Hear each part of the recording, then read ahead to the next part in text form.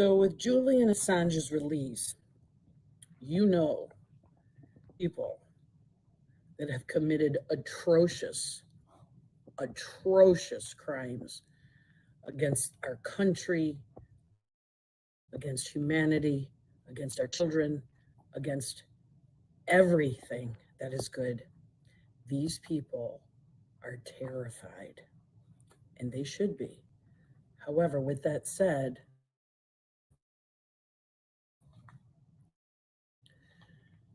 the next couple months are going to be things that we this because they're going to do everything within their power, knowing this is their last couple of their lives. So you're going to hear rumors of war and nuclear war, and you're going to hear more about, the bird flu, and you're going to see and hear things to terrify you and to keep you in fear. And they want you looking over there. Don't fall for it, guys. I'm going to tell you this right now. We already won. And why do I say that so passionately? I say it because we have three things. We have amazing patriots all over this country, no matter what the media tells you, they're lying. There are many millions and millions of people, it's not even close, that love Trump and this country and patriotism. Number two, we have the truth. And number three, and most importantly, we have God on our side, and he never loses, ever. And you can bet your life on that. We already won. Do not get distracted by fear. Keep praying for America. Keep praying for Trump. The best is yet to come. Yeah. Good message to start off with, right? Very good message to start off with. All right. I wanted to make sure that my setup is right. Everybody should hear me okay. No problem. I hope. Keep knock on wood that everything is good. Yeah. And I've been telling people this for a little while. Listen, the things that we've already researched, the things that we've already found, the things that we've discovered, the things that we've learned are going to be tenfold, if not 20-fold or 50-fold, maybe even 100-fold. What we have seen is nothing compared to what we will see. Okay.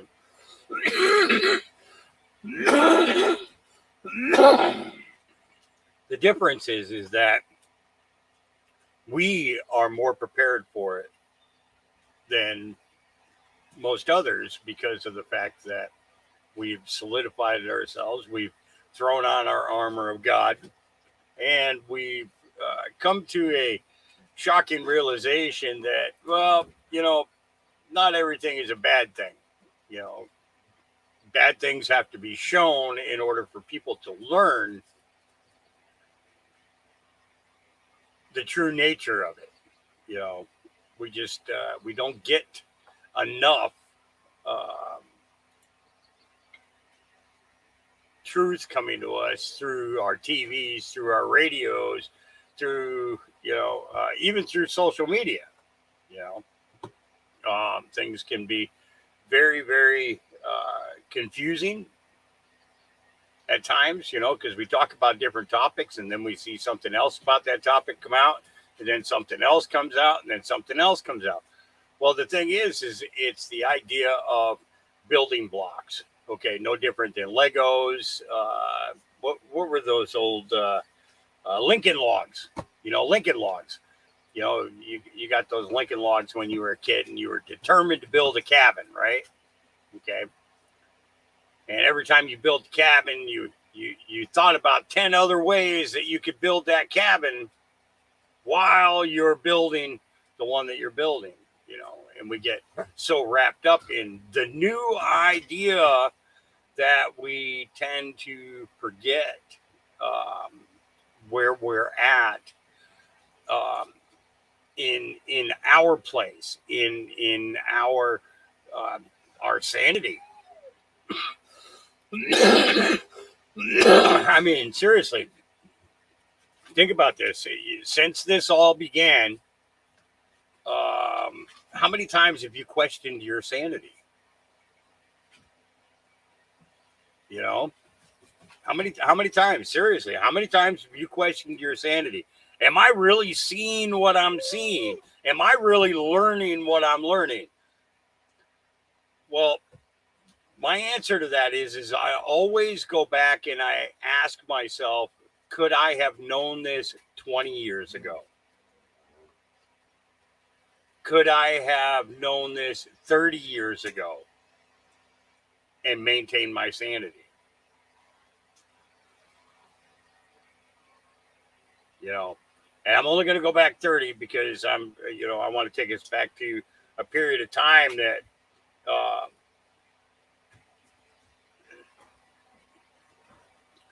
okay, so the 70s and the 80s, as a teenager, we look at things and we say to ourselves, oh, I remember being able to go down to the creek and we'd go skinny dipping, you know. And it wasn't about getting naked in order to have sex. It was you taking off your clothes so that your clothes were dry when you came out of the water. You had something dry to put on. You know, it wasn't about just trying to get laid. You know, um, it was a different world. It was a different world back then. Growing up in that period of time, you know, yeah, you got up in the morning, you did a couple of things, you watched a little bit of TV, you ate something, and then you headed out for the day. And you didn't come back in until the street lights came on. You know, and that old adage of if you aren't home when the street lights come on, your ass is about to be whooped, which is true. And I can say ass because it's in the Bible multiple times.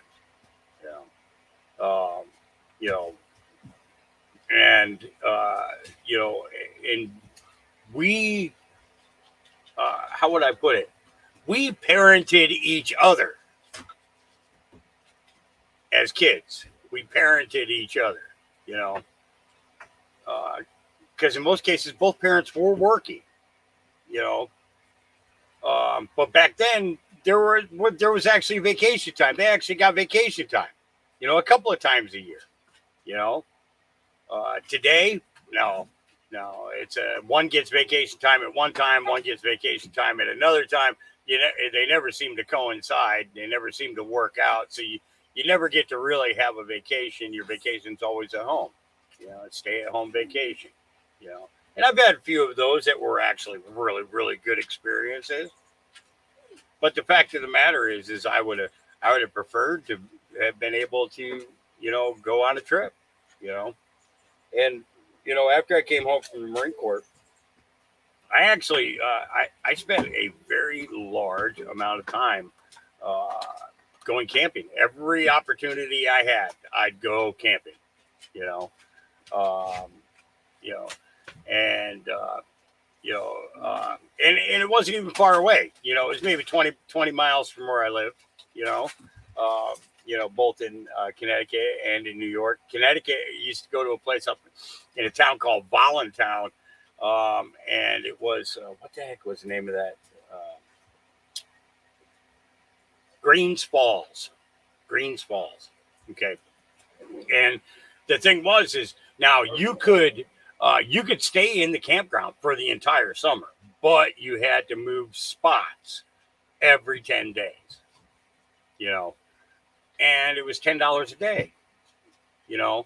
Now hotels at that time were about 22 between 20 to $40, you know. If you wanted a really nice place, it was 70, maybe $100, you know. But there was a lot of comp stuff with that, with that $100, stay at a hotel kind of thing, you know. But hey, baby, how you doing? Oh, you are soaking wet from there to there. Yeah, you got into the little creek. Yeah, you found the creek. Yeah. Uh huh. Did you tell the adult that took you that you're not supposed to go on the other side of the fence without dad? You know, because with that kind of mud, it tells me you were by the creek. Yeah, you was at the creek. Did you find a hole in the fence that I got to go repair? Is that what you did? You found a hole in the fence, and you went on your own? Because I don't know where the adult is that took you, but you go tell them to come talk to me. Okay. uh, yeah, that was one of the 3.5, almost 4 month olds. Great puppies. They are really good. Uh, tends to come in and just like comes right to my lap. Both legs come up. And what's funny is it's when you seen her walk, you know she's got brown about that much up her leg, and that's where the mud is. Everything above that is dry. So it tells me that she was down at the small end of the creek, um, and yeah, because I know the mud down there really well. Okay, so when they got taken to the fair, it wasn't to sell them. Um, it was basically just to there was a lady there that had uh, the little pug, the little mini bulldogs, the the little itty bitty ones, but they were bulldogs, at least facial wise. And then there was another lady that had labradoodles, golden labradoodles, and the puppies got shown off, and they played, and they had they had a really cool area there for the puppies all to play. There were a couple of people who got the phone number that are interested in pups, and I should hear from them pretty soon, because you don't want puppies to get too old, because then they get used to the pack. You know, I mean, they're at the age right now where they're just being really introduced to the pack. The old ones have to, figure out whether they can be temperamental enough to deal with all the puppies running around. But, at the same time, they're discovering the outside, whether they're going to have the courage to make the leap onto the little porch and then out onto the gravel and what grass I have out here. But the idea of them living as a pack is because a lot of people who end up coming to get a dog have a dog already, and you want to make sure that that the introduction of one dog to another goes smoothly. So the more often these guys are out with the adults and bigger dogs, the more they learn from them, and it works out pretty good. So, but they are definitely a handful. Definitely a handful. So, yeah, I was running a few minutes late today because getting this thing set up because of getting the area here all cleaned out and new pads down there. And knock on wood, these pups have been doing really good. They know that that's where they're supposed to go to do their business. And I do a triple layer. So when I look over my shoulder and I see a mess in there, I can go up and roll up that one particular one, toss that one, but there's another layer underneath there and then another layer underneath that. So by the time they go back in for the evening time, I'm down to that third layer and they're going in with fresh bedding and everything. So, yeah.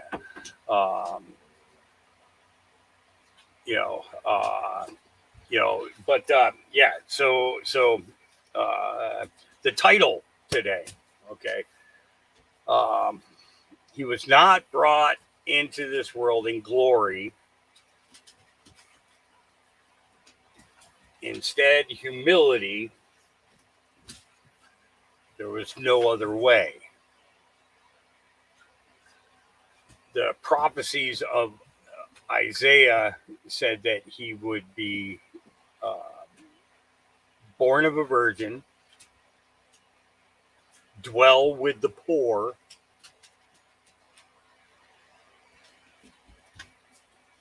befriend the sinner,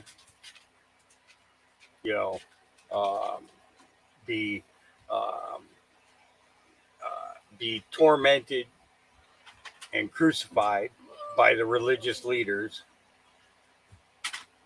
and then raised from the dead.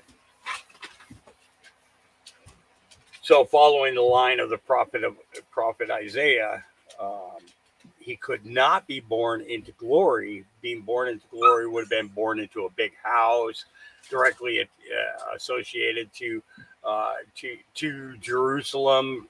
Probably, would have been the big one, or in Gibeah. Gibeah was another area that was widely known um, to be a palace for the king. But you had you had a Palestinian king. You had all these different states within the country of Palestine, and the king would go between multiple places. Um, when Nazareth was talked about, uh, it was actually joked about because of the fact that it was such a small village. They had nothing that the bigger cities had to offer, and but that was the way they liked it. They liked that small village. Now Bethlehem was about 5 times, 6 times the size of Nazareth, and you know, uh, it became a place that the wealthy could afford to, um, could afford to stay in the inns and everything, especially during the festivals. I believe there's 14 or 15 festivals um, that they would go and stay. And then there was Bethany. Bethany was again a small town, not as small as it was, probably 2 times, maybe 3 times the size of Nazareth. Um, but there was a lot of commerce because Nazareth was a halfway point, and Bethany was the halfway point between between Capernaum, where Christ really started his ministry, um, and uh, and you had Bethany, um, and then you had Jerusalem, and Bethany is where Lazarus and his 2 sisters, Mary and Martha, were born and raised. And Lazarus was a very he was a genius in business. They started with very little and built Lazarus built one of the biggest transportation and transport businesses, I guess you'd call it. No different than our tractor trailers. He hired the guys to move from one place to another, goods and services, and he was a master at it. He was a master at it. Now Jesus and Lazarus actually grew up together. They were playmates, as well as I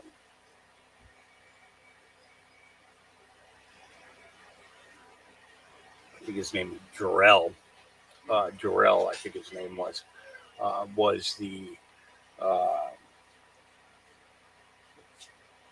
and Adam, Adam and Jarrell. So the 4 of them pretty much grew up together. John would often visit. You're asking me, how does he know this? How does he know this? Well, um, doing some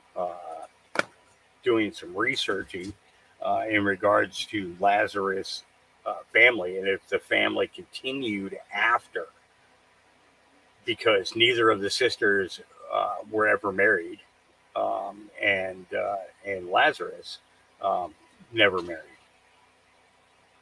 So what what I wanted to know is if the Lazarus line continued after his resurrection.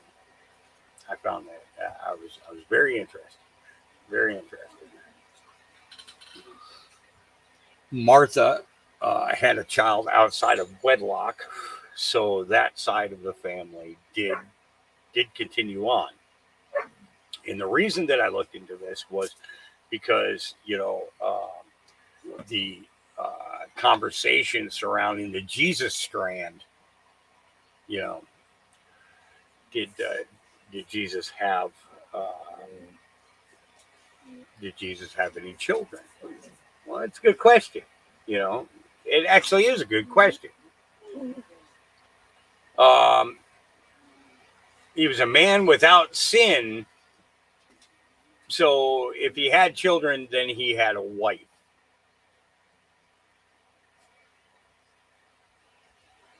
You know what I mean? So humility. He remained humble until he entered his father's house and found what was going on with the tax collectors and with the sacrifices.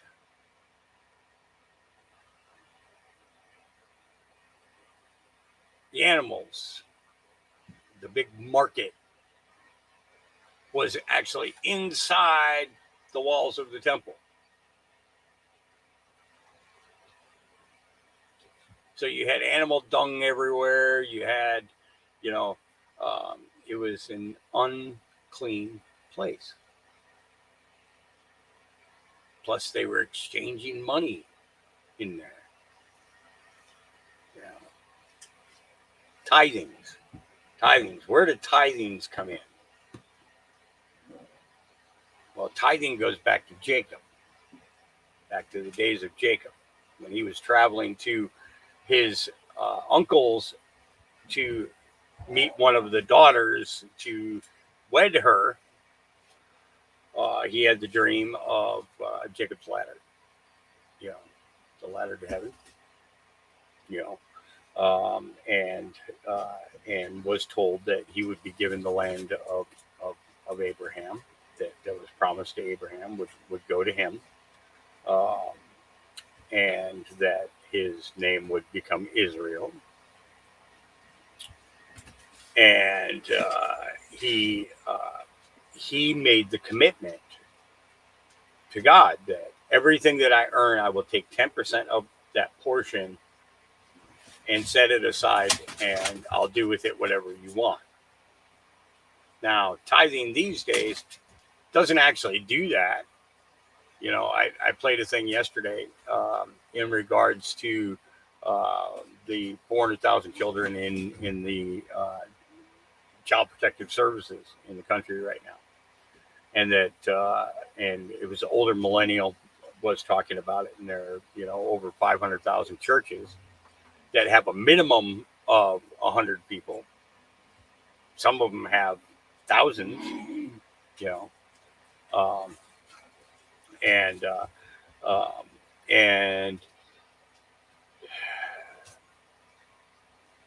he said that we could end Child Protective Services once and for all simply by every church finding one couple, the church provide everything necessary in order to have a stable home for the child, and parents, of course, and instead of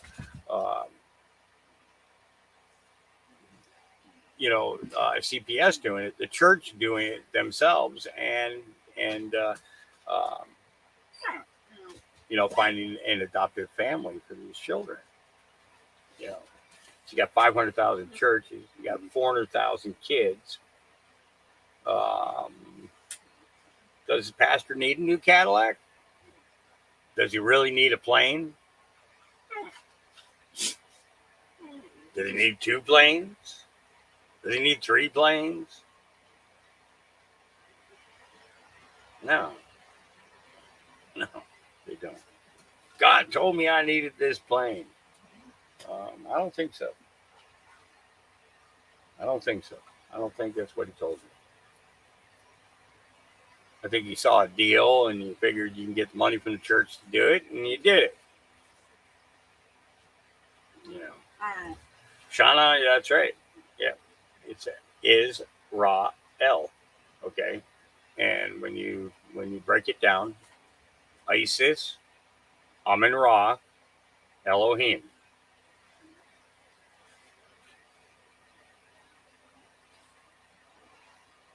Yeah, crazy, huh? Yep. Yeah, but you know, there are just brings us back to humility. That would be humility in the sense of the church, finding that the church is not bigger, is no bigger than the one child.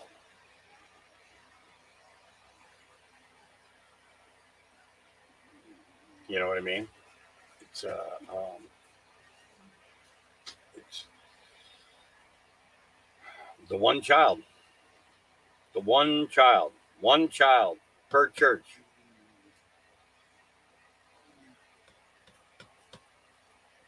You know, yeah, crazy. Humility, the humbling of the church. But what did what have we also learned? We've also learned that we are the church. So when we offer someone a place to stay, or offer someone a home, or offer to help somebody, uh, or they come to us and they have needs, and we fulfill them, then we should be doing them in humility, because that's where he came from. Humility.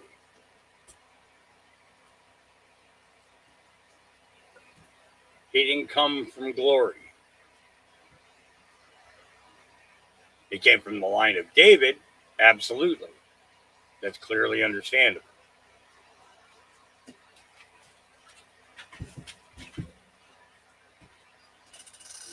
But the thing that he was promised was that he was going to sit at the right hand of his father.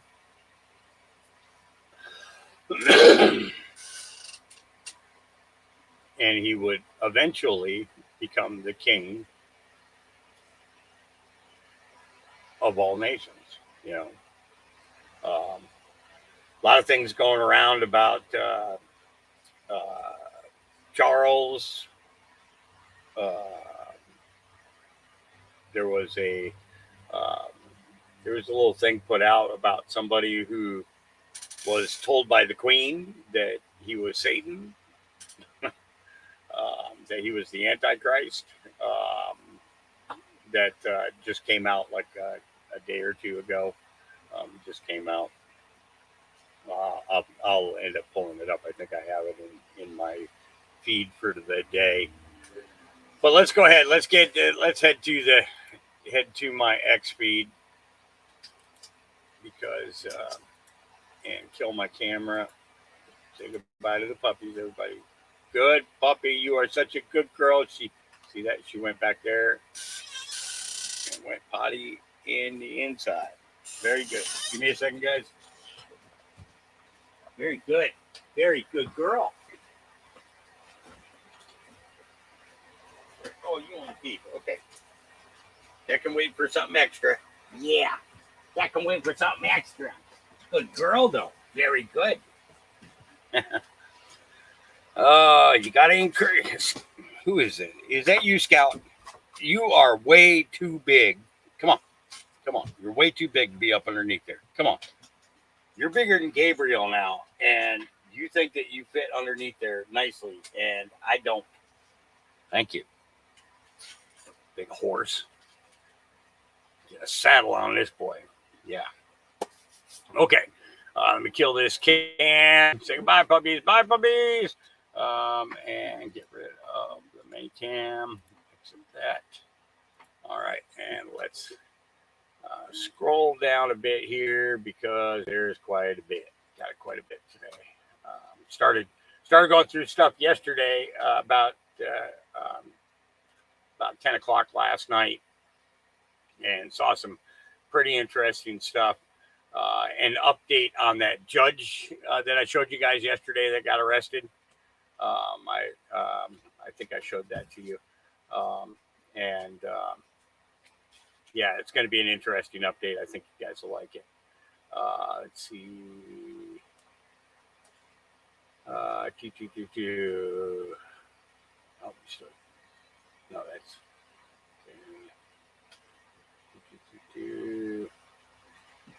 Want to make sure I'm getting to the right spot. I think we're coming up on it now. Okay.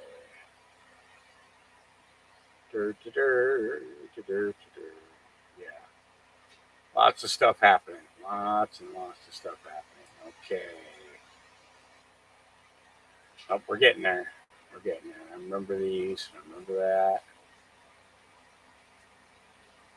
Okay. All right. I think this is that the one? Oh, no, that wasn't it either.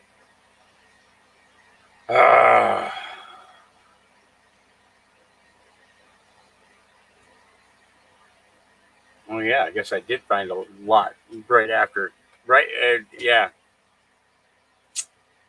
Found a whole lot. Whole lot.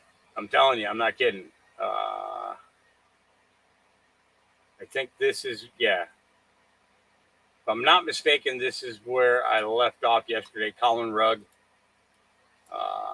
This is prosecutors say 12-year-old Jocelyn Nungaray fought to survive until her last breath. Say she left bite and scratch marks on one of the illegal immigrants. 21-year-old Johan Jose Rangel Martinez still had bite marks on his body when he was arrested. Yeah, that's that girl that they took underneath the bridge and they filmed it. This I thought was very interesting.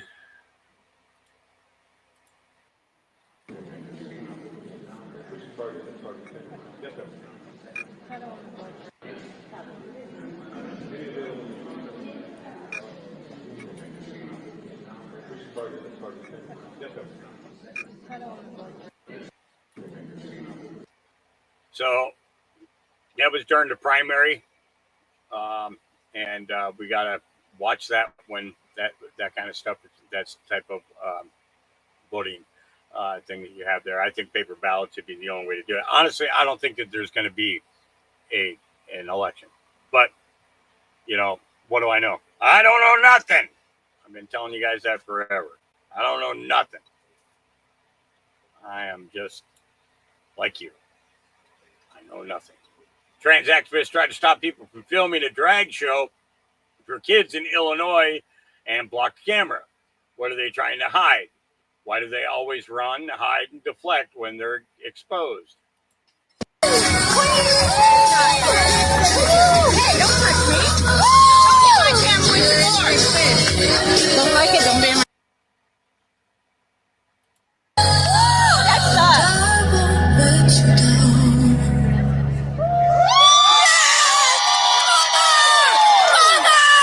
Back up, none of that. Too close, back up. And frankly, I can do without the dudes in the dress. All right. I'm sure that everybody that got word that Julian Assange is almost free. He's out. They moved him from, or he had to do a stop to one of the U.S. islands and turn himself in.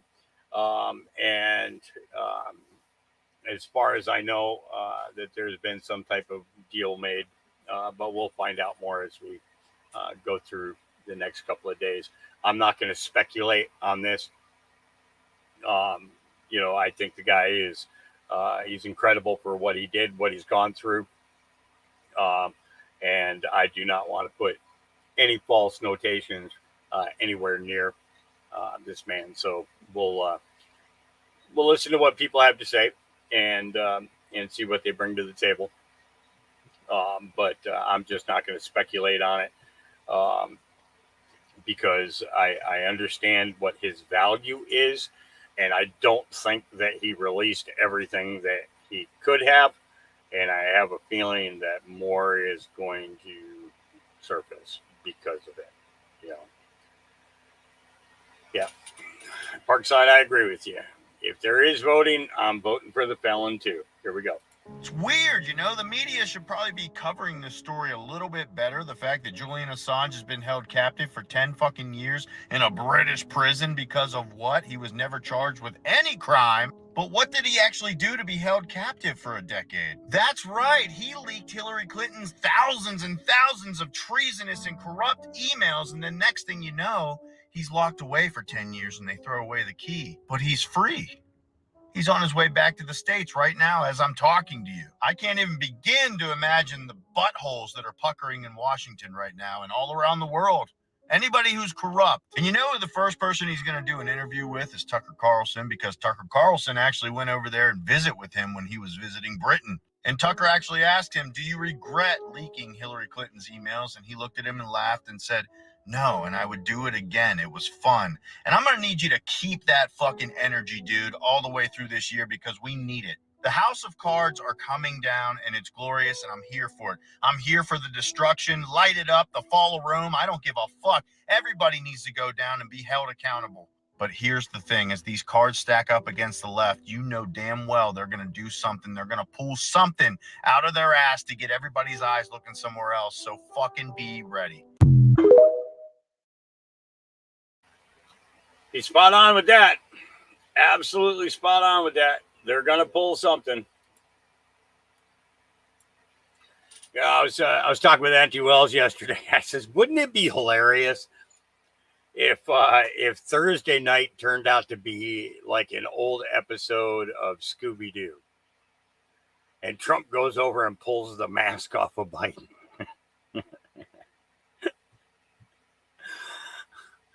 It's you, Mr. Whipple.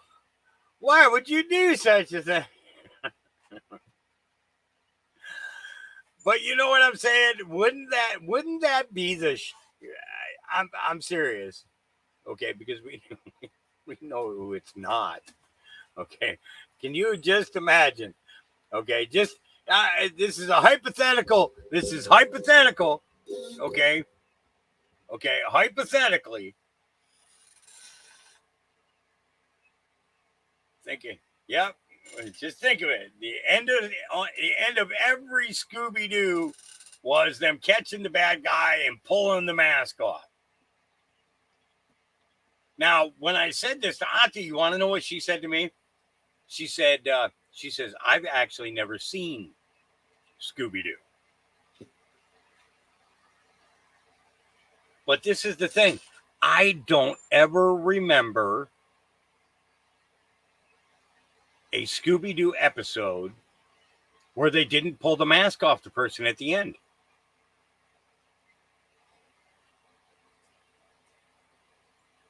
Was Scooby-Doo trying to tell us something?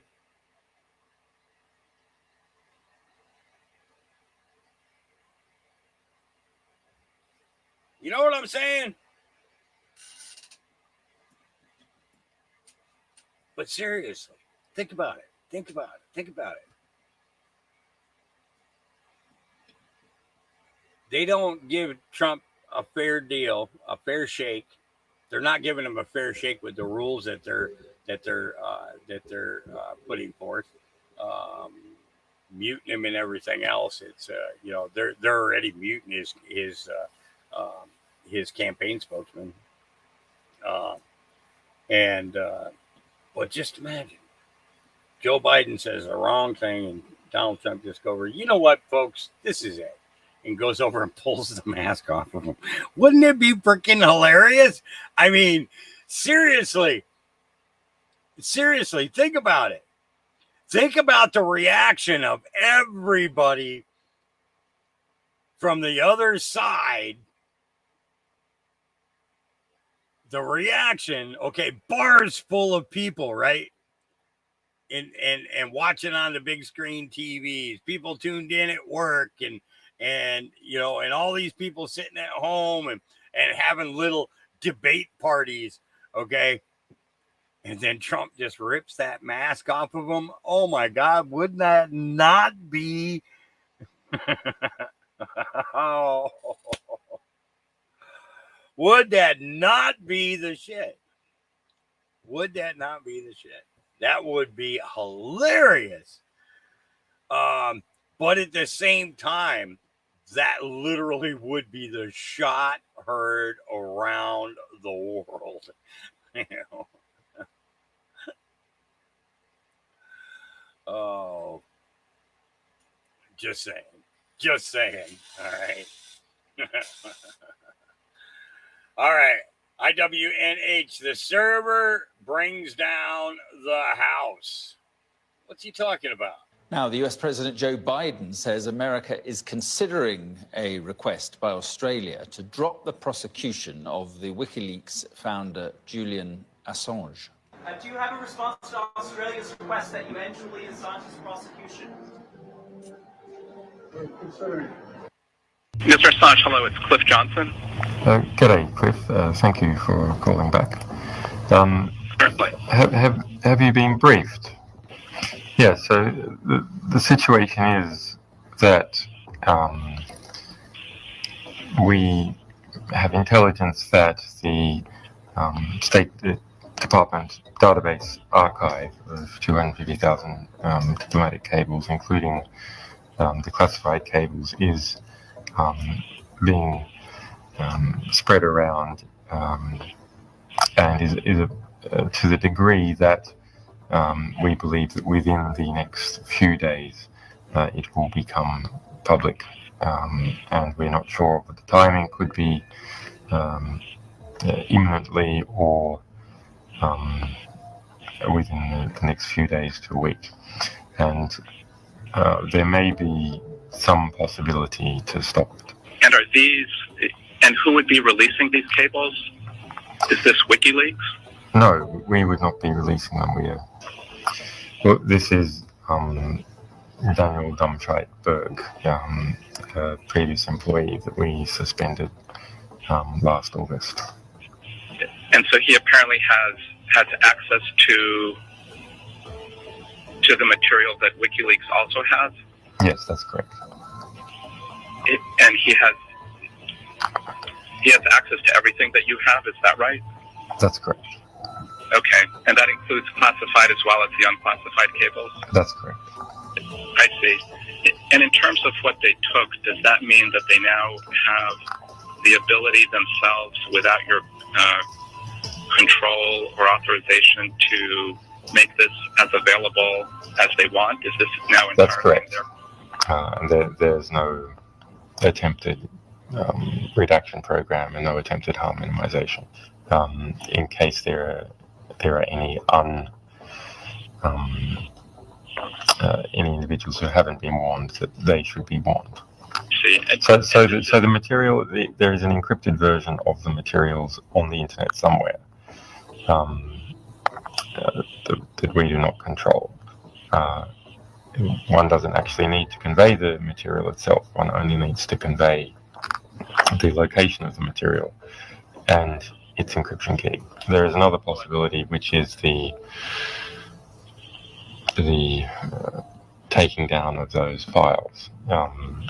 That is a degree of research and effort that we do not have the capacity to do.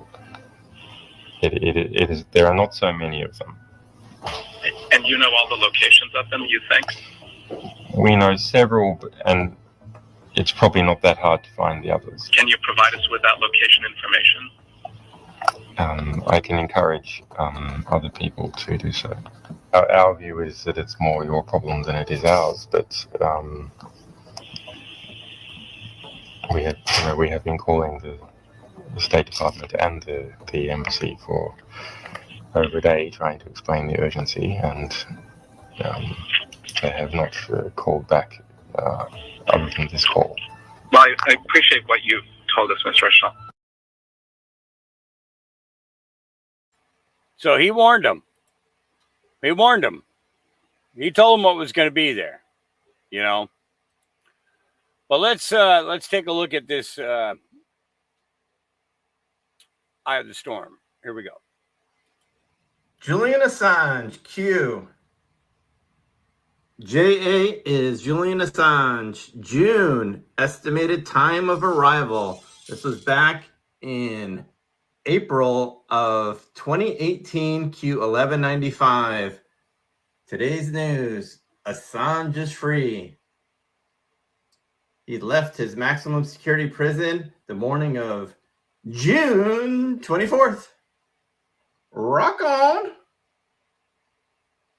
More to come on Eye of the Storm tomorrow night, 10:30 p.m. Peace. Julian Assange. Q. Yep. So everybody's catching on that this is going on. It's going to be strange. Echo X says release the Kraken. Hackmanic. Let's see, what does his profile say? It says we manage the largest repository of successful public known cyber attacks, aiding our customers in crafting superior cyber security strategies, optimizing budgets. 1 hour until the alleged publication of 33 terabytes of data from the U.S. Federal Reserve that the Lockbit 3.0 ransom group claims to have stolen.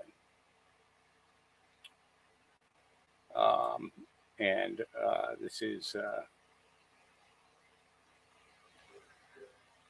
basically it says this is a message deadline 25 June 2024 2027 10 UTC,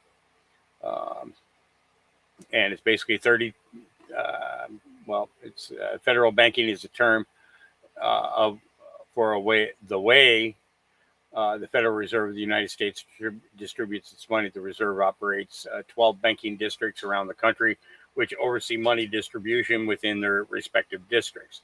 The 12 cities which are home to Reserve banks are Boston, New York City, Philadelphia, Richmond, Atlanta, Dallas, St. Louis, Cleveland, Chicago, Minneapolis, Kansas City, and San Francisco.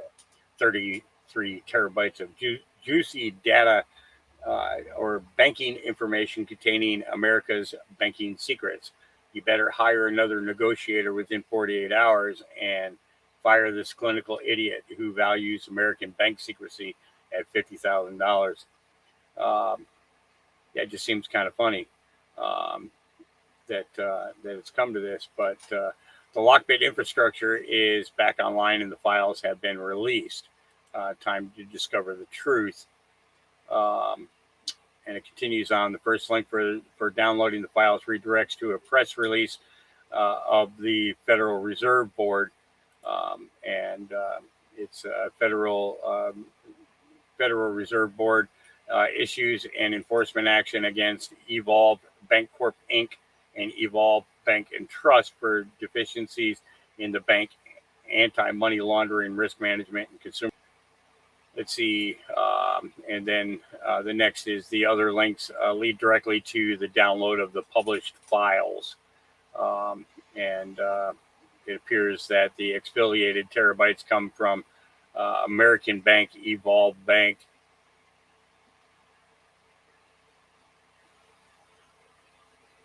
So it's got all these things on here in regards to this. Anybody who's into banking, I'll be more than happy to drop the link for you. But I'm not going to lose my sanity trying to figure out the banking system that I've never been able to figure out to begin with. It's nothing but crooks. That's all they've ever been is crooks. How far do we allow it to continue, right? Let's see here. All right, moving on. Gene Ho, here we go. How does Georgia Magazine have uncanny timing? With George Magazine, there's a lot of people saying, hey, a lot of the things, the timing is very strange. It almost works out perfectly. By the way, when I announced that George Magazine would be coming back, it was at a 2-year delta. Some of you guys know what I mean. And when we first came out with the same issue, it was the same month where I announced it on the cover that Donald Trump would be back, and sure enough, he announced his run for president the same month. Not to say there's any connection, but people are always wondering, well, how is it always like this? Including this one where I'll do this. And that's on the cover, and then now everyone with Julian Assange is talking about that. You know what I mean? Let me explain what's going on and all this stuff, and even with Bob Joyce and all this, and the timing of everything. If I say it what it is, no one would believe me, or someone will believe me anyway, but I'm going to tell you.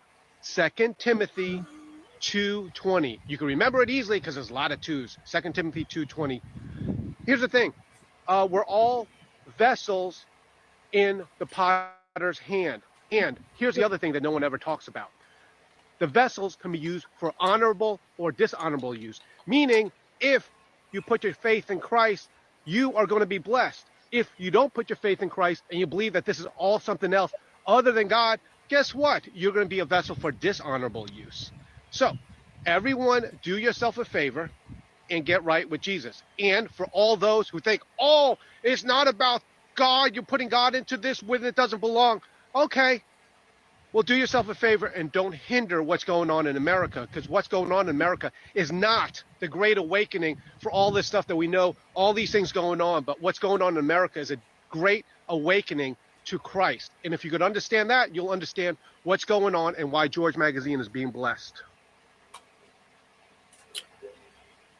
Yeah. Some things to remember.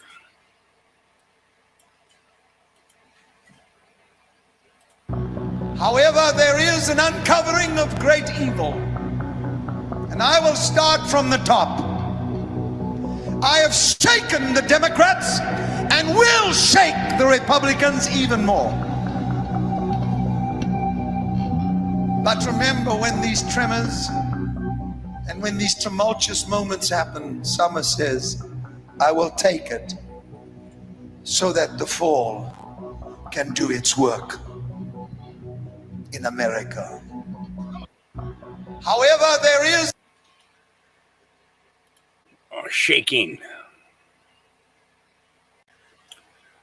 So we're seeing it with the Democrats, and we haven't really seen it where the Republicans are concerned, but it is coming. Yeah. So interesting style of gardening. I wanted to share this with you guys because I thought that this was pretty cool. For those of you who don't really have space to grow things, this is a great way of doing it. Finally, after 3 months of growth, our purple cauliflower is finally ready for harvest. Wow. So you see what's behind him here. Okay, well, this is a big plastic tree, very sturdy at that. And each of these holes that are there are where you have a very small amount of soil, and then you have the roots going down. Now, they don't necessarily always have to have soil. If you've got a really good root structure started, and you got a root ball that is going to sit into that hole firmly, and with the roots being down. But it's basically, and it'll aerate through the inside moisture. Yeah, I thought you guys would dig this. If you have no space, say for instance, say all you have is like a little back porch, right? And think of it like this: if you put one of these on the corner, and you could do different vegetables in the holes down, and then you would have your vegetables. Is Kim Clement good or bad? Honestly, his prophecies are pretty spot on. I don't know. I've been hearing rumblings, but then again, all things will be revealed, right? All things will be revealed. So we'll find out. We'll find out together. But let's go ahead and continue. Here we go. Absolutely stunning. Here its roots. Look at that. Okay, we're gonna harvest this watermelon here from the aeroponic tower.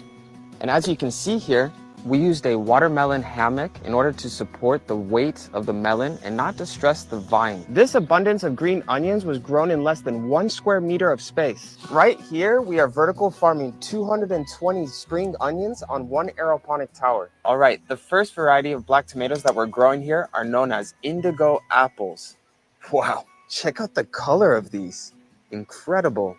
Our cabbages are finally ready for harvest.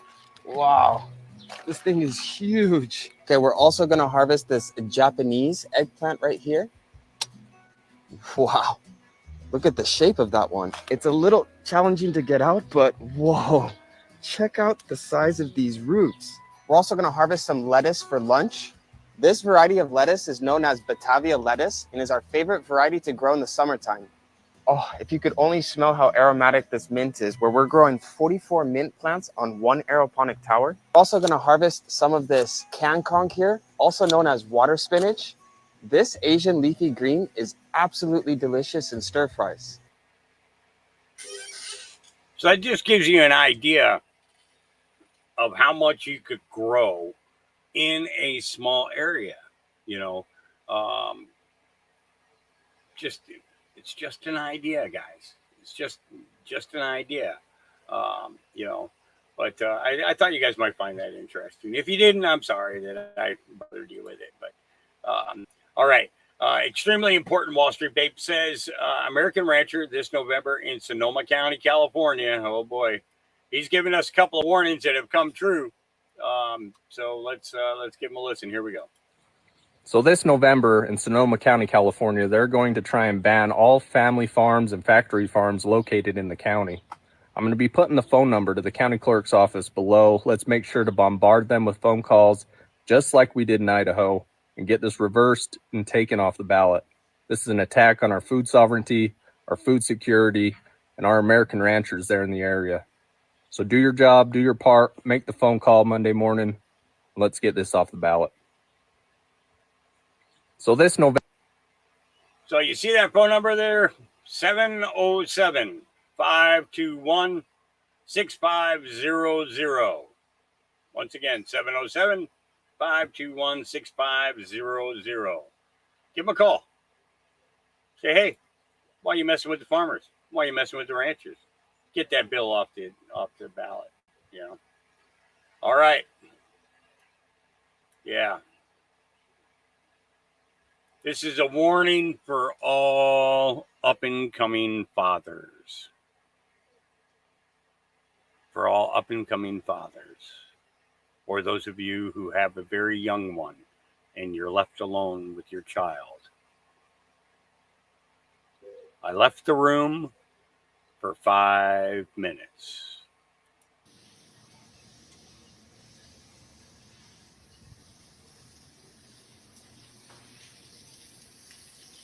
What are you doing, Colt?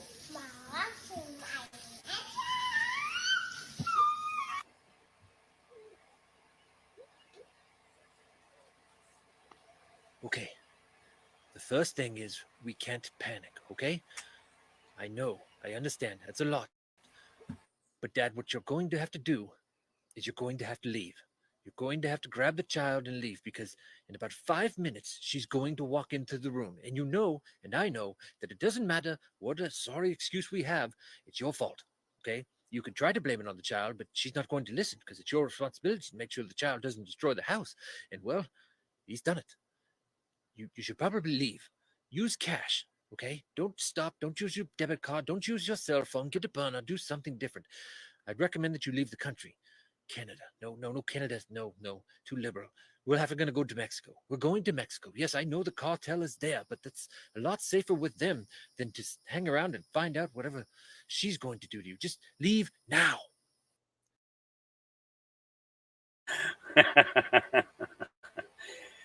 Got that, dads? That's what you do. You run for your flipping life. That's what you do. Yeah. Oh, remember when Melania was asked if Trump has gone too far with immigration? She gave the perfect response. This is how you shut down the fake news. You're an immigrant. Yes. Do you ever think he's gone too far? I follow the law. I follow a law the way it's supposed to be. I never thought to stay here without papers.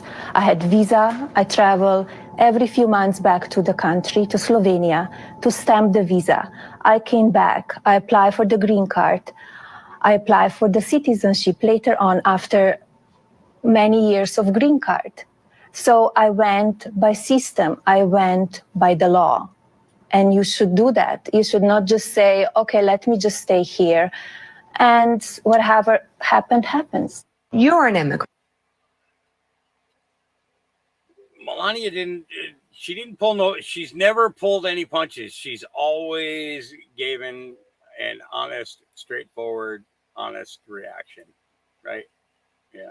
All right. Colin Rugg says, report Julian Assange spent $500,000 for his flight out of the UK to avoid landing on the American homeland after he was released from prison. Assange will instead be landing on a remote U.S. island where he will plead guilty to the charges. The island is the U.S. territory of Saipan in the North Mariana Islands, about 1,800 miles from Australia. He has to front up to charges that have been brought under U.S. law, said a professor at the University of Sydney's Law School. Assange will have the U.S. federal court hearing on Wednesday morning on the remote island. His wife suggested a $500,000 flight was paid for in debt, so they will likely launch a fundraising campaign to pay it off. Assange is headed for Australia, where he will reunite with his family. And here's the video of that.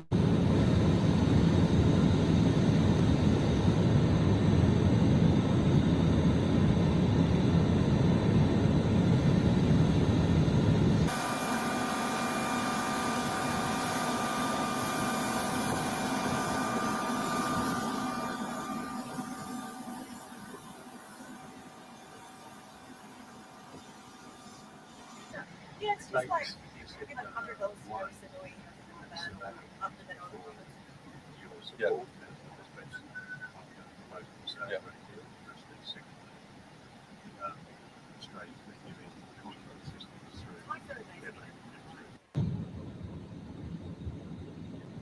Because if he didn't take a private plane, they would have landed in the U.S. They would have brought him right into the U.S. and he never would have got out of here. There was no way there's no way that they would let him leave this country alive. Absolutely not. Because I told you, he still had information, okay, from the WikiLeaks documents that he never released.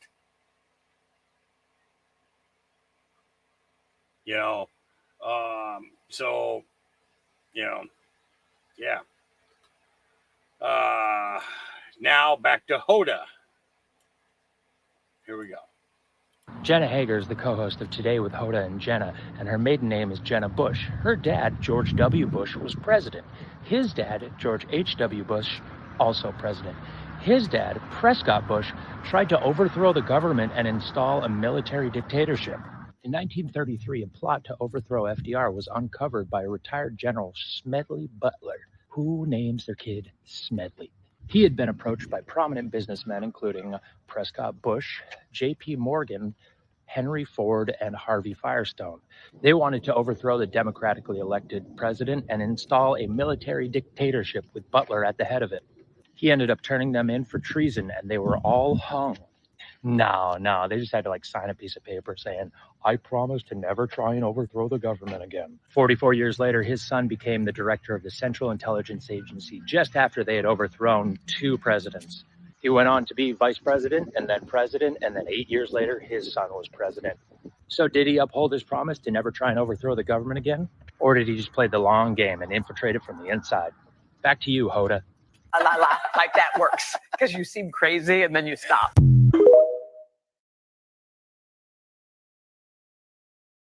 Yeah. Oh boy. All right. This nurse has got something. If true, this is some pretty dark stuff, but honestly, it doesn't surprise me at all. And this is what I'm talking about when we see these kind of comments. This doesn't surprise me at all because of everything that we've already seen. So even though we're going to see stuff that's worse than what we've already seen, the fact of the matter is our brains are capable of dealing with it because of the research that we've done and seeing what's going on. So, you know, that's why I say it's, you know, this is going to be a time. This is going to be a time. All right. But here we go.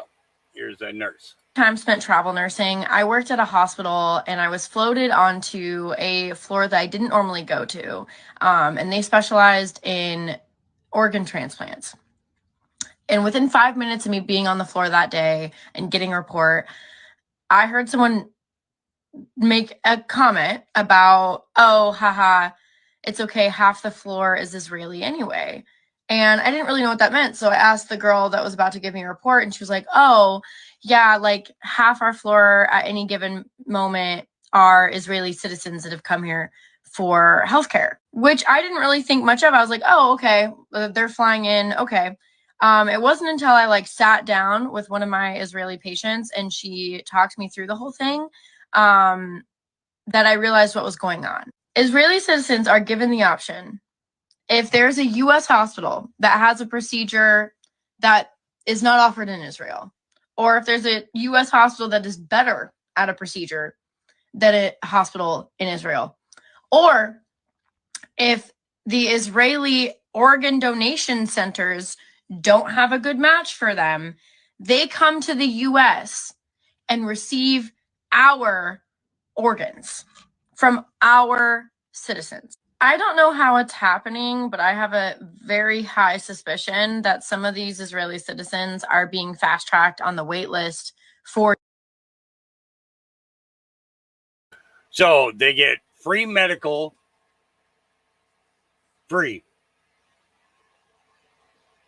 transplants, free organs,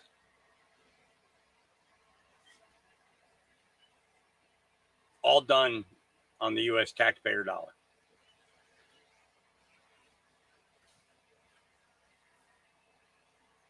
Who'd have thunk it? Who'd have thunk it? All right. Val Thor says, holy shit, Aquaman. Time zone flooding, strong flooding in Moab, Utah, June 24th. This is kind of messy.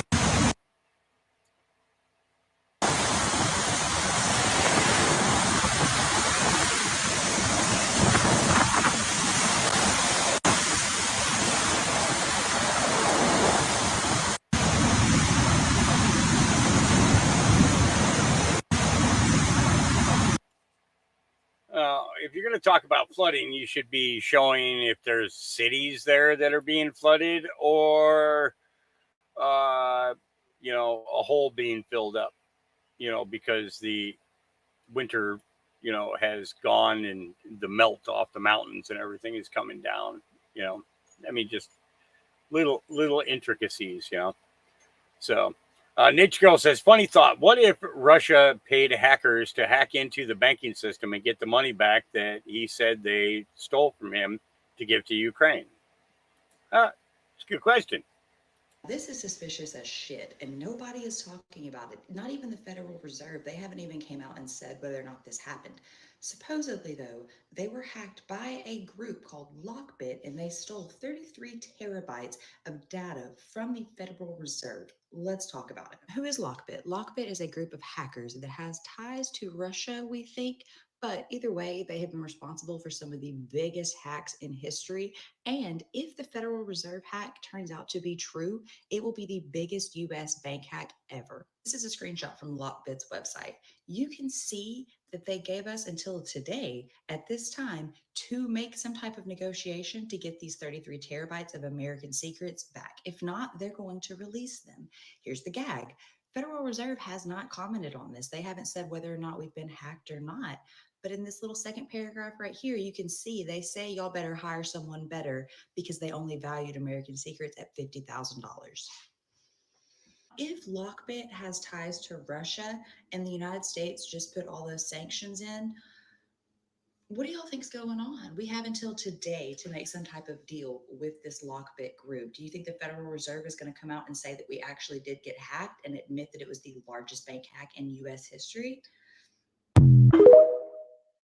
Yeah, I think that it's just a way to get people's attention off of other things.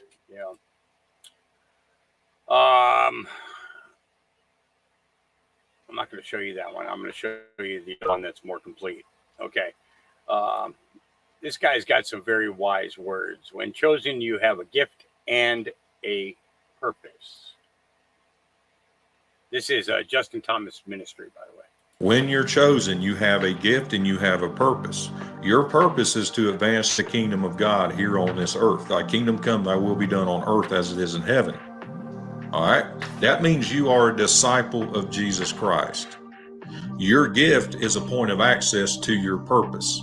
Just as we have anointed teachers and preachers, their purpose is to advance the kingdom. Their gift is communication and public speaking. Your gift often won't be recognized by you, but it'll be recognized by others. See, it'd be like me. If I could talk to a bird, I'd say how wonderful you are. I wish I could fly like that. That's amazing. What you do amazes me. That bird would look back at me and say, well, I don't understand what you're talking about. This is what I do. I've been doing this my whole life. I don't understand what's so special about me. That's often how you are with your gift. You don't recognize what your gift is, but others do recognize that. Your gift will be molded and developed as you go through your period of isolation and you draw closer to God to fulfill your purpose. This season of isolation you've been in should be temporary. We're not supposed to live in isolation. We're supposed to be out advancing the kingdom.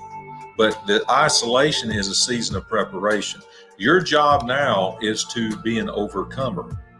See, this is why a poor man can't teach on prosperity. He hasn't been there yet. See, you have a voice of credibility. Whatever you've been through in life, you now have a testimony. Whatever you've been through in life, you now have credibility. Your gift will strangely and uniquely qualify you for your purpose and for your assignment.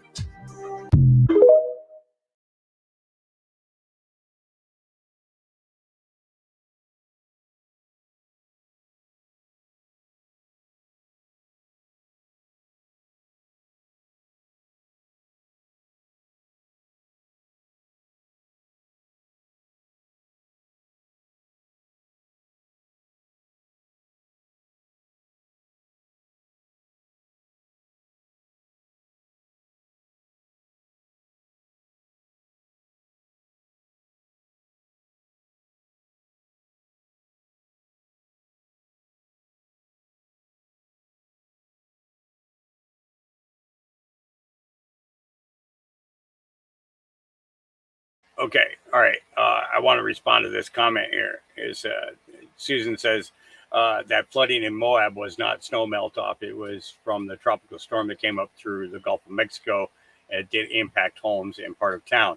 But that's what I was saying, was that he should have shown the town that would have been affected instead of showing a nature scenery, so that people could get the extent of the damage being done because of the flooding.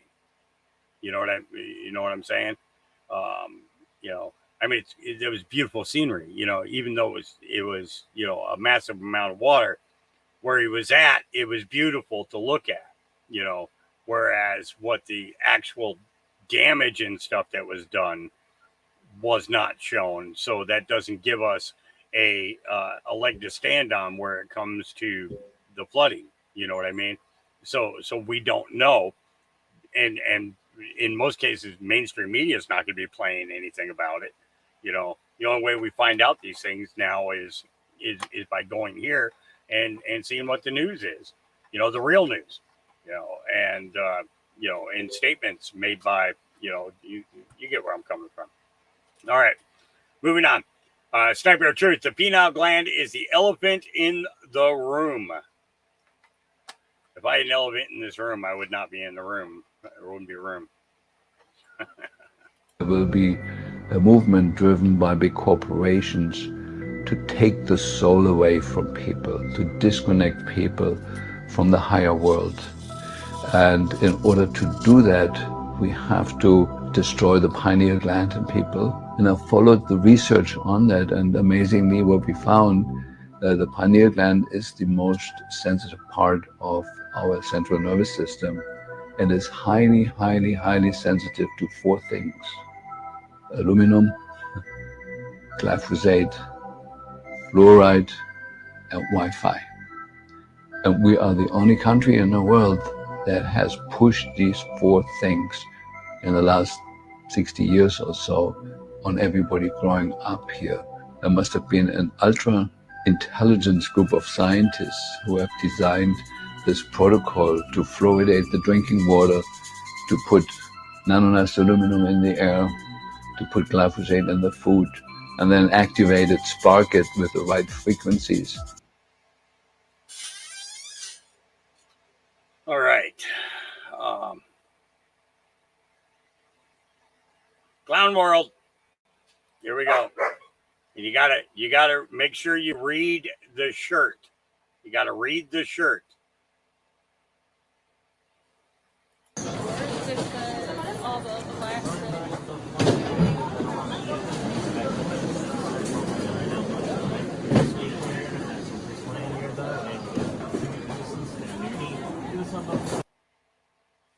It's not gay if it's TSA.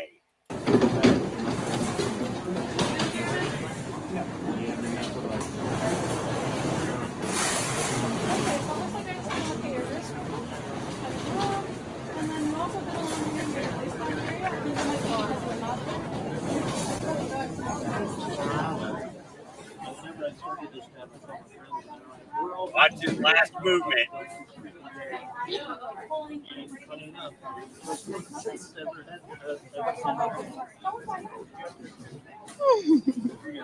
Alright, have a good one. Sorry about that. Even his wife chuckled. He just moved your junk. All right. Shut up, Goy. Let us rape your kids. Yossi Feldman,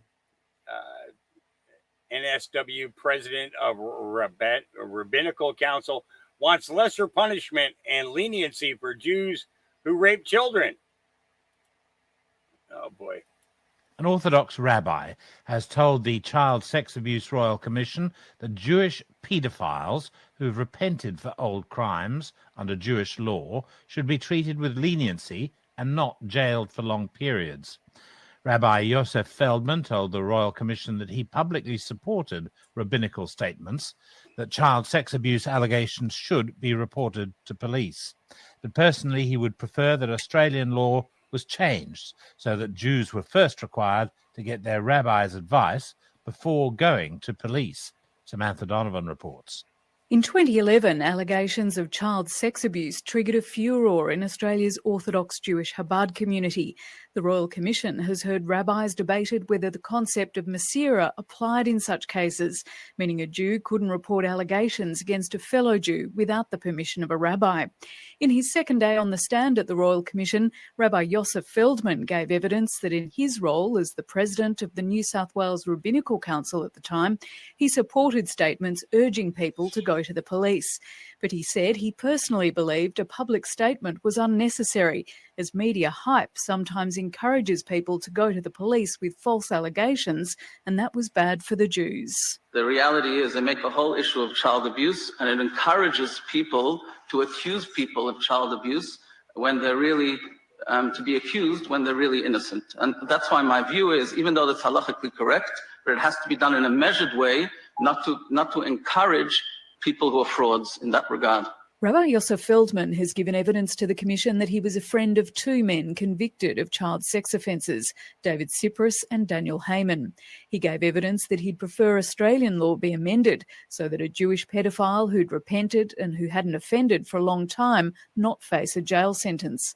Royal Commissioner Jennifer Coate asked Rabbi Feldman to explain how he would like to see the law changed. I would be asking there should be a lot more leniency on people who have shown that they haven't offended in the last 20 or decades ago, and they have psychological analyses that is the case. Because in Jewish law, tshuva, repentance is a great thing, and even for victims, knowing that repentance is a big thing, even for them themselves, they would understand in many instances how repentance, the main point is for people to stop being pedophiles, and if they did so, that's a great thing, and we should respect that. What should the effect of repentance be?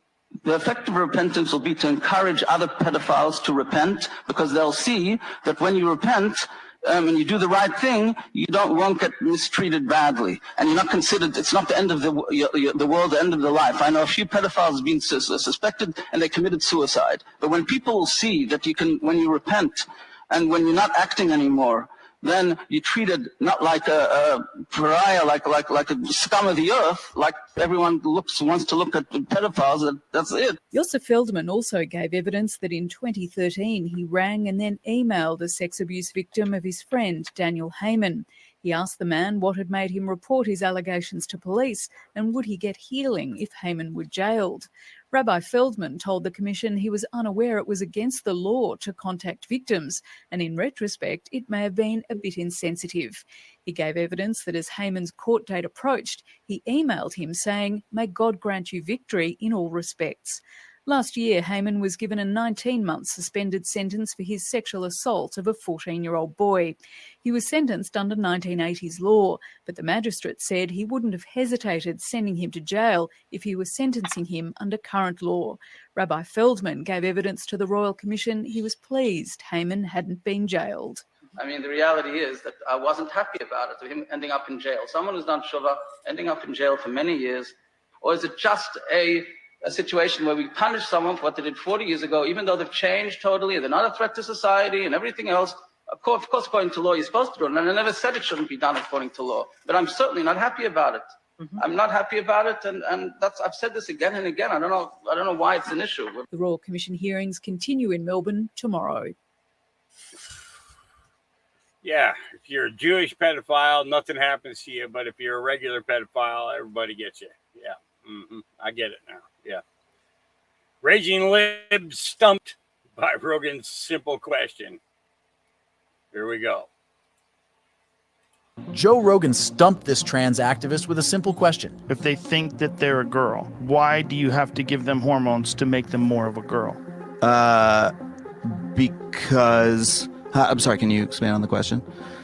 It's a simple question. So you're going to give the child hormones. Mm-hmm. If the child thinks it's a girl, let it be a girl. Why are you adding hormones? You're affecting the child's development. That's nonsense. Of course it's a choice. You're choosing to chemically change this child's body.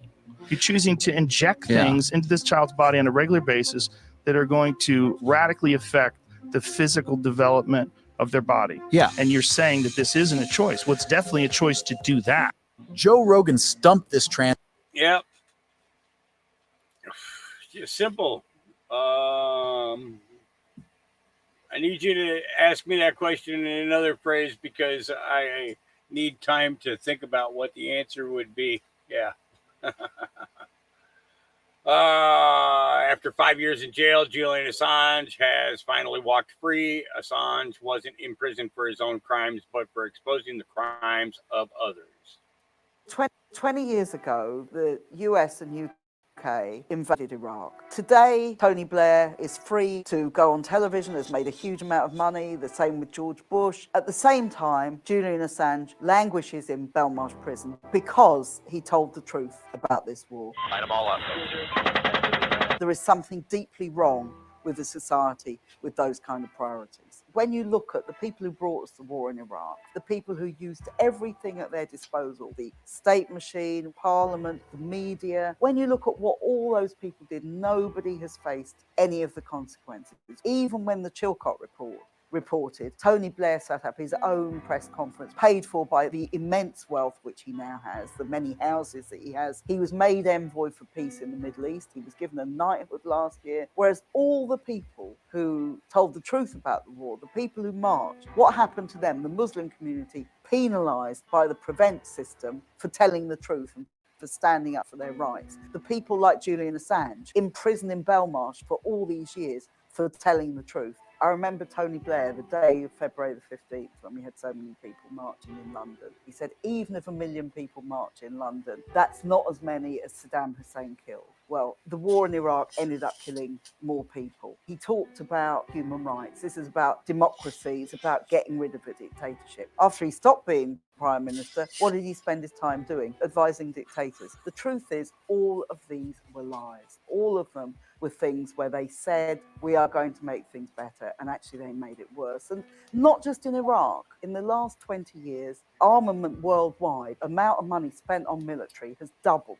Nearly $2 trillion are now spent on arms every year, making the world a much more dangerous place.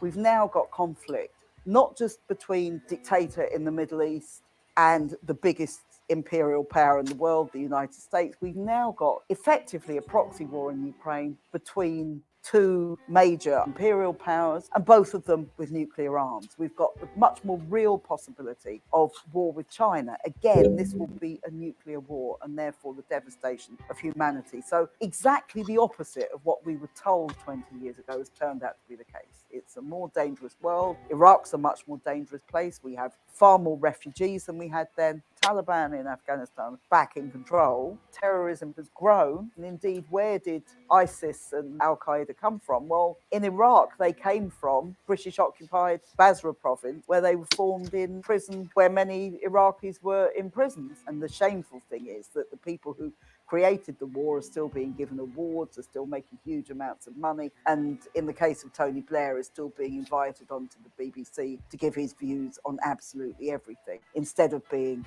in the dock at The Hague, which is where I think most people in Britain would like him to be. From the very beginning, from the time he went to Bush's ranch in the spring of 2002, Tony Blair was absolutely fully committed to every aspect of the war in Iraq. He lied about the existence of weapons of mass destruction, which had never been found because they didn't exist. And there were all sorts of people who said so at the time, including the UN weapons inspectors, who you might think would be people who did have some particular knowledge about this. This was all dismissed by Blair, by Alistair Campbell, when they devised a dossier. And this is the man who promoted the dossier. It was over the Evening Standard that day. Iraq can attack Britain in 45 minutes. I think a period of silence from Alistair Campbell would be welcomed by everybody, instead of which he seems to be in podcasts and on couches all over the TV studios. This tells you something about the lack of integrity and the lack of morals of so much of our media coverage. I think the media role was very, very important. And again, that hasn't really been held to account at all. If you look at the broadcast media, particularly the BBC, it was an absolute disgrace. I remember Andrew Marr, who was the political correspondent, who just after the war started said Tony Blair had won this argument. He said that they would be able to take Baghdad without a bloodbath, and that in the end, the Iraqis would be celebrating. And on both of those points, he has been proved conclusively right. And it would be entirely ungracious, even for his critics, not to acknowledge that tonight he stands as a larger man and a stronger prime minister as a result. 20 years on, this is so important because it's not just about the past, it's not just about the present, it's also about the future. And this question of war is going to become a bigger and bigger question over the next 2 or 3 years. The Project for a New American Century was essentially about trying to redraw the world on pro-US lines. American hegemony had to be maintained and had to be extended. Many of Bush's key advisors were people who were part of that project. They could see that China was a rising power. It's a rising power economically. It was also becoming a major military power. China is today the second biggest military power in the world. It has long been a permanent member of the UN Security Council, and it has long been a nuclear power. So the project saw the threat of China as a very real one. And they wanted to change the politics of the Far East, of the Pacific in terms of the rise of China and to strengthen the United States in that region. They also wanted to redraw the politics of the Middle East, and that particularly meant boosting Saudi Arabia and Israel as their two closest allies in the region against Iraq and against Iran, and that's a policy that's continued. The Middle East itself, there are very few democratic governments, and that is to do with the way in which imperial powers decided on a particular form of government which really didn't care about democracy. They were concerned with having regimes which were closely connected to them politically, economically, and militarily. And that's what's been created. Yes, Saddam Hussein was a dictator. He was a dictator who was put into power through the acts of the United States, but he was by no means unique in that region. Saudi Arabia, for example, has been engaged in a war against Yemen for 7 years. No question about regime change. The murder of a journalist carried out at the behest of members of the Saudi royal family. Nothing is done. You know, we're talking here about extremely undemocratic states. The British government, the United States governments are perfectly happy to work with those people as long as they keep the area secure for oil profits. That's the bottom line. We had many, many Iraqis in this country who campaigned with us against the war in Iraq, not because they liked Saddam. Actually, they had suffered, they'd been put in prison, they'd suffered terrible torture, they'd suffered all sorts of things at his hands. So they knew exactly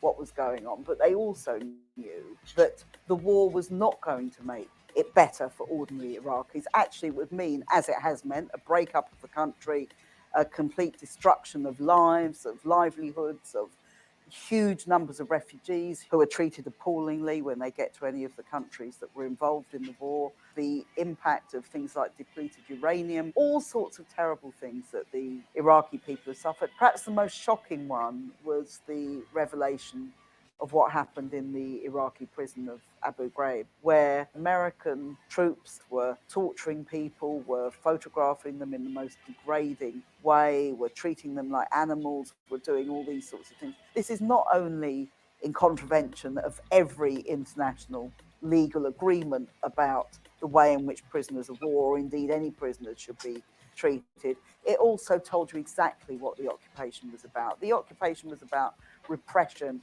and cruelty and putting down the people who dared to stand up against the American invasion.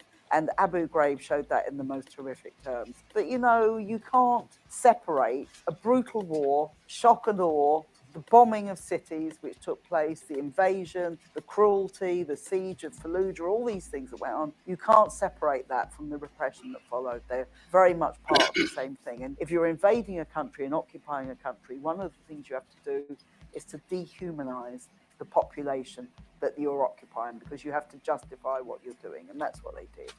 War is embedded in the kind of society we live in. We live in a society which is imperialist, which is about conquering other countries and extracting money from other countries. We live in a society where the rich get richer and the poor get poorer. So they don't care about whether your hospital is crumbling. They don't care if the roof of your children's school is leaking. They don't care if you can't afford to heat or eat and you have to choose, or maybe these days you can't even afford both. They really don't care about those things. What they do care about is preserving their wealth and power and their ability to spread that wealth and power. And war and weapons are absolutely central to their ability to do so. This is locked into their system, and that's why they do it. And that's why we have to fight against it. We've got a mainstream media which is really not open to any views which don't coincide with a very, very narrow consensus. We need independent media so much. It's so important that we can get alternative views out. That's why it's important to subscribe to Double Down News on Patreon. Oh, poking a little fun in chat, just a little bit, just because I have to. That was actually a woman. I had an Italian girlfriend, and she had a very thin mustache periodically. I don't know what it is about their genes, but Italians grow hair in places that men and women alike should not have hair growing. Okay, I'm just saying. You know, it's That's yeah, I'm just having a moment here. But Joshua says that's a man baby. And I said, Joshua, women grow mustaches and beards too, you know. Haven't you seen the pictures? Come on. They're holding all kinds of events everywhere. They got beards and makeup and everything on. Yeah. All right. Too funny, y'all. Let's see what Dutch put up here. Oh, boy. I've got more. Here we go. And I think you all have called this the cheap fakes video, and that's exactly what they are. They are cheap fakes video.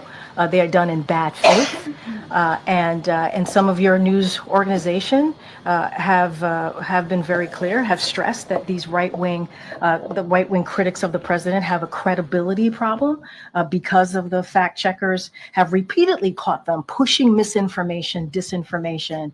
Take, for instance, this video where the president is clearly trying to pick up a quarter that he found, multiple quarters.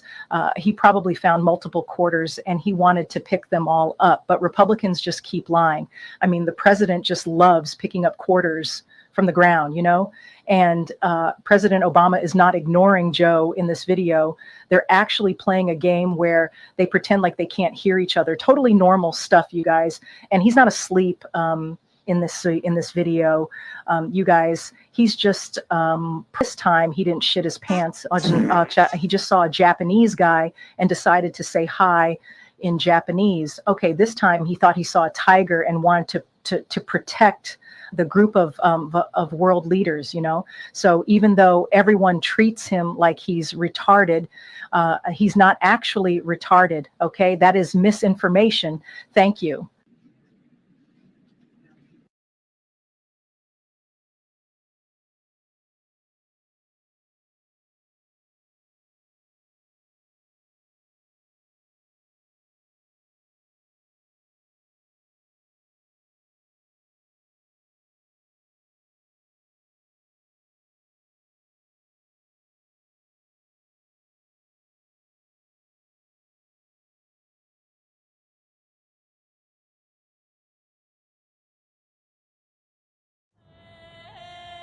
And you guys didn't hear a word I said. So these guys, we found 7-meter-long ancient swords in a dried-up river near the Matterhorn. Look at the size of these things.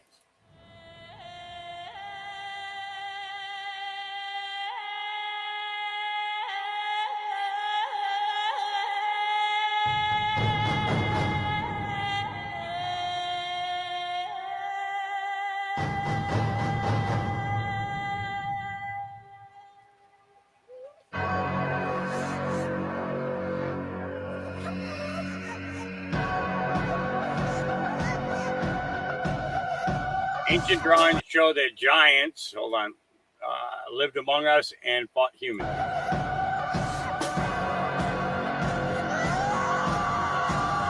We continue to explore the peaks around Matterhorn. Crazy though, the size of that thing. I only got a 32-inch sword, guys. I'm like, what the heck, man? That's 7 meters. Me and my friends could lift that with a couple of forklifts and a backhoe and a tractor. All right. Let's see. My bill to stop your tax dollars from flowing to the Taliban just passed. Dadgum, I'm jacked up. Here we go. Tim Burchett. Hey, everybody. Tim Burchett, just leaving the House floor. Hey, guys. How are you? My buddy John Stout. Say hey, John. Hey, guys. John helped me. Or actually, he's the author of this piece of legislation. And it stops money from going to the Taliban, your tax dollars. Y'all know we left $7 billion worth of armaments on the ground when we left Afghanistan. And one of my constituents, and his mom and daddy and family are all friends of mine, Ryan Knaus, died, staff sergeant, needlessly. He was murdered, actually. But anyway, the bill does 3 things. It opposes the financial material support to the Taliban. it calls for a report on that money, and third, it requires a report on the Afghan Fund, Afghan Central. And what it does actually is just stops any money from going to the Taliban. A lot of lawyer words in there, but anyway, dadgum is a good piece of legislation. It actually does something. That's what I came to Washington to do, is do something. And we found out when we were talking to the State Department that, in fact, this money that we send to all these do-gooder organizations, found out that they cannot stop it from getting to the terrorists. These are people that are sworn enemies of our country. These are some bad people. So anyway, this legislation, we'll get it. Hopefully Schumer will take it up in the Senate, and this ought to be something that everybody ought to support. So anyway, thank y'all for sending me here. Good day. Good piece of legislation. Right on. All right. So no more money going to the Taliban. It's just going to continue to flow to Iraq and Israel. Yeah. Yep. Julian Assange arrives at the Saipan International Airport for his court hearing.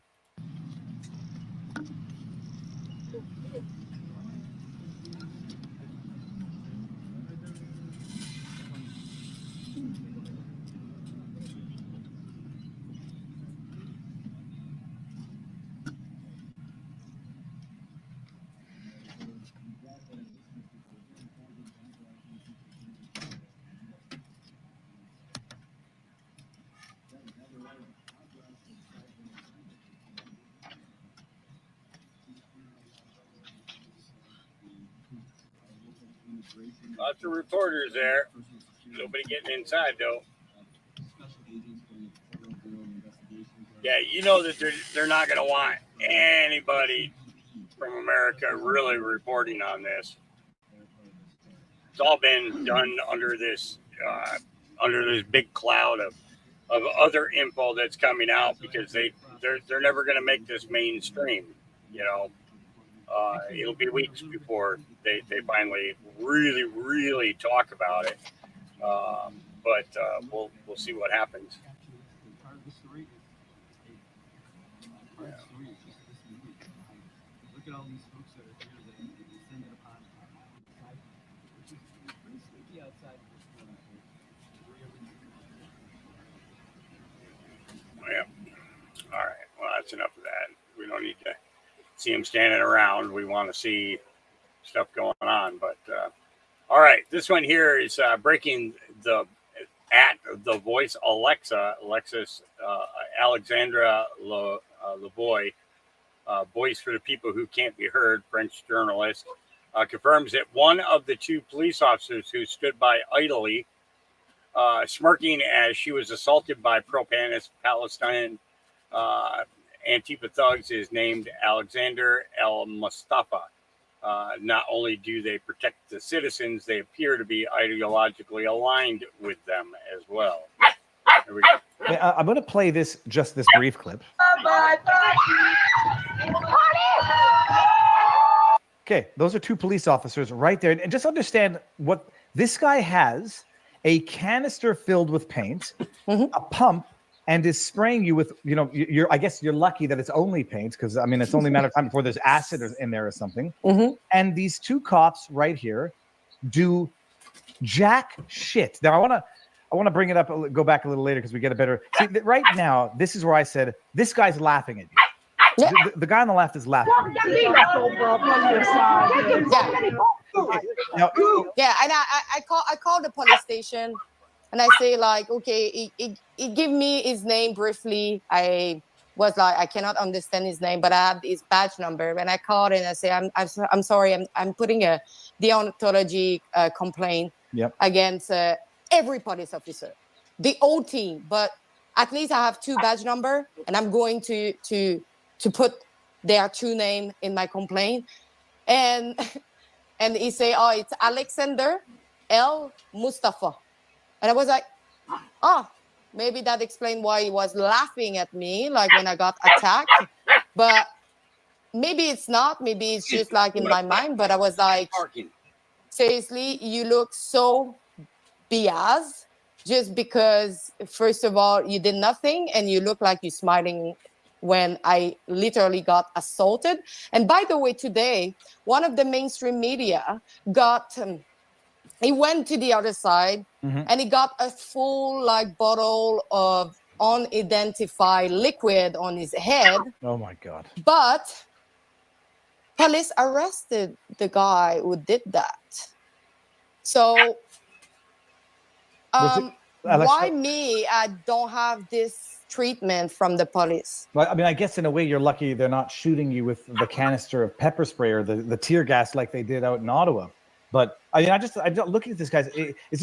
I don't think like this. And in the chat when I played the video, someone said, you know, you're looking at skin tone and whatever. He says, "Oh, I wonder." And I'm like, "Well, there's a lot of tan, you know, Quebecers." It's that, but then lo and behold, and now you are left wondering, the cop whose name is what you found out, are we now in a position where not only are the cops going to disarm you, criminalize your own right to self-defense, and leave you to your own devices, but are they going to be ideologically aligned with the radicals and the criminals? Because that is flat out objective assault. The paint is assault. Attempted theft is assault.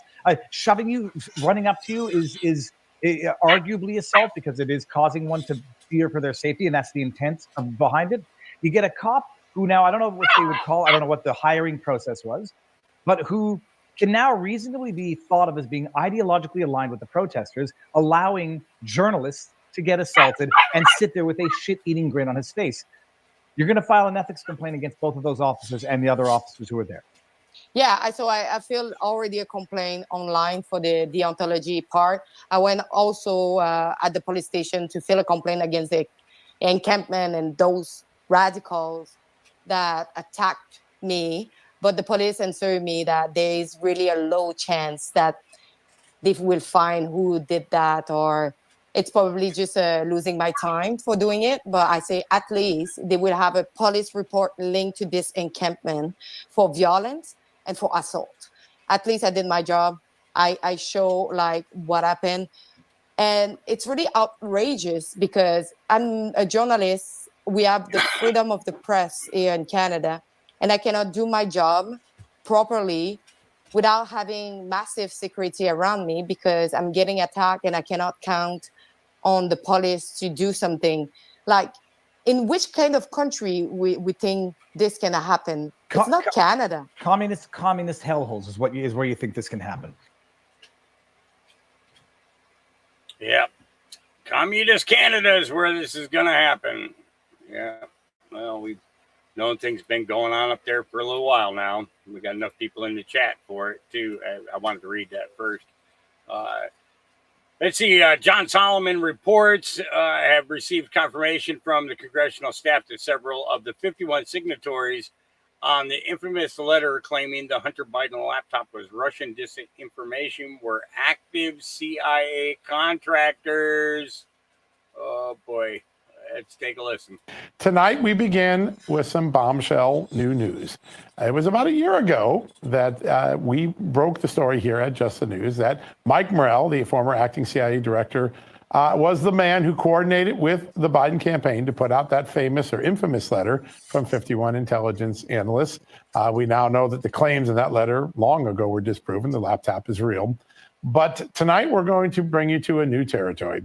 Just a short while ago, we confirmed with congressional staff that Congress has learned that several of the 51 signatories of that letter were active CIA contractors. In other words, they were arms of the government at the time they signed the letter, and that the senior leadership of the CIA, the Trump CIA, was aware this letter was coming out and what it was going to say prior to it coming out, and they did not intervene. That information coming out right now on justthenews.com with my good colleague Stephen Richards and I. We're working on it. We'll get more throughout the next couple of hours.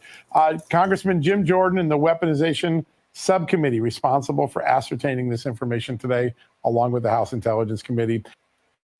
Tonight. Yeah, interesting, huh? Yeah, that it's just now becoming more of a topic on mainstream media, you know, one step at a time kind of thing. But that drip, drip, drip is turning into a flood. And information is coming out a little bit faster than than some people can process it. But we go through as much of it as we possibly can. All right, Carly Bonet, Jack Smith and his BS search of Mar-a-Lago. Judge Cannon questions, why did they search Melania and Barron's rooms? Time to play it now, but the cold open we had about her is unbelievable. They're going after her nonstop on MSNBC.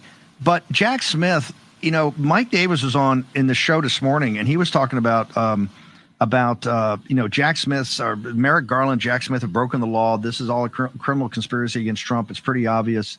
He wants to file criminal referrals. But Jack Smith even admitted today, didn't he, that he had manufactured evidence, or at least the optics of evidence down there when the raid took place, ma'am? Right. So this is the continually changing stories about those classified cover sheets. You know, remember, Steve, back in August of 2022, a few weeks after the Mar-a-Lago raid, the DOJ released this photo with documents spread all over the floor of Mar-a-Lago with these colored classified cover sheets that said classified or top secret or secret, and, you know, toss them all over the floor next to a box, took a photo, attached it as an exhibit in a lawsuit, and then, of course, that photo went viral. Well, at the time, the DOJ said in this court filing that certain documents were found with classified cover sheets on them. Okay, fine. So the idea was, Steve, to make it look like Donald Trump knew he had these top secret files that he shouldn't have had because the cover sheets were right there, right plain as day. He should have known that. 18 months later. Hold on. Hang on. Slow down. When you get a classified document, you normally give it that cover. But if the cover's off, the classification's you just got to kind of look for it. The cover is like jumps off. It's in bright red. It's got top secret or SITK. It's got all the, it's in your grill. This is what Jack Smith had to do to raise the drama of it, to show that, hey, Trump must have known this because the covers are on him. Is that not a crime? Is that not evidence tampering, ma'am? That's more than just trying to do it for an optic. That's actually trying to instigate something like they did when they sent the assassination squad down there.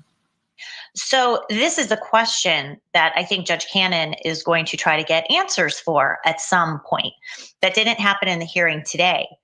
But after now, in February of this year, 18 months after the raid, we find out from Jack Smith, thanks to Judge Cannon unsealing all of these motions and exhibits, that the FBI brought those cover sheets to the raid with them. Now, then a few months ago, Jack Smith explained, well, they brought the cover sheets because they were going to be used as placeholders in the boxes where alleged documents with classified markings, national defense information, government records, presidential records, this was all in the scope of the warrant. They brought those cover sheets to use as placeholders in the box to indicate to investigators later, this is where this verboten document was found. No. That's not what happened. Because then they said, oh, we ran out of cover sheets, so we started just writing down, investigators were writing down and putting it as placeholders. Well, at the time then, as I looked at those cover sheets and I looked at the photo, my article last month was the FBI doctored that photo. They brought those cover sheets and they attached them to files. There's no other reason why they were used as placeholders or not. Then last night, Jack Smith files another motion, another brief in this ongoing court proceedings related to the Mar-a-Lago raid, and admits in parentheses, in one sentence, that here's how the investigators, FBI investigators at the scene took photos of the documents that were found, in parentheses, after FBI agents attached the classified cover sheet to the document. So now we have proof that in order to perpetuate this lie, that Donald Trump unlawfully, but willfully retained some of the nation's top security secrets by bringing those sheets to the raid. Hang on. Isn't what you just described a crime? Well, I mean, I would think it would rise to tampering with evidence. Or manufacturing evidence, or obstruction, or obstruction of an official proceeding. That is not how the documents Don't even go there. Don't even go there, you joker. No, again, no, seriously. But is Todd Blanche, is the House Judiciary Committee? How is this proceeding? Well, so it will proceed with Jack Smith's reply last night was another motion to dismiss the case based on the spoliation of evidence seized at Mar-a-Lago. So as you and I have talked about, Jack Smith's team has also now admitted that all of the records, documents, items that were in these boxes that the FBI took out of Mar-a-Lago are not in the same sequence or order as they were when FBI agents took them out of Mar-a-Lago. Now, that is a misrepresentation to the court because Jay Brett, Jack Smith's top prosecutor, told Aileen Cannon in April that, yes, they were in the same order except for these placeholder sheets. Now, there is evidence, or Jack Smith's team has also admitted, that some of the placeholder sheets, they can't match up with the alleged classified document that was taken out of the box. So how can you move forward with this prosecution, take this to trial, when there is little to no confidence that all of the evidence, the raid itself, the warrant, the affidavit supporting the warrant, the raid, and then the post-raid handling of these top secret documents, we're told, were not handled in a responsible, professional way that the DOJ has attested to. Julie, we're going to have huge drops of things, including Fisher and immunity. That'll probably be in all likelihood Friday, but we can't be sure of that. But they start tomorrow. Is there another day of hearings down with the judge, or are all these motions and all the hearings done down in Florida right now for the time being?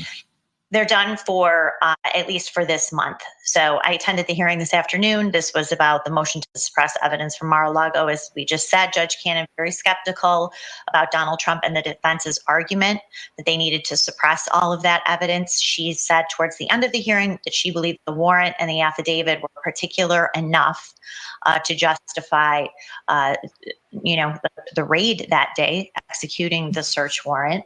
But at the same time, she did have some questions for Jack Smith's team as to why FBI agents went into the bedrooms of Melania and Barron Trump. And she pushed Jack Smith to explain why FBI agents went in Barron Trump's room was their probable cause that any of these documents were being hidden in a teenager's room. And David Harbach, DOJ prosecutor, said no, but it would have been irresponsible if the agents had not gone into Hang on 1 second. We're going to hold you through the break. Yeah, we got to go through the kid's room because his dad's going to hide documents in his underwear drawer. Yeah. So actually, you want to know what I think that they were looking for? I think they were looking for the soccer ball. You guys remember the soccer ball? The ball is in your court now, President Trump. You know that soccer ball? Wonder what kind of information was in that soccer ball. Yeah. Wonder if they were looking for that. Yeah. All right. EMJ on Russian Jews, historical analysis. Here we go. As this campaign of conversion took off in the West, the Jews who did not want to convert gradually gravitated toward the East. And at this point, it was Poland that became what they called the Paradisus Judaeorum, the paradise of the Jews, beginning in around the 13th century, which was about when the campaign started to kick off, the conversion campaign. And so the Jews gradually migrated there. Gradually, they were given rights, and in a sense, this was the beginning of the problem. They were given special status, and that status allowed them. They exploited that status through their main weapon was usury. And basically, everywhere the Jew went, he alienated the local population until the reaction came, and that was the Chmielnicki pogroms of 1648.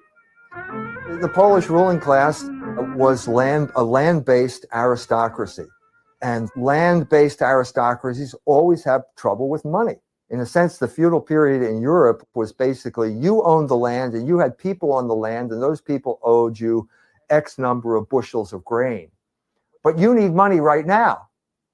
So how are you going to transfer those long-term prospects into short-term cash? Well, that's where the Jew came in terms of lending money. So this is basically how they took control of the Polish aristocracy, by lending money. They did the same thing in England.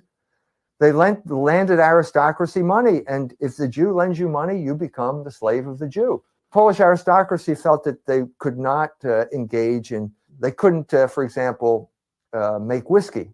That was beneath the dignity of the Polish aristocracy. So they would give licenses to the Jews. Well, the Jews exploited this as a way of taking control of the peasantry. They used alcohol as one of their weapons of cultural warfare.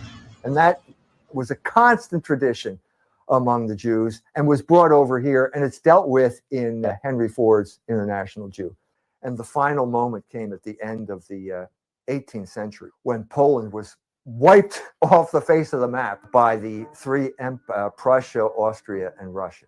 This meant that all of those Jews in the Paradisus Judaeorum, where they had all of these rights in Poland, were now suddenly found themselves on the western border of Russia, in a country that did not believe in equal rights for anyone. It was totally anti-enlightenment. It was a throwback to another era. And so as a result, the Jews were unhappy. I mean, very unhappy. And you see to this day, this ancestral hatred of Russia among the Jews. And it began with this group of people now isolated.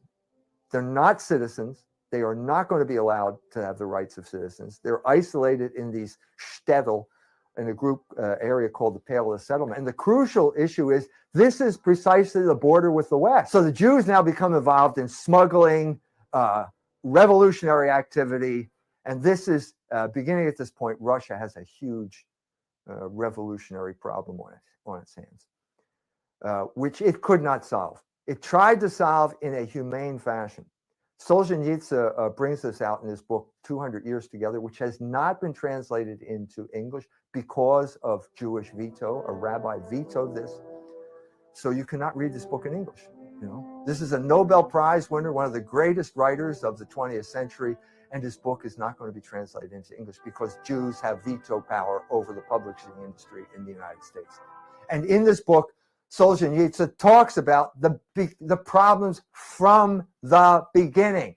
From the beginning of the partition of Russia, Russia had swallowed something that it could not digest. And so the Tsar hears that there are reports of starvation in the Ukraine. Oh, wait a minute. Ukraine is the breadbasket of Europe. How is it that people are starving? What's the answer to that question? The answer is the Jews. The Jews had lent money to the Ukrainian farmers. And so your farmers couldn't pay it back. And so they owned the grain harvest, and they were diverting all the grain to alcohol rather than to bread. And people were starving to death in the richest agricultural area of Russia. And so the Tsar, well, we have to deal with this. Well, let's turn the Jews into farmers. Well, that failed because the Jew is not going to work as a farmer because farming is hard work. And so you give the Jew a plow, what's he going to do? He'll sell it. You know, any farm implements, he sells them and tries to then take that money and parlay that into something else. So that failed. And so as a result, you have this increasing revolutionary ferment in the Pale of the Settlement that leads to the assassination of the Tsar in 1881. I've been in St. Petersburg where he fell on the ground. They built this elaborate Russian Orthodox church, the Church of the Sacred Blood. So it's like this resurgence of Russian nationalism as the response to Jewish aggression right there in the heart of St. Petersburg. But it didn't work. The Tsar, the Romanovs, could not come to grips with Jewish revolutionary behavior.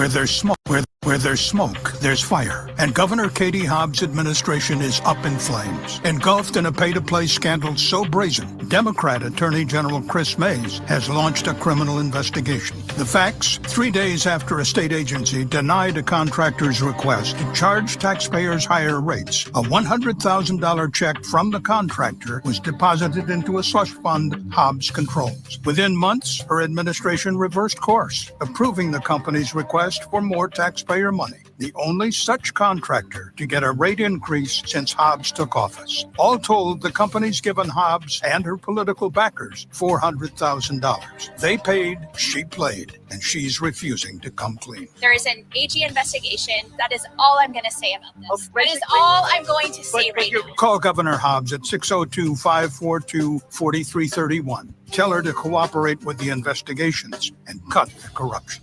Paid for by State Solutions, Inc. Yeah. They're coming up on Hobbs. I have a feeling that things are going to start happening with her here pretty quick. All right. Remember that comparison I showed you guys yesterday of the gas driver against the Tesla driver, and that he paid more for the electricity, and he had to sit there for hours to get a charge. And the lady put on her timer, and it took her less than a minute and 40 seconds to fill up her tank. and she got Chili Bean. That's your grandbaby. Well, this guy makes fun of all that. Here we go.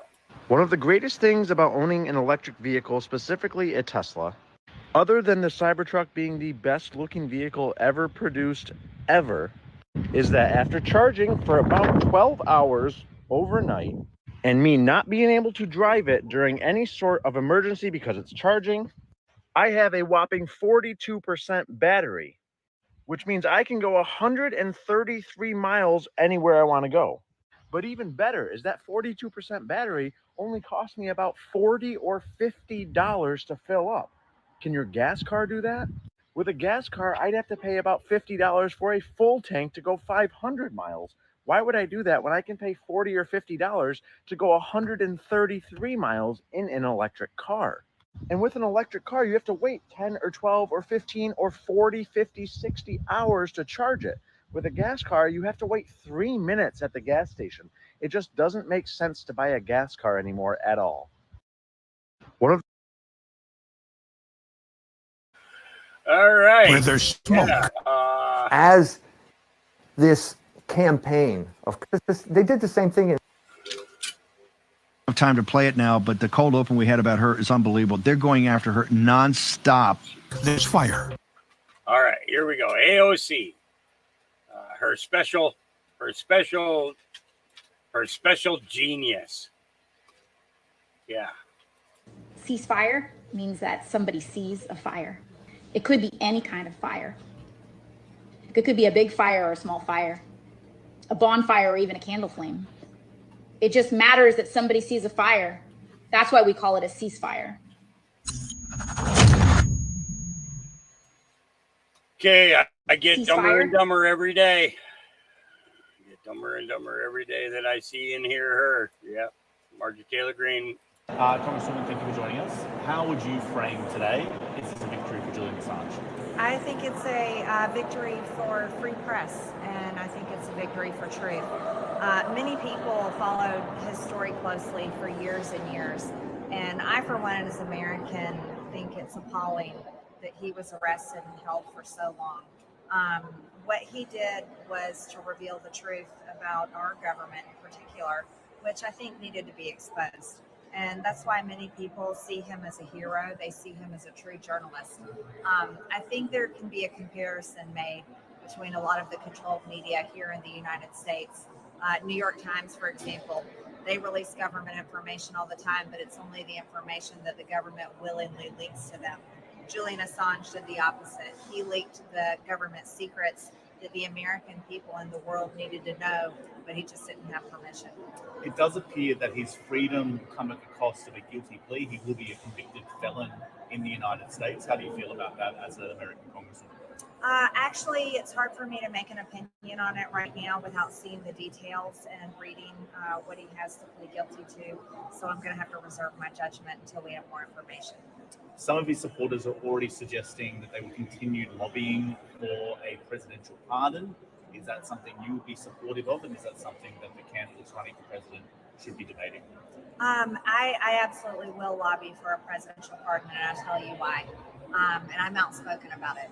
I don't like the ways our government has conducted itself for decades now when it comes to foreign policy, foreign wars, regime change, and furthermore. And our government has done all these things and forced the American people to pay for it with their hard-earned tax dollars. I know the American people. Americans don't support this. We want our hard-earned tax dollars spent on our problems here at home. And I absolutely will advocate for a pardon for Julian Assange, and I hope to see that happen. You're close with former President Donald Trump, who's a presumptive Republican nominee. He said that he will very, very seriously consider a pardon. What's your gut feel, or what do you know about his inclination, and do you think we would see it if he was reelected? Yes, very close to President Trump. Talk to him all the time. I do believe he will seriously consider a pardon for Julian Assange. Again, I'm sure he will have to see the details of what he agrees to, but I hope to see that happen. Do you think the Julian Assange matter has damaged the relationship between Australia and the United States? I certainly hope not. I think there's other things that could damage those relationships, maybe like COVID-19, American dollars being used to fund a bioweapon in a lab. Things like that, I think, can damage relations in between our countries. But I hope that the people of Australia and the people of America can come together in agreement that free press is important. And the reason why it's important is to hold government accountable. You've been on the same side of this debate with many people who you were normally political enemies with. Many members of the Progressive Democratic Party have also been in favour. What do you think it says about this particular issue that's brought you and them together? Well, anyone that knows me and knows my words is not surprised by that. The whole reason why I ran for Congress is I was equally angry at Republicans as I was with Democrats. So that's not really a surprise to anyone. But I think it's important to defend our freedoms. Sadly, the Democrat Party and I would argue Republicans have both gotten away from that. One of the loudest critics of this deal has been the former Vice President Mike Pence, who says that this is a terrible deal and that it shouldn't, and Julian Assange shouldn't have his freedom. What do you say to him? Well, I would say he works for the deep state, similar to Mike Pompeo and others. Those are the Republicans I disagree with the most. So I disagree with him. Congresswoman, thank you so much for your time. Is there anything else you want to say? No, thank you. I hope it works out well for Julian and his family. Thank you very much. Appreciate it. All right. Okay, I need to step away for a few minutes. So I've got a couple of things that I've got to take care of here, and I've got to do it right now. So we're going to jump into a little Melissa Red Pill. A little change of pace here. Here we go. I'll be back with you shortly, as soon as this is over.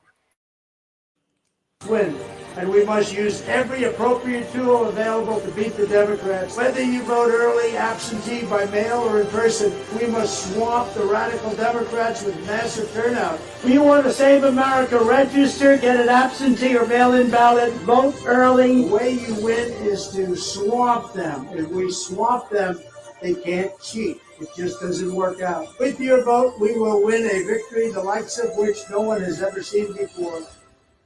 Awesome. Hey there, Patriots. Good morning. I hope you guys are having a great day. I'm Melissa Red Pill the World. Actually, another thing that I heard Scott Pressler saying is they're going for the Amish vote because the Amish are the number of the Amish are surpass the number that they cheated, that they overcome the election when they cheated last time. So they could really turn out in droves, and they can do it by paper ballot, absentee, if they don't want to take their little buggy down to town to do their vote. So watch what President Trump says. If he says this is what he wants us to do, that's what we're going to do. I trust him. He knows the plan. He knows the way to make this happen. So I'm just going to be a part of that. We're going to talk a little bit about what we can do also, and just being everybody, all hands on deck. So let's go. Here's my website right here, just in case you don't know, freedomforce.live, Live. Check it out. We've got tons of great things over there, all for free. There's no paywall at all. 1,000 videos right here, videos playlist. We look at how this is biblical. We're going to look at, we always look at the current events in the light of God's word, because this is biblical. And we're going to look at this here in just a little bit. I'm going to show you something in 2 Thessalonians about the Antichrist. Okay. So I just want to make sure everybody is really on the same page and understanding how we've been misled on so many things, especially from the Bible.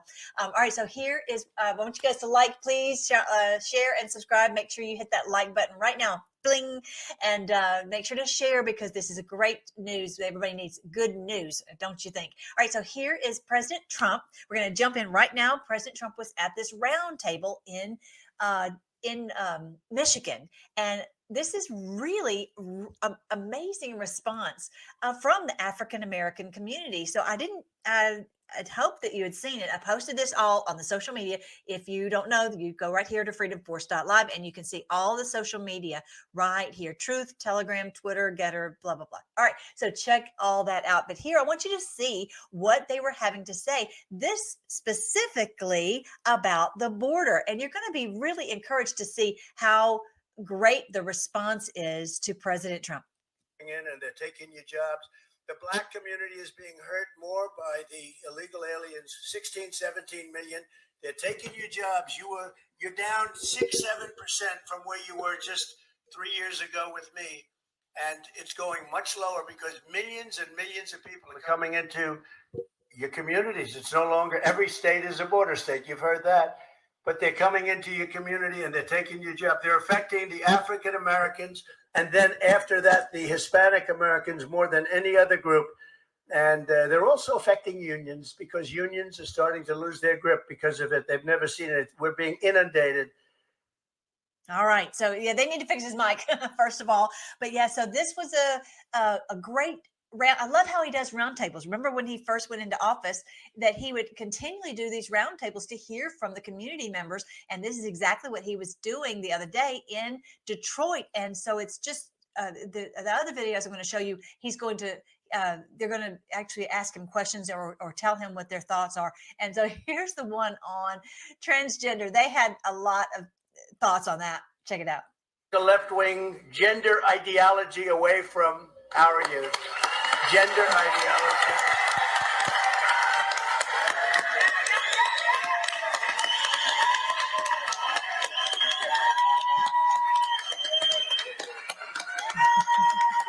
Wow. They're not having it. You know, it's an amazing thing. Every time I say that, it gets that kind of I don't know what it is.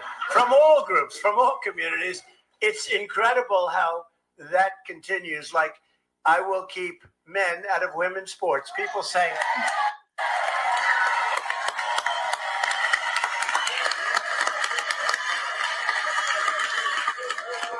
that's another thing. The African American community is not having any of that. They're like, y'all crazy if you're wanting to do that. So really, that's very encouraging. And then here was one about this man who had been in prison and how he was really appreciating President Trump doing the Next Step Act, I think was the name of it. And so he was really just showing his great appreciation for President Trump on that. And this is a great video. These are great to share with the African American community, because some of them might not even know about this. Just to say, I'm happy to be here. I wouldn't be anywhere else today. Thank you.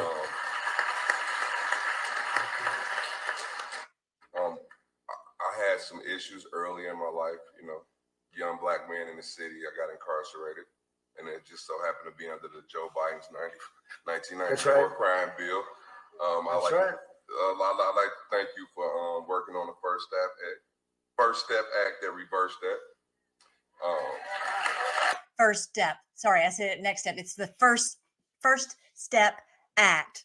And so it was really great that they he's talking about how President Trump reversed basically what Biden had put in, basically incarcerating all of these people and giving them no chance to get out over sometimes even the littlest thing, and they're behind bars, and that's the end of it.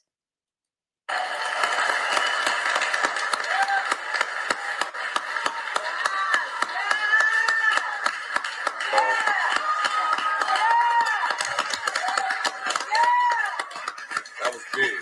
That was real big. Anyway, I turned my life around right now. I have 6 children, and I worry about their future. Democrats are attacking our kids right now. What will you do to protect our children and their future? Well, we're going to get your children jobs. We're going to make it possible for them to work. We're going to stop those from coming in, because your biggest threat are the illegals taking the jobs. We have threats as to security too, because again, so many of them come from prisons and jails, from mental institutions, and even insane asylums. That's a step above. It's many steps above mental institutions, and we're not going to allow this to happen. And the first community, and this is open knowledge, that's being affected, and affected very badly, is the Black community, because they're taking your jobs. We want people to come into our country, but they have to come in legally. They have to be vetted, and they have to come in legally. So I think that. Yeah, listen to that response. Listen to that response. It's, they're loving it, and I'm sure they're sharing it. And did you hear him calling out that the Democrats are destroying their future? So this is, again, with all the auto industry. Yeah, these CEOs have really messed up, because they've sent the jobs, all these auto industry jobs overseas, Mexico even. That's the biggest single thing that we can do in terms of the future, because you see already what's happening, where your wages are down, it's going down, it's going to get very bad. I think it's going to get very bad. So we have to close up the border, we have to stop, and we want people to come in, but we want them to come in legally, and they have to come in through a legal process. It's so unfair to our country, but I think that's the biggest thing we can do. Thank you, Mr. Thank you very much. Congratulations, Steve. Congratulations for somehow getting out of the system. So yeah, and did you see, he's saying it's going to get really bad. I don't know what that means, if there's going to be if the stock market will burst and cause this to be the reset. Don't know what's exactly how it's going to play out. Part of me wonders if it's going to happen before the election. Part of me, because it would seem to me that Biden would not want that to happen for his sake, because it would hurt his chances of winning. But they might say, "Oh, we're coming in to save the day," and then people, "Oh, yay, he's made sure that some kind of cockamamie buy off for people." Who knows how they're going to play it?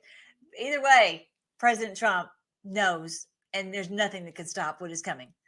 It's the end of it. And, we've talked about that before. If you aren't familiar with my books, End Times and 1,000 Years of Peace, this is the end times for them. It clearly, no doubt, is.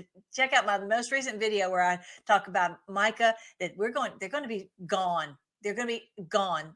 They will no longer rule this earth and do all this evil to us. All right, so I want you to see that one about the prison. This was another thing. Okay, so not only did he have the round table with these community leaders in Detroit, also he met with the Capitol Hill Club this morning. And this is what Massey was saying. This was on the 13th. This was on Thursday. He said this morning they met the Capitol Hill Club. Trump briefly floated the concept of eliminating the income tax and replacing it with tariffs. Now, I want you to see this. This is amazing. I was not aware of this. I'm thankful for Massey showing this to us, because all these years, starting in, I think that's 1790, all the way to I can't even read this, but either way, way up into our history, we never had taxes, never had federal income tax until, at one point, this red line, when the red starts is when they start taxing us out our ears. Crazy. And so here is, this yellow was all only getting our government was paid for with tariffs. Taxing imports, not even everything, but just certain things. If you want to do business in our country, you're going to have to pay a tariff. And of course, that means that more and more people would say, we don't want to, invest in, overseas companies. We want to have companies in America so that we can avoid that tariff. So this was a huge thing that he was talking about with them. And they were really being very, very responsive, very, very positive and very unified, surprisingly, with this leadership up in Capitol Hill. So that has turned around. They see clearly that President Trump has the support of the people, and they see that no doubt, he can help. He can make or break them. Is the honest truth. Now, one of the things that was very interesting, there was a man who was running for office, and he was, I'm sure, very, very good, like a really great patriot. But President Trump endorsed the guy who's in there. Okay. So what I think that and the man realized, he says, I know why President Trump is doing it, because it's more likely we can get him in and to defeat the Democrat. So that is, he understood that was what it was. And he feels like, he said, okay, I'll just step out of the race. If President Trump says he wants this person, then I'll go ahead and step out. And he went into a run for another position in a different race completely. But the point is, President Trump is working with all these people in Congress, and they'll be on a short leash. They'll be having to do what he says. So that's, we'll see. We'll see how this all plays out. But I'm just trust President Trump. I trust the plan. I trust that he knows exactly what he is doing. So thank you, Thomas Massey, for sharing that. Did y'all have any idea about that? That's amazing that the tariffs were funding our government up until just of recent years. So I probably, if I could read those numbers, it's just so little. I don't know if there's any way if I could read those numbers. Oh, it's so little. I'm trying to find it, but I can't see it. Anyway, all right, so I want you to see that. He also met with the senators in this roundtable meeting, the GOP meeting. So they're all smiles and all very positive and understanding that President Trump is the chosen one. The people have spoken, and we want him as the leader, and that's all there is to it. And so this went really well. From where all the people said that he was very positive, and they really loved what he was having to say. And so that was a great sign that he's, back in DC for the first time since he left on Inauguration Day all those years ago. It seems like it's been forever ago, hasn't it? How many times has he said these certain things would not have happened while he was in office? This was all part of the plan. It really was, because we had to none of us had any idea really what was the level of evil that was going on in Ukraine. We had no idea what the level of evil was in Gaza. We never had, with these poor people being bombed, civilians being bombed. We had no idea about that they would do with the border. So that President Trump just said the other day, it's either because they hate our country, or they're stupid, or because they're trying to get voters. So all these things had to happen during that time, but now he's back.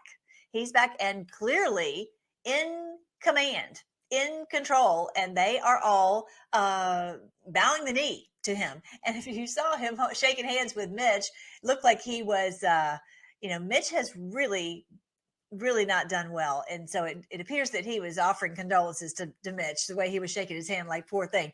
So yeah, we'll have to see what happens with some of these people who have been rogue. We will watch and see. All right. So that was really encouraging. Here's another little tidbit that President Trump says about paying off the debt. Check this out. Why do you do it? How do you bring America together? So that's really why I'm doing it. We had a thing going, as you know, the most successful economy in history.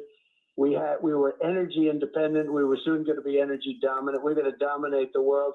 We became number one in the world on energy production. We blew. It was like a rocket ship. We were number 3, way behind Saudi Arabia and Russia, and we went to number 1 by a lot. We're going to be energy dominant. We were going to take that liquid gold. We were going to pay off debt. We were going to do things that would have been beautiful. But basically, we had the greatest economy in history. Everything was good. We had no wars under Trump. Remember, they said we're going to go into wars. I defeated ISIS entirely, got rid of the worst terrorists in the world. We defeated ISIS, and we had no wars. Now we're involved. We got wars all over the place.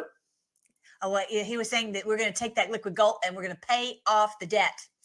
So there's that. He's saying that we have, that's just one piece of it. The other thing is, we know, if you haven't seen this already, you can go on my Telegram and go to the pinned items under Freedom Force Battalion. You can find this over on the Telegram, right here, social media, Telegram, right here. When you go there and you go to the pinned items, you will see this, all these under the treasury.gov. I'm going to try to pull it up real quick. Treasury.gov, the SDN list. Let's see how many pages it is. Ready? Drum roll. Let's see how many pages it is. This is as of June 14th.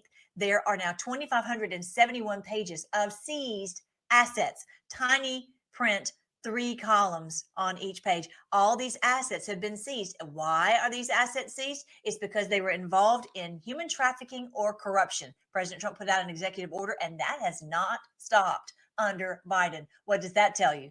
These people have been doing corruption, and they've been going under grand jury, and their assets have been seized through all of this. So this is extremely exciting that President Trump has been doing all this, and that is all that you've paid into the government is going to come back to you. Like I was just showing you this this picture right here.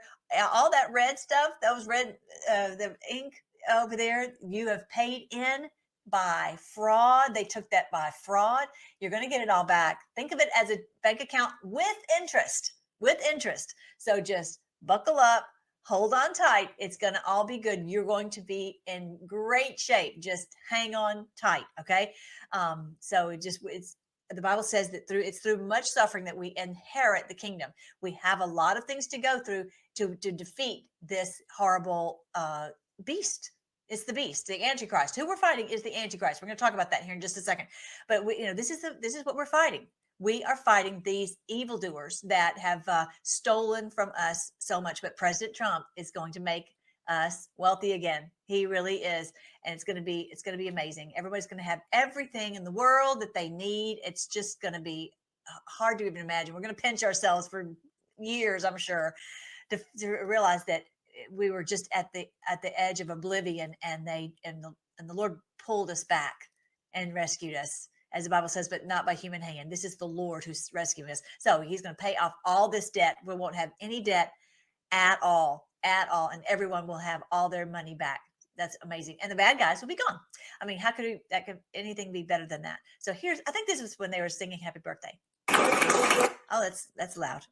So anyway, you can see that was very, very positive in that Senate GOP room. And then you have to cut it. Otherwise, the wish doesn't come through. I need that knife. Very good. I don't know if you heard what he said. He says, you have to make a wish, and then you can't tell, but then you cut the cake. Otherwise, it doesn't come true. So let me make a wish. And you say what the wish is. And it'll have something to do with this room. It's something to do with this room. You can see all the laughter and they're just enjoying him and his company. So, we will see. I'm sure some of these people, maybe, he's just biding his time with some of them, because if whoever's the naughty ones, he knows. Whoever's the nice ones, he knows. He knows the ones who've been blackmailed, who knows all these people who've had to do whatever they were told. So just hang on tight. Now, one other quick thing. That came out. Matt Gaetz is working with a group in Congress to stop President Trump from having to go to jail, and so we'll see what happens. To be honest, I would not be surprised if they put him in jail, and that would be part of the plan, because that would shock the world. I hope that doesn't happen, but if it does, I'm going to trust the plan completely. Trust the plan, and we'll continue to have rallies, but he won't be there. I mean, they're going to try to make it where he can't live stream. I'm sure. We'll just continue on. We will just not stop until we elected his president and have him inaugurated. That's all there is to it. Okay, next, I want you to see this. Very, very, very interesting. I saw this somewhere and about the Big Bang Theory. I never watched that show, but here, look at this guy's shirt. It's the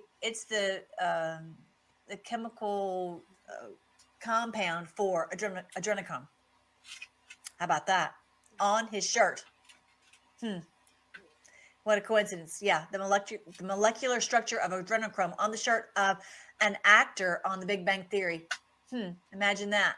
What in the world would he have that on his shirt for? Yeah, this is a real thing. This is a real thing. And these people are evil. And this is why they're the antichrist. They're the anti-life, anti-justice, anti-freedom, anti-peace, anti-fairness, anti-love, anti-everything anti-Christ. Everything the opposite of Christ. This is what they do. And I'm going to show you this passage right here from 2 Thessalonians chapter 2. It says, because they were freaking out, oh, the end of the world has already come and we missed it. No, he says, no. That day won't come until there's a great rebellion against God. And the man of lawlessness is revealed. The man of lawlessness is revealed. Now, we know that this new world order, this deep state cabal, is the Antichrist. Some people don't realize that. But for many, many, many people, this lawlessness has been revealed. Many people realize, they may not realize it's the Antichrist from the Bible, but they realize these people are lawless. From the elections to the COVID to you name it, these people are lawless. You see what happened in the trial against President Trump. They are completely lawless. So that has been revealed. Does every man, woman, and child know? No. But a huge swath of people realize that these people are lawless. They have stolen the jobs. They've taken kickbacks. They've done whatever they were told by their handlers. These people are lawless. The ones at the top who are the handlers, these are lawless people. They are doing Satan's bidding, really, to destroy the world. The people who are shutting off the water in Idaho so that the farmers lose their crops, their ability to make food for you and me. These people are lawless. They're the man of lawlessness, basically satanic. So this is another name for the Antichrist, is the man of lawlessness. And that man of lawlessness will be revealed, the one who brings destruction.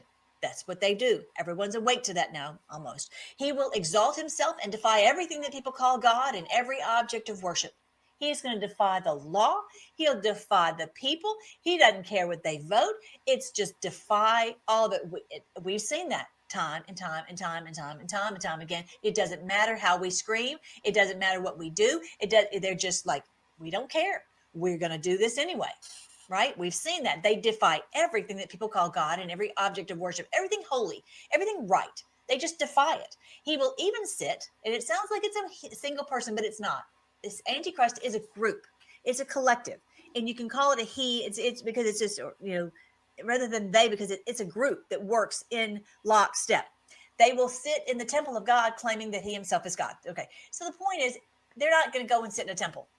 I know that says that, but it's not about that. It's that they demand that we bow to them. What is, he says he's God. These people say they're God. You must bow. You must bow to me. You must do what I say. And that's who they are. These people think that they are God. They think that they are running the world, and they have no respect for the Lord or the Constitution or the rule of law or the people at all. That's who it's talking about. This is in 2 Thessalonians chapter 2, verses 3 and 4.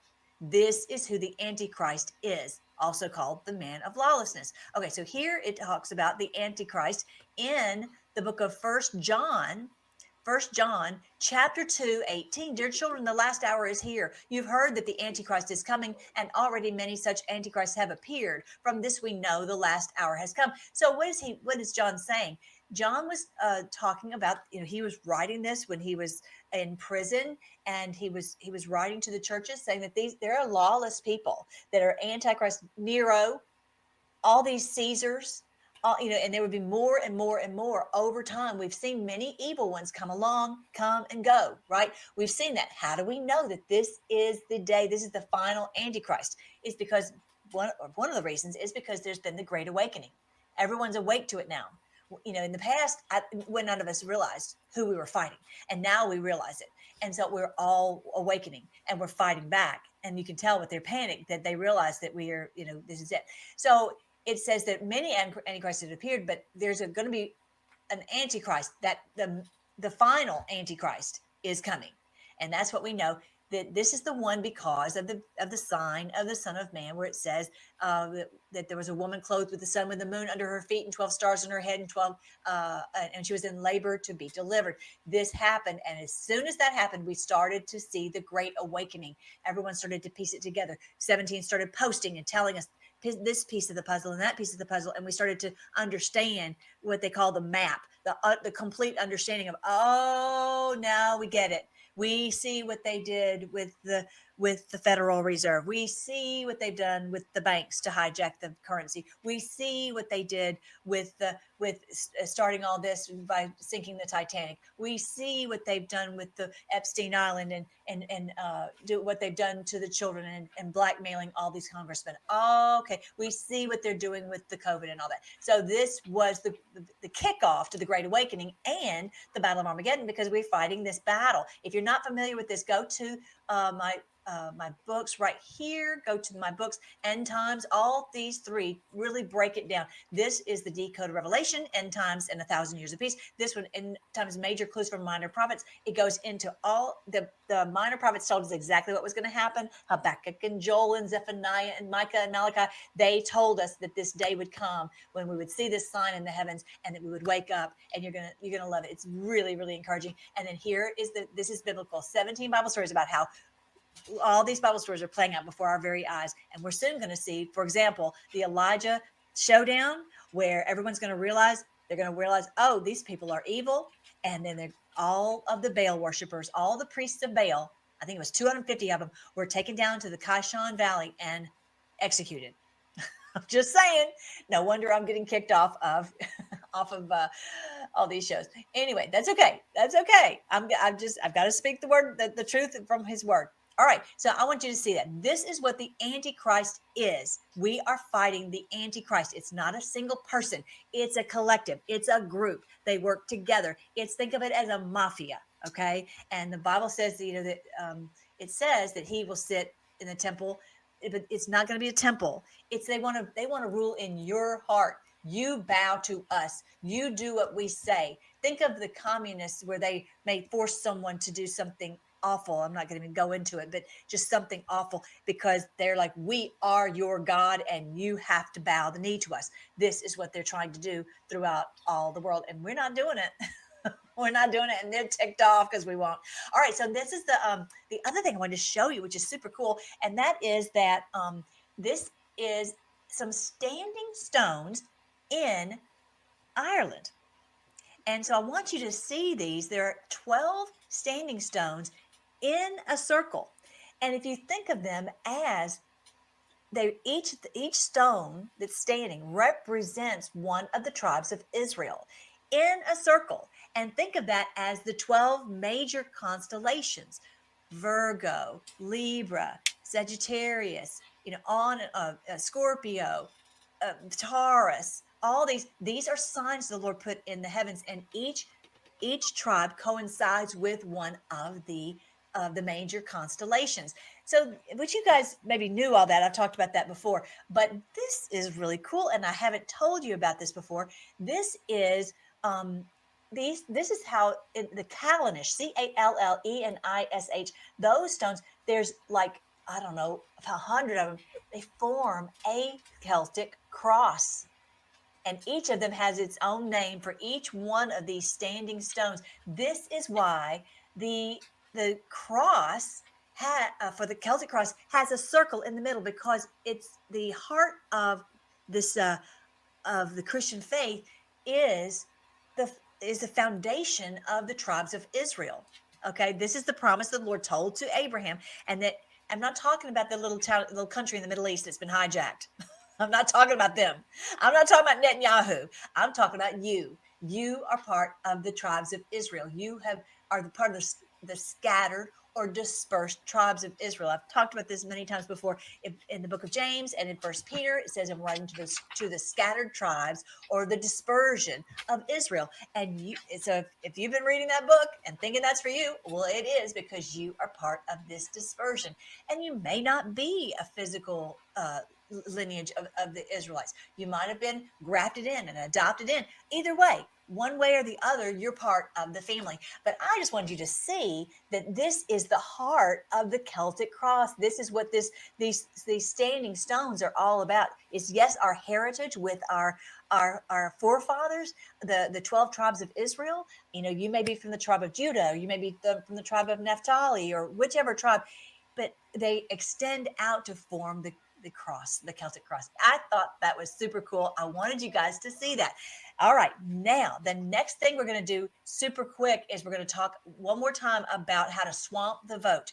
And we're going to talk with Catherine Engelbrecht. I want you guys to go through piece by piece to make sure that you know how to get on her website, how to challenge each of the fraudulent voters that are potentially in your county, how you can do the affidavit to send this over to your election official so that they will remove them. We only have until like the middle of July to get this done. So I'm counting on you. She's counting on you. And we're all going to get in here and get this done. We're doing it in our community. And so I'm counting on you to do it in yours. So don't stop until this gets done. Don't put down everything else you're doing. This has got to be number one on your list to get this done. All right. I think that's it. I love you guys. We'll pray at the end of that, and I will talk to you later.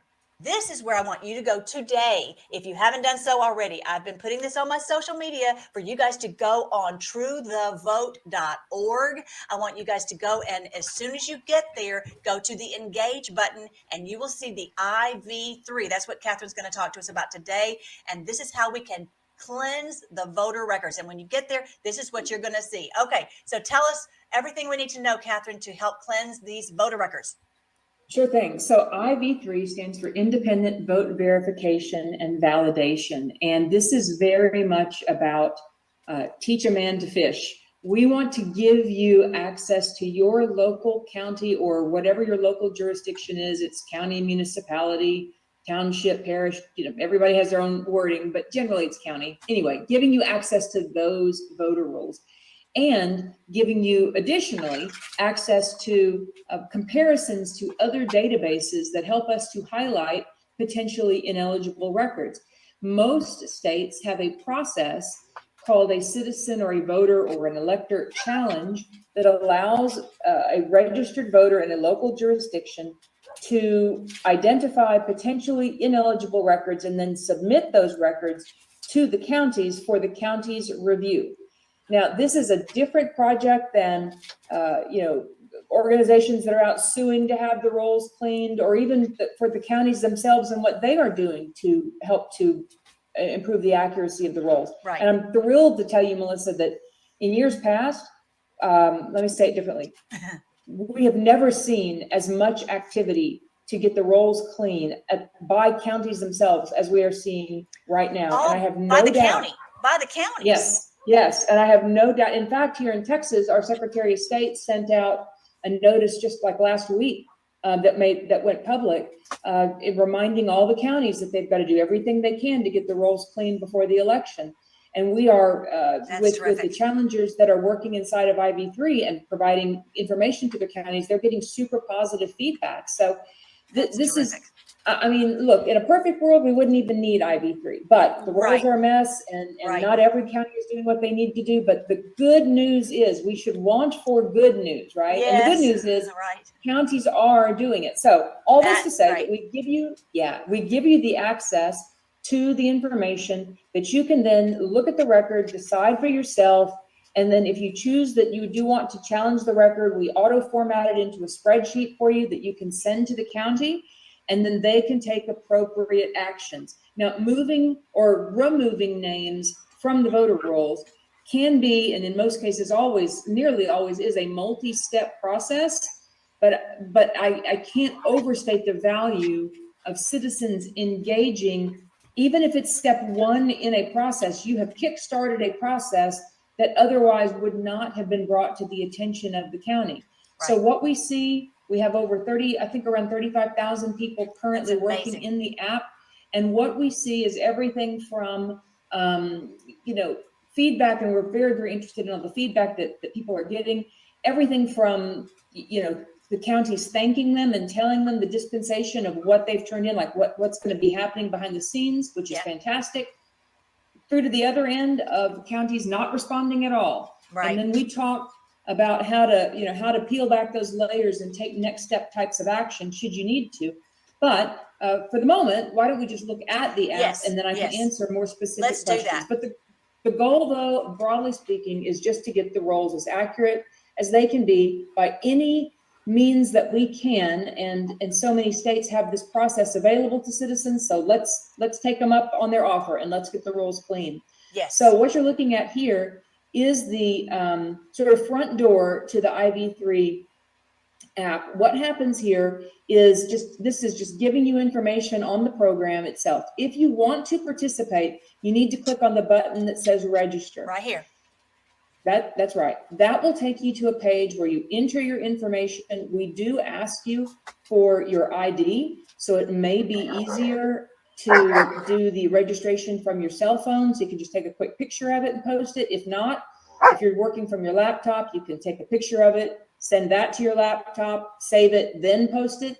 I know it's a bit of a headache, but the reason we do that is twofold. Number one, we want to make absolutely certain that we are giving you access to the correct data, because if you are not in the right county, then all the work you do is going to be rejected. We don't want that. Right. Additionally, we need to make sure you are who you say that you are, because, and it may not shock many of your listeners, but we have a lot of people that are trying to implode this effort and make a mess of things. And so we try to keep the level of engagement sufficiently secure so that we know who's working in the app. And then if they go on to do untoward things, we can track back to that and figure it out. Yeah. So, but that's the registration process. This is the screen, everybody, where you go and register, right? And yes, she is asking for, just like she said, name, ring and serial number. Basically, your name, your address, your county, your date of birth, and it's going to ask you for your driver's license. Okay, front and back, if I remember correctly, right? That's right. This is, and that might make some of you nervous. Let me just tell you something. Time for us being nervous is over. We have got to be tough and strong. And let me just tell you something. Of all the people in the world, I trust Catherine Engelbrecht. She has proven herself in the trenches. I don't know if we're not going to go all into the detail, but she refused to give up some data to the courts, and they put her behind bars. And I'm so proud of you that you were so courageous. A lot of people have buckled at that point, and you did not. So she has proven she will protect your data, protect your information. But we want to make sure that when you sign up, not me, I'm not even really a part of it. I'm trying to join in. But when they give you the information, they need to know that you have the standing, am I right, in your county to be able to take these challenges to your clerk or whatever they're called, the election official in your county. Am I right? That's exactly right. We've got to literally match you in the voter rolls. And this sometimes introduces all new levels of frustration, because what you think your registration should be and what the county shows in their rolls may not match. And so we've got to work through all of that.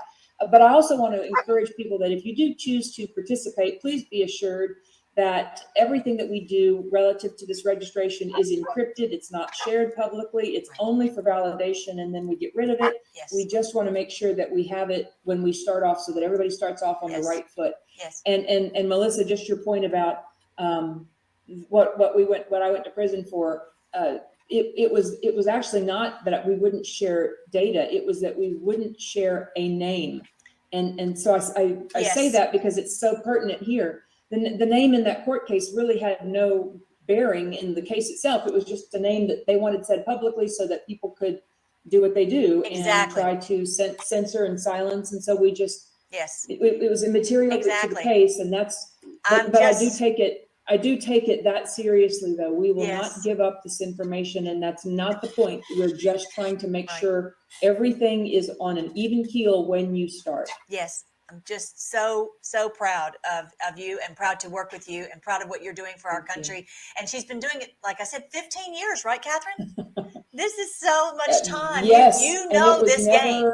Oh my gosh, no. I mean, I come from an oil and gas background. I have no political background. I'm not running for office. It was just way back when, 2009, went to work at the polls my very first time and saw problems in a process that I thought, well, why are these problems here? We can straighten this out. This is Right. it's just data and technology and a good workflow. Right. But what I've learned over the years is there's an awful lot more in play here than what should be a very simple process, and therein lies the real problem. Right. Because you have a lot of people that are actively lobbying to keep our elections perpetually broken, and we can't stand for that. We must push back. And frankly, if citizens don't stand up and do things like IV3, where the government can clearly see that people are rolling up their sleeves and putting on their waders and getting involved, if we don't do this, it will never change. Right. Because as long as we stay silent and stay on the sidelines, they'll just keep on rolling. Exactly. We have got to make it known that we are awake and engaged, and then you will be amazed at how quickly things will right themselves. So they've got to hear from the people. Right. And so I'm serious, you guys. We're the Freedom Force Battalion. We're not here to just, get information and watch people talk. Catherine and I have no desire to sit on here and talk. We want our country back. And so everybody, I'm telling you, everybody who's watching this, get on there, iv3.us, and register. You're going to get this email, and the email will show that you've been approved, and then they'll give you a link so that you go in, you'll put in your email address and the password that they assign to you. Then you can go and change the password, whatever. And the very first screen you get to is going to be this screen right here, something like this in your county. And on the left side, it tells you what your statewide counts are. And for example, on here, it's a little hard to see from your screen, but it says the red is what has been those who've been registered, and then this area, this darker area, is moved from registered address. In Texas, there are 900,000 who have moved from their address. They have no right to vote. And like I was saying on the video the other day, I'm not worried about Joe, who might have moved, and he would probably come back into our county and vote in both places. He might do that. My concern is someone taking that very valuable ballot and vote and using that to register a vote, to post a vote. That's my concern. And so on the right side, you'll see the county-wide numbers. In this particular county, I think it says 1,698 had moved. So what we did was we gathered up several people who have some time that they would like to be a part of this effort, and we have a teamwork they're working on this to get these sorted out. Basically, when you go into this area right here where it says the non-standard addresses, you view the active ones. You've already done. Catherine's already done the hard work for us. You see that there are 200 at a commercial address. You can immediately say, I need to challenge that. And you just go in and you click that you want to challenge it. And then it's going to go down here where you see my challenges, and you're going to view the ones that you've challenged, basically print it out, sign it, an affidavit, and take it to your election officials. It's really that simple. Am I right, Catherine? It is. I would add one more thing for consideration. When you first start with IV3, at the bottom of the screen that we're looking at right now, there's a line that says state challenge spreadsheet, I believe. Yes. And it's a hyperlink. Okay. Click that is the very first thing you do. Click that, because you will go then to a spreadsheet that shows the rules and the steps to follow in every single state. Yes. So in the state of Texas, for example, you'll go to the spreadsheet and you'll see what Texas says about elector challenges, who can challenge, what you need to challenge. And then in the state of Texas, you've got a requirement to submit an oath. We give you the language, and we give you the link to a pre-formatted oath. And then we give you, and again, Texas is unique in this way. You've got some really good additional information that was provided through the Secretary of State, because when challenges were filed a few years ago, and there were questions about whether or not they could be, should be considered by the counties, what standing the individual had, the Secretary of State wrote a memo, multi-page memo, that says this is what a good challenge needs to look like. You only need to submit one oath, no matter how many challenges you submit.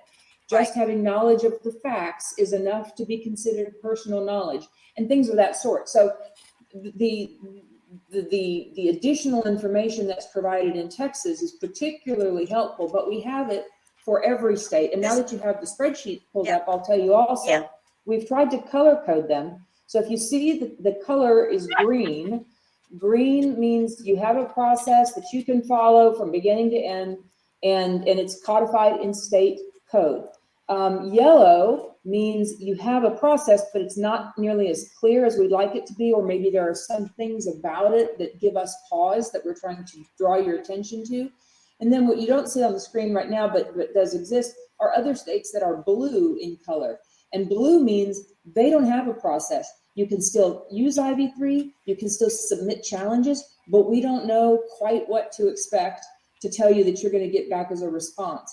So what we recommend is just starting, no matter what color your state is, when you first submit challenges, submit a small batch at first, whatever small feels like to you. It could be 1, it could be 10, it could be 100, but whatever kind of feels like a good landing point, your first working session, go ahead and submit those and see what kind of feedback you get. Because if you are told by your county that you need to make some adjustments, or that you didn't give them what they needed, or whatever the case may be, it's better to know with fewer challenges so that you can adjust your process and then continue on. Very good. Thank you. That's great. Okay, so there you see the blue and the yellow and the green, the different ones that you were talking about. That's great. Right. All right, that's great. So okay, and then there was one other thing that I was showing on here, and that is this is kind of what the training videos that you have on there. If you have any questions, there are training videos that you should be able to pretty much get your questions answered, and then what the screens look like.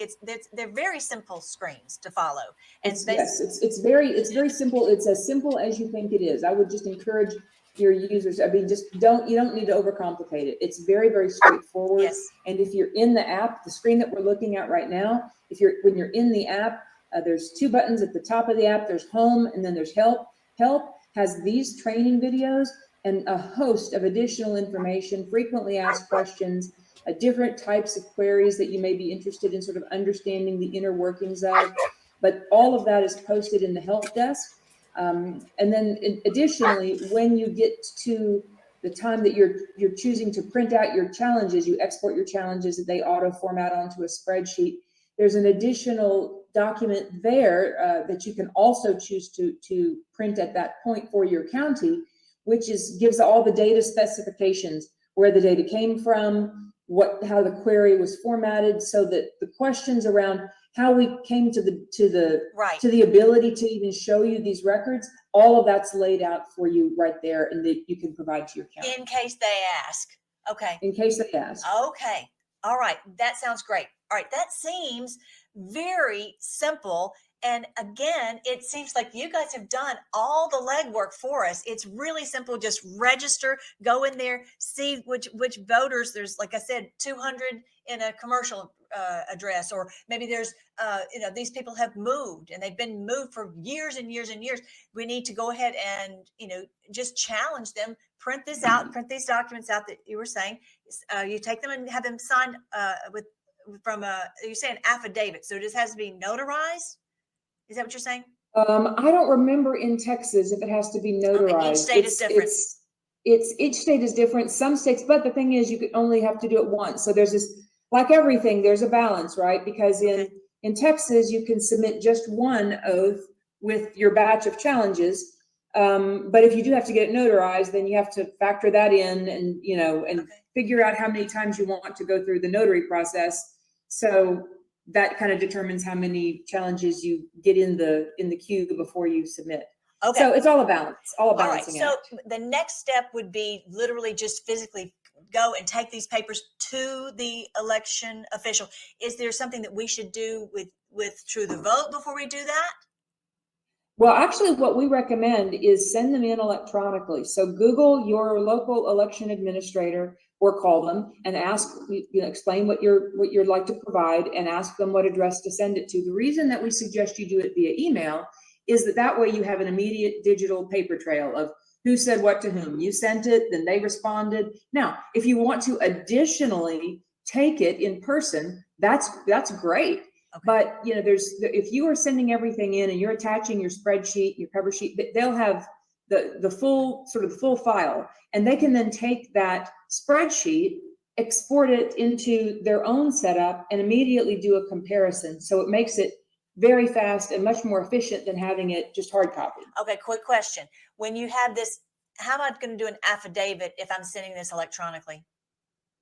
You would print out the affidavit. Okay. And one of two ways. You can either sign it electronically using a software like Adobe or whatever, where you drop your signature, or print it out, sign it, and then either scan it or take a picture of it and post it back in. Okay, perfect. Got that. All right. So then what should we expect at that point? Once we've emailed it to them, then what? Then it really depends on the county. What we recommend is give it, 3 to 5 business days. And if you haven't heard anything, just follow up via email, even put a phone call in. Again, email always is going to give you the proof that you tried. And so if you don't get a response, that's documented as well. If it goes beyond a week, ratchet it up a little bit, maybe make another phone call. Most counties, what we are seeing, most counties are responding, and that's a great thing. That's what we want. And they're either providing good feedback, or they are just saying, thank you, we've got this, we're going to take this and put it into action, which is the best. You do see sometimes counties respond and say, we don't even know what you're talking about, and we've never heard of such a thing as challenges. And in that instance, you want to go back to that spreadsheet and quote them the chapter and verse. And say, this is what we're trying to accomplish. Yeah, the green, yellow, blue one, you guys, the green, yellow, blue spreadsheet. That's right. That's exactly right. It's exactly right. And so what we tried to do is give you all of the building blocks you need, but it's very much about your communication and your relationship with your county. Don't go in guns a-blazing, Right. You want to be a value add to the community. You want to be a trusted advocate for the community, and the election administrator and their team. We want you to be viewed to them as someone who's really trying to help. Right. You're not trying to throw them under a bus. You're not trying to make their lives miserable. Right. Look, a lot of these counties, they don't have the resources to do what you're providing. It's just the fact. And like I said, I'm just so amazed at how much you've done for us. You've gathered all the data. You've already sorted them out, really, to the ones that are the trouble ones that need to be challenged. Okay. So two things. One about dead voters. Number 2 about our deadline. Okay. So yes. First, tell us about potentially dead voters. You mentioned to me that could be a potentially tricky little topic. It's a tricky topic, and it's not that it can't be done. But here are sort of the guardrails on it.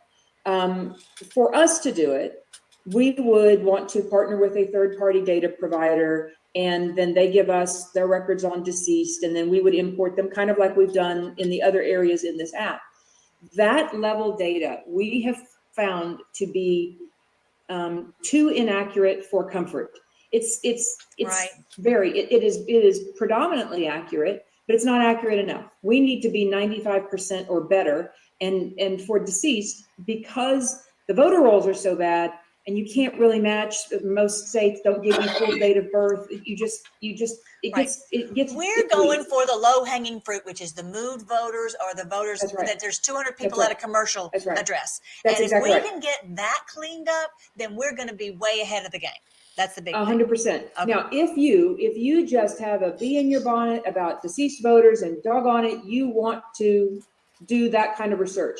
Then what you do is go through something like Ancestry.com, which does have, of all of the various platforms, Ancestry has probably the best reasonably available platform to look up recent deceased information. Okay. And then you can use the app where we have the straight search by name or search by address and pull up to see if that person seems to match. Okay. And you can file the challenge in that way. But what we're really trying to do, our goal right here, because we don't have a lot of time. I was talking about the deadline. It's coming up like the middle of July.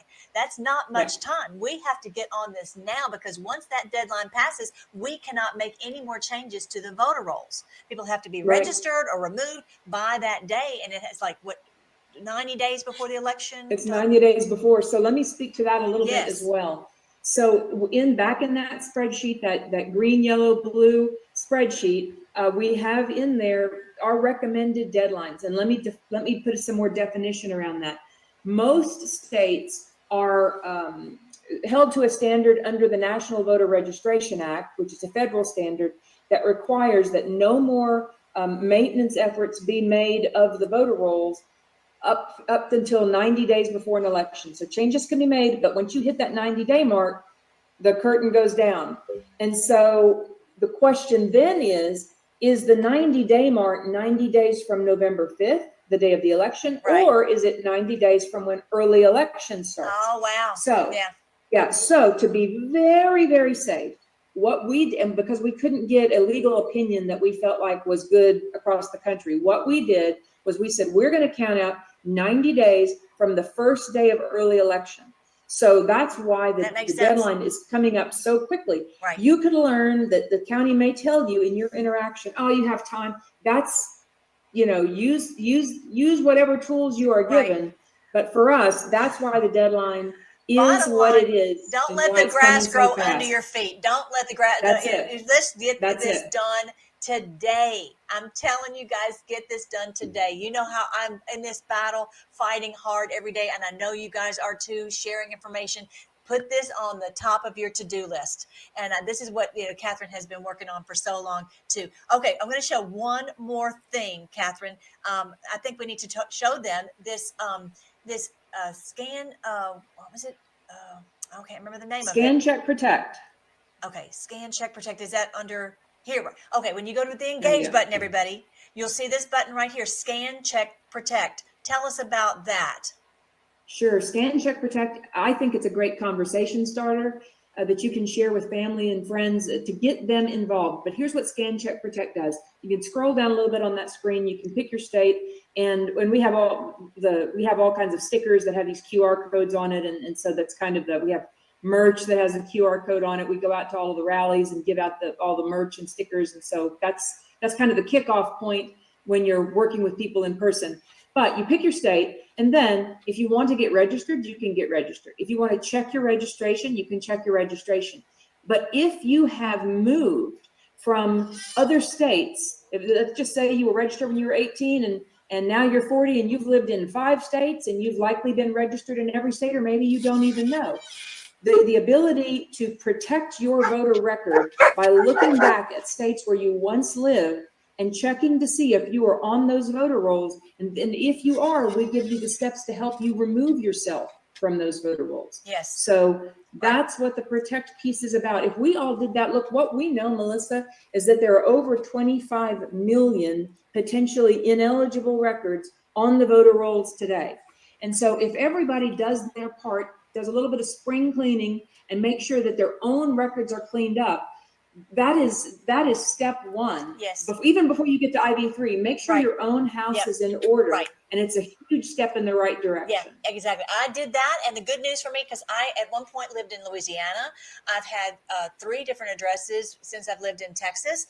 And so I checked all of those and everything was clear. I'm only registered in my current address, and that was great. But I was able to verify that. I went actually on the Louisiana one at one point, and I found that that I was not registered any longer in Louisiana. So you can do this maybe for deceased family members, that type of thing. You can check. I did that Absolutely, for family yes. members too, just to see somebody using Papa's voter number. So I wanted you guys to see that. All right, I don't want to have this video very long. It's 29 minutes in. I think that we've covered the main bases. Don't you think, Catherine?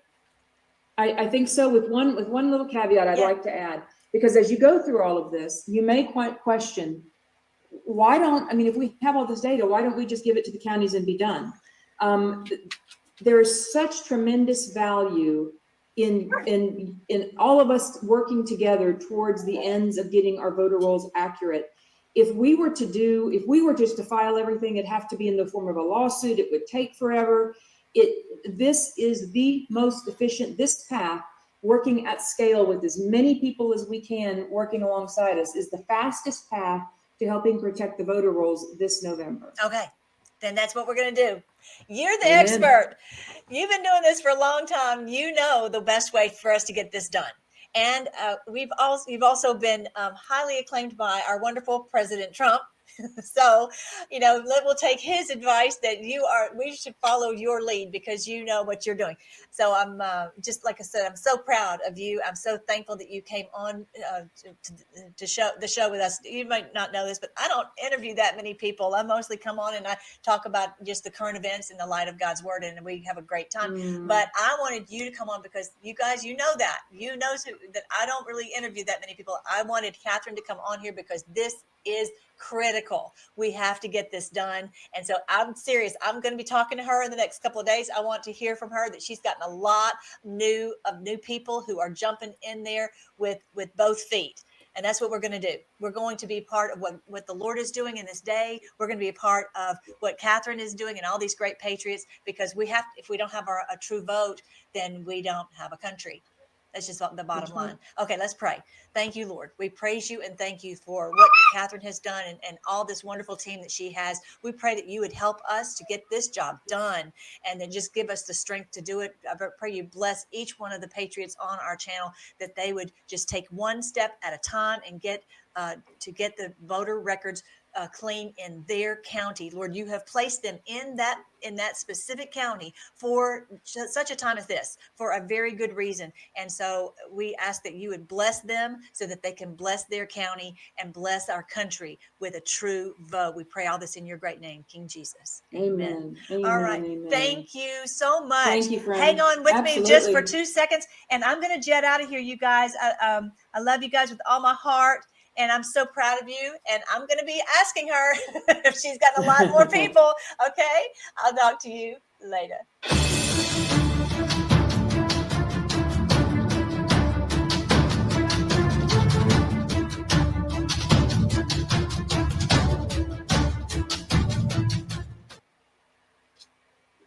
All right. You can go to freedomforce.live and find all of her information there. All right. Let's get back into the X feed now that I'm kind of, mostly caught up rain-wise. And we'll go from there. All right. This is where we left off.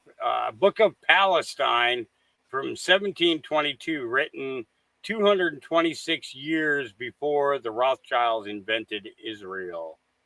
Yeah, interesting.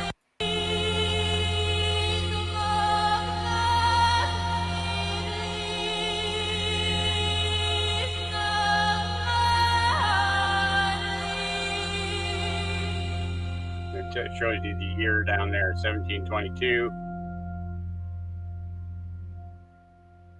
And what's crazy is it's got a map of Palestine in it. Not a map of Israel, but a map of Palestine. Israel was never a place, it was always a people. Always a people. Yeah.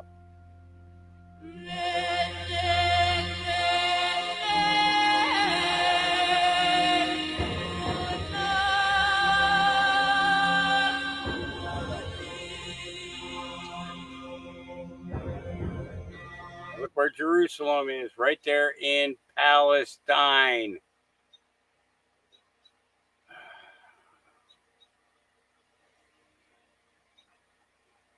The Palestinians did not enslave the Jews because at that point the Jews did not exist. What we know as Jews today did not exist at that time. It's all a different religion, all a different scam. Yeah. All right. Breaking, another angled police body camera footage just released of the trans terrorist charging at a cop with a large knife in Denver. And this happened yesterday or the day before. I think it happened yesterday or the day before. Let's see. Well, actually, it was 6/16. On the 16th, this happened. And there's been a lot of backlash because of this shooting. This goes to show you. So the officer in the front's going to get out, and instead of having his pistol, he's going to have the taser. And see the big ass knife in the hand? Shoot it.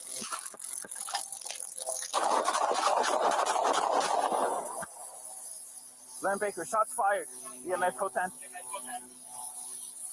Yeah. All right, let's go and throw cuffs on a dead person. We just punch through holes.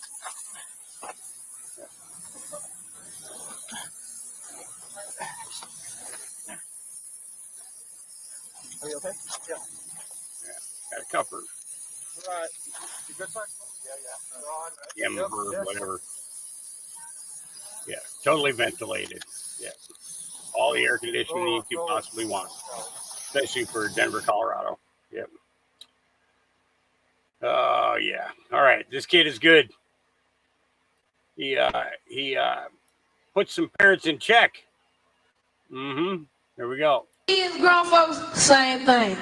Like, for example, y'all always telling y'all kids, don't lie to me. Don't you ever lie to me. Y'all be lying to us. You lied about the Tooth Fairy, Santa Claus, the Easter Bunny, the Boogeyman. But y'all tell y'all when y'all really be lying? When y'all really be lying is when y'all whooping us. Talk about, I'm whooping you because I love you. You ain't whooping me because you love me. You whooping me because you mad. See? Y'all lie to us. We lie to y'all. And y'all women, y'all will be the main ones lying. Like telling your kids that they daddy gone to the army. Knowing he ain't gone to no army. I'm telling you right now, I tell your kids the truth. I be like, have your daddy send you the pictures? He be like, yeah. I be like, did he have on an orange suit? He be like, yeah. I be like, was he on there posing like this? Yeah. I be like, dude, your dad ain't going to no army. Your daddy right down there in Rikers Island. Your mama lied to you, boy. And what about these telephone calls? Y'all always getting on your kids talking about, why you didn't answer the phone when your principal called, boy? Why you didn't answer the phone when your teacher called? Y'all don't answer the phone when the bill collector called? Y'all don't answer the phone when the bill collector calls. Oh, yeah, kids from the mouths of babes. Yep. All right, we can learn from this beautiful woman of God. Here we go. I felt in my very lowest moments, the Lord deeply encouraged me with the truth. I had known largely since I was a little girl that he does not make mistakes. That if I am still on earth with breath in my lungs, there's a reason for it. And the same is true for you. That if we were not supposed to be here, we would not be here. That God knows exactly what he is doing.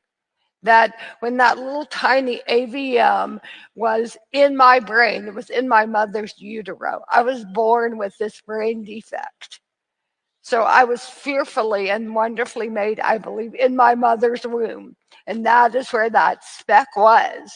And it would grow and grow till I was 26 and rupture.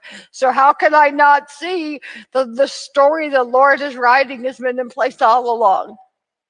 And he's called me to this life. In fact, he's called me, this says in Ephesians 4:1, to live a life worthy of this calling that I've received.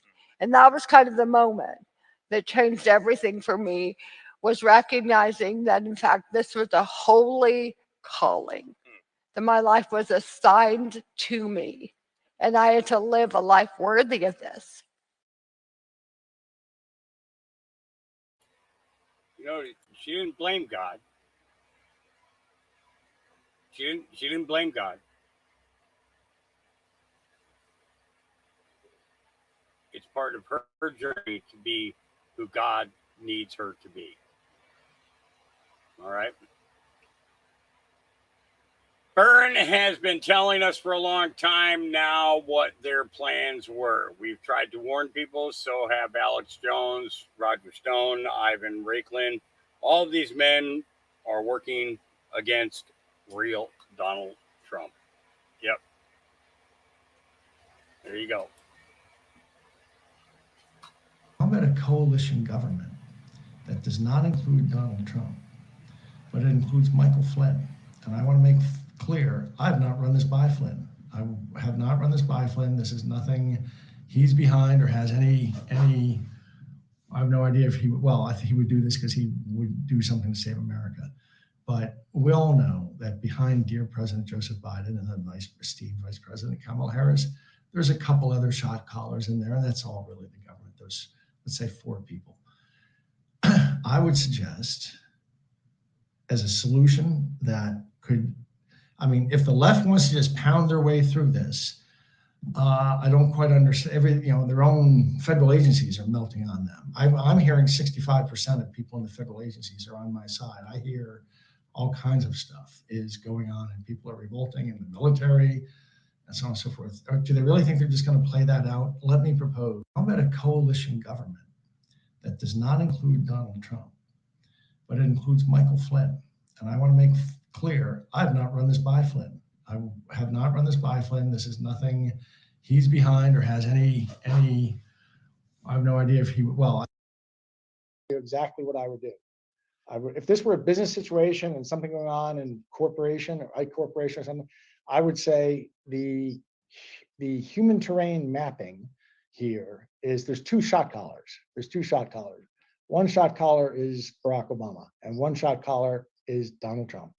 And it doesn't matter that their names don't have anything next to it other than former. None of that matters. And I would say each of them appoint one person, and those, and I think that would probably be, and this is my objection to Trump. I don't know who would appoint. There's one obvious person, General Mike Flynn. And I'm going to criticize Donald Trump here. He is surrounded by mendacious mediocrities. A bunch of them are swamp rats. He's gotten rid of about half the swamp rats. He still has a bunch of swamp rats around him. And I don't know who he would rely on. There's one guy in his circle. It's like dealing with Steve Jobs. His name's Mike Flynn. Mike Flynn is a sharp, is just, I've dealt with a lot of people. He is a top creme de la creme. On the other side, it's Susan Rice. I happen to have, Susan Rice would never remember, I would imagine. We actually met when we were students. And I remarked on her then. If those 2 people met, and I bet things might be able to be worked out. If it were a business situation, that's what I would say. I said the guys who really are the shot callers are those 2. Each of them appoint one person. Those people get together and talk. There are people. So I don't get burned here, comes out trying to play a good guy, but it turns out that he's an asshole who's trying to interfere in our election. Yeah. How many times does General Flynn say assassination in just this short clip? And kind of back to the... Let's see. Let's find out. Actually, let me go here. Make it easier. Broom just used a really interesting word, assassination. And I talk about assassinations in this movie. I talk about revisiting assassinations. I talk about assassinations of the 60s. I talk about how do we assassinate people today? And that's a very, very, it's a very honest assessment by me. And actually, there's a couple of others that Tucker does talk to it. It's very powerful. It's very powerful because we're going through this. And again, kind of back to the question about, J6 and everything that I talked about earlier. So anyway, assassination is not off the table. Okay. And how we assassinate people, how we assassinated people that were, in their way in the past, and how we assassinate people who are in their way now. What number did you come up with? 9 times. 9 times he said assassination in a 1 minute and 5 second clip.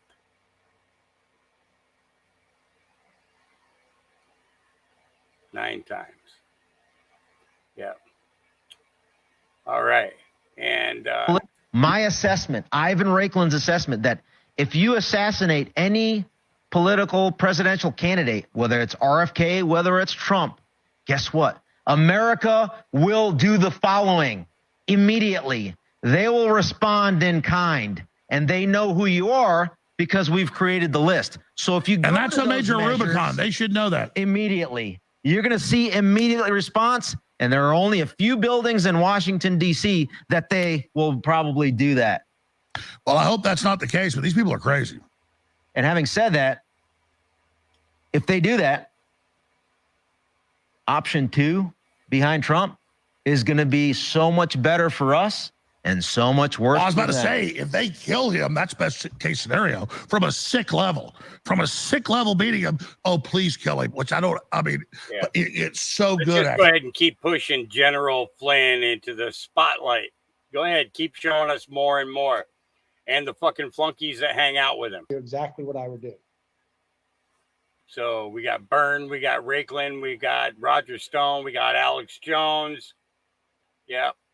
All running their pie holes about assassination. Yep. All right. Julian Assange to be set free. Truth Seeker 01011.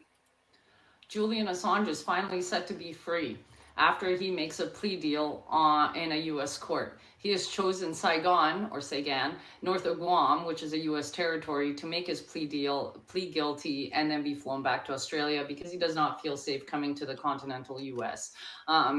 Basically because it's been 14 years of him living in isolation, running either from Sweden to the UK, and then there's a bunch of other places that he ran to.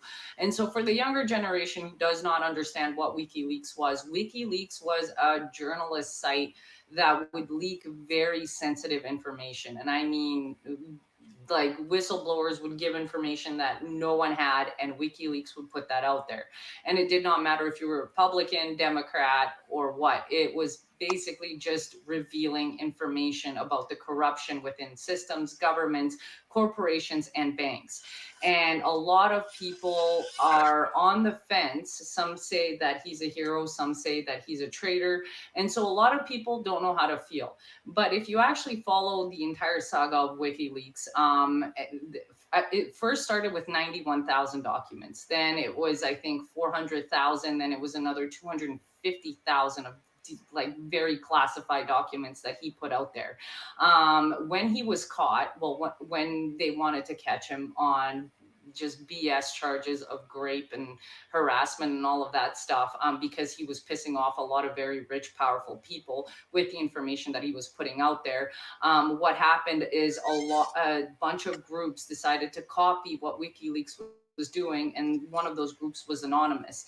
And so as leverage, they kept saying, if you don't free Assange, we're going to keep leaking all of this information. Now, for the younger generation that doesn't understand and thinks that we are speaking in, conspiracy terms, all of these documents are available online, including ClimateGate, which proves that the whole climate agenda is just an agenda. Then Iceland was able to put all of their bankers behind jail because WikiLeaks leaked information that they've made the financial crisis on purpose. And, there was a bunch of transactions there. The Hillary Podesta emails, the Russiagate thing that was all fake to make it against Trump was on there. They also have a lot of things that they did that put the U.S. military in very sensitive areas that could have put a lot of lives at risk. So that's where should they have done this? Is this a freedom of press, or is this espionage, spying, and all of that stuff, including our smartphones, Android phones, smart cars, and smart TVs?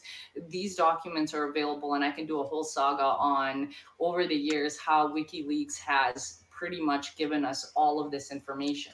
Now, Julian Assange is said to be free after 14-year legal battle, or I think 15-year legal battle. And people are having a bit of a not sure how to feel about this. But I think if I did a bunch of videos on all of the emails that were, leaked, and documents that were leaked, so that this younger generation can understand where we're coming from and that we're not conspiracy theorists on certain subjects, then maybe you guys, the Gen Zs and the Gen Alphas, will wake up a lot sooner than we did, because we didn't grow up with the internet. The internet kind of came around when most of us were teenagers, and WikiLeaks pretty much came around that time. And then the hackers started, and now there's a bunch of groups that, pretty much support WikiLeaks, and anybody that tried to stop WikiLeaks, they would hack that area, including Visa and MasterCard when they stopped their initial donations from coming in. But I want to know what you guys think, or how you feel about Julian Assange. Do you guys think he's a hero, or do you guys think he's a traitor? Because I agree with some of the information that he put out there. I think some of the information should have been kept, you know, behind closed doors, just because it did put a lot of lives at risk. But I want to know what you guys think. Yeah, interesting, huh? Real quick, Rick. Yeah, you can use the copper. It's called electroculture. You can use them in fabric bags that are above ground, as long as they're outside or in a greenhouse, because they need to pull energy out of the air. So it's better if they're outside, more so than indoor. So, all right, let's keep moving along. Wall Street Apes, Tucker Carlson just exposed they're building a new bridge in the Darien Gap to accelerate mass illegal immigration in America. Where could all the illegals end up? In our national parks? Big question here.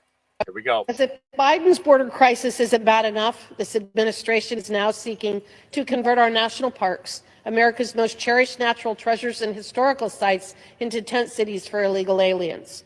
Such actions not only debase our national heritage, but blatantly violate numerous federal statutes, including those governing management and protection of our national parks, NEPA, and the Administrative Procedure Act. How bad is this latest move to convert our national parks to ungovernable tent cities? While Wyoming's effort to prevent catastrophic wildfires destroying our national forests are met with intensive scrutiny from the unelected bureaucrats in this administration, President Biden is categorically exempting the housing of thousands of individuals in our national parks from any type of environmental review. This double standard is indefensible, and the Biden administration's refusal to engage with Congress on this bill only confirms that fact. We need serious reforms to end the flood of illegal immigrants into our nation, not half measures that fail to correct the disaster of this administration's own making and endanger what is the very best idea America ever had. I urge my colleagues to protect our national parks by voting in favor of the bill. With that, I yield back. Now, what the vote came back as, I don't know. I did not get a chance to catch the number on that. All right. Here is the first person who was arrested for J6. What is your name? Brandon Fellows. And what state? New York. And you just got out of Upstate New prison York. for January 6th? Yeah, I just got out a week ago today. When were you put in prison? June 14th or 15th, 2021. So yeah, I was revoked. And You were one of the first. Yeah, I was arrested January 16th, 2021, released 3 days later. Did they make you take a plea deal? No, they offered me 3 times for plea deals while I was in jail. A lot of which the language that they wanted me to say, they've done with a lot of people. Donald Trump told me to go in. I'm like, that's not true. I'm not doing that. They're like, oh, well, you can get out of jail. You can get out. No, I'm not signing that. I said, yeah. And then I said, yeah, I'm not signing that. But on top of that, I said, yeah, the police also, when I finally came in, they said that I was going to be allowed, that no, here are the rules. You're not going to get arrested as long as you follow them. That's the reason why the second I left, I shared my name, as I told you the other day, as CNN, not knowing, oh, I'm going to be chased down by the FBI. Okay. So yeah, it's been interesting. So What's your number one thing you say to other J6ers who are getting arrested? Because one person per day approximately has been getting arrested since January 2024, yeah. 3 years later. Oh, it's so much better being arrested this late in the game. Get bold, because we're almost there. The Supreme Court's about to toss this felony out in a month. Do not take their plea deals, please. That's my opinion. I understand why, some people are scared and take it. They're heavily persecuting us way more than anyone else that has ever done something similar. But yeah, just don't give in if we can. Just make them pay for it. Go jury. Show how biased these people are. Are there any good lawyers? Are there any good judges? Is there Honestly, anything? I just felt I didn't feel good about them whatsoever, but I actually did have a great one. Believe it or not, DC Public Defender Shelley Peterson, because I was like, I just got tired of spending money on them. And plus, when you don't work for 3 years, it's like, okay, how much money have I?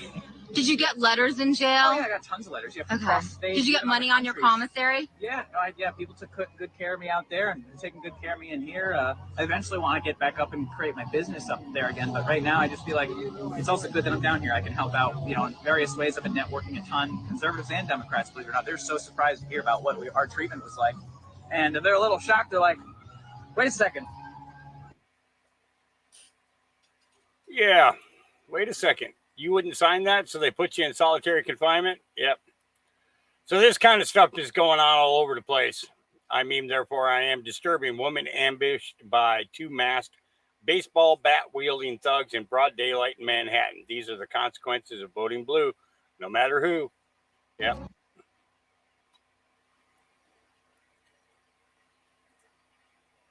Yeah, let's go ahead and hit her in the back of the head.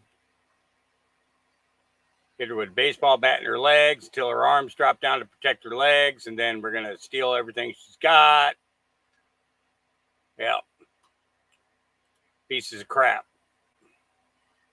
And the thing is the guy who threw the punch here, this is weak. She's a strong woman, or that dude is just weak. Weak. All right. We see little 12, 13, 14-year-olds going up and just knocking other people out and stuff. And yeah, this guy's weak. So the Washoe County School Board abruptly ended a board meeting after Reverend Wu Truth read from a pornographic book available to students. Too graphic for a room of adults, but totally cool for kids in public schools. Let's see what the man was reading and watch the reaction of the council. This book references vulgarity. It says Christy is on all fours facing the headboard, her ASS raised high in the air, and I'm straddling her back as if I was riding a dog or something, but back. He's not aware that he's not aware that ass isn't a bad word because it's in the Bible. So just so you know, he's spelling it out. Okay, all right. Just want to make that clear. But Rev, you can say ass. It's in the Bible. Okay, all right. Backward, my knees resting on the mattress, my half hard, and I'm facing Sabrina, who is staring into Christy's spread open ASS with a determined expression. Her smile seems tortured, and she's wetting her own lips by herself and tracing her glistening index finger across them, like she's applying lip gloss. With both my hands, I keep Christy's ASS and spread open, and I urge Sabrina to move in closer and sniff them. To sniff her rectum. All right, we're gonna adjourn, folks. I motion for Sabrina to move her face in closer until she can smell my fingers.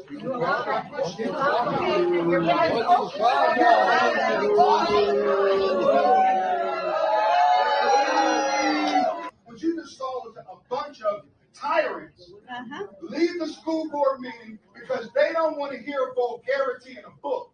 Because I read what kids get to read in 3 schools.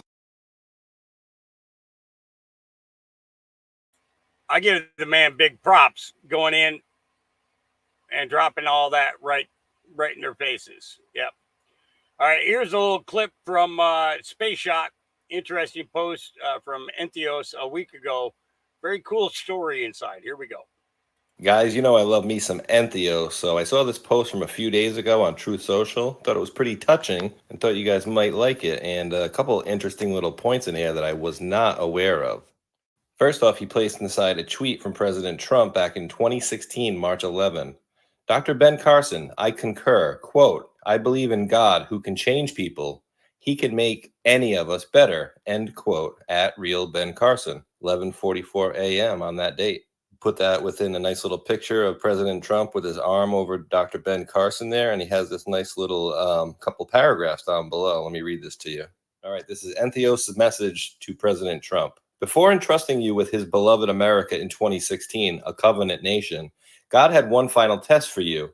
In October of 2016, in the private company of a well-known pastor, you asked the Lord for forgiveness. In retrospect, we believe that this was one of the most consequential moments of your life, sir. There was a shift that happened at that moment, and miracles, providence began to unfold. allowing the plan they had to steal victory from the people to be thwarted. When you actually have time someday to reflect upon your life, something will become evident. Along your journey from Flag Day 1946 to present, God placed specific people along your path for pivotal moments of your life. It is important to understand they were not meant to stay to the finish line. They were simply there to provide you with something unique that would instill a thought, a skill, an experience that ultimately led to your growth in preparation for what lied ahead. On the flip side, there are a handful of people who are meant to remain by your side and not to fade away back into the scenery. After you opened your heart to the Lord and finished your prayer, Ben was there, and you had an important conversation. That entire process went on longer than you had anticipated because you were so hungry for God and you knew Ben was the right person to open with. The divine protection George Washington received was so astonishing that it became that of Native American legend that is still discussed to this very day. On October 10th, 1989, 3 of your executives, Stephen Hyde, Mark Etes, and Jonathan Benanev, along with 2 pilots, died tragically in a helicopter crash. What many people are not aware of is that you were scheduled to be on board with them. If not for Roger Stone's meeting causing you to miss the flight, you would not be with us today. This is also why, no matter the circumstances, deep down, Roger will always have a special place in your life by chance. What you may not be aware of is Ben and Candy Carson, while driving in Youngstown, Ohio, also had their lives spared by divine intervention. You should not be here, and neither should Ben, but you both are for such a time as this. Then, of course, there are an array of thwarted assassination plots, which may or may not ever be public. In conclusion, regardless of what happens moving forward, Dr. Ben Carson has been and always will be a loyal friend and someone to seek advice and guidance from for the foreseeable future, sir. We have had this post planned now for months, but felt led not to release it until today, the final moments of your 77th year. We will leave you with this, Mr. President. You, until right now, did not know that the helicopter crash occurred 27 years prior, almost to the exact hour that you prayed for forgiveness. There was a difference of 323 months. Romans 3:23, quote, being justified freely by his grace through the redemption that is in Jesus Christ. Signed, Entheos. Really interesting there, huh? Had no idea about that helicopter accident. And is he shading towards Ben Carson is going to be the VP pick for President Trump? Please leave your comments below. Love me some Entheos. Peace out. Now, I could see Ben Carson being a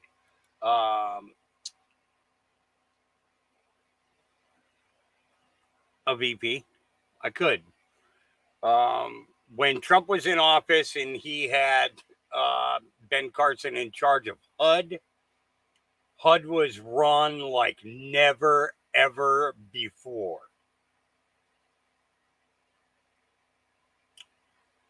And it wasn't until 2020, 2021 that regular disabled people were starting to lose their places, and the places being filled up with illegals, which is basically it's happening quite a bit here in Oregon, quite a bit, you know. And Rick, I saw that comment yesterday. California outlawed the purchasing and sale of silver. So I'm gonna have to look into that and see what I can find out about that. I'll have to definitely have to look into that. You know. So you guys remember this woman here? Yeah, stop touching me. Get the fuck off of me. Stop touching. I got it. I can walk on my own. Don't touch me. Don't touch me. Don't touch me. I got it. I can walk on my own. Don't touch me. You have prevented. Take me. I could give a damn. Take me where you want to So take me. how do you want me to take you somewhere expeditiously? Now. Take me where you want to take me. No. And, upon arrival, officers observed several persons who are in a physical dispute.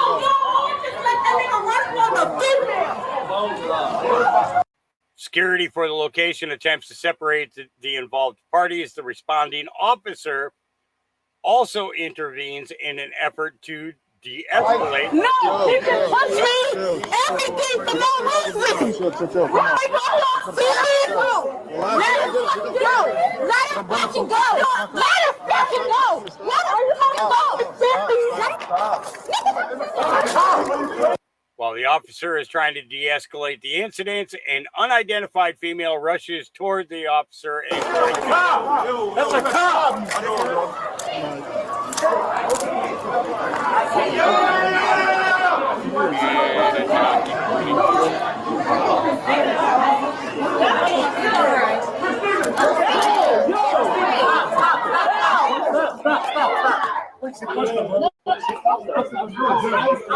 And the officer places the female into handcuffs, moves her out of the crowd that is forming in front of the location.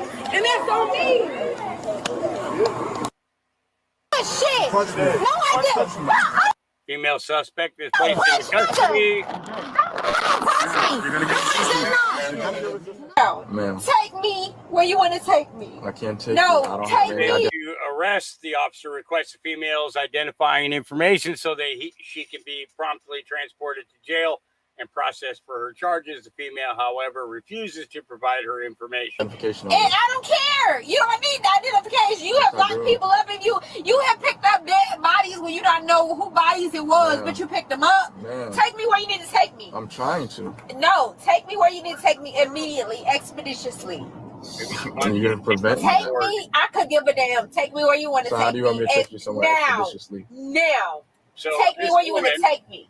This woman is none other than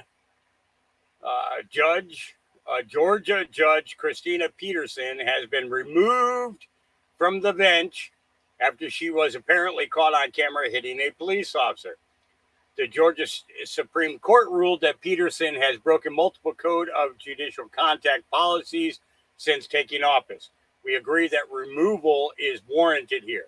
The hearing panel found that the GQC director proved by clear and convincing evidence 28 of 30 counts alleging that Judge Peterson violated the CJC and that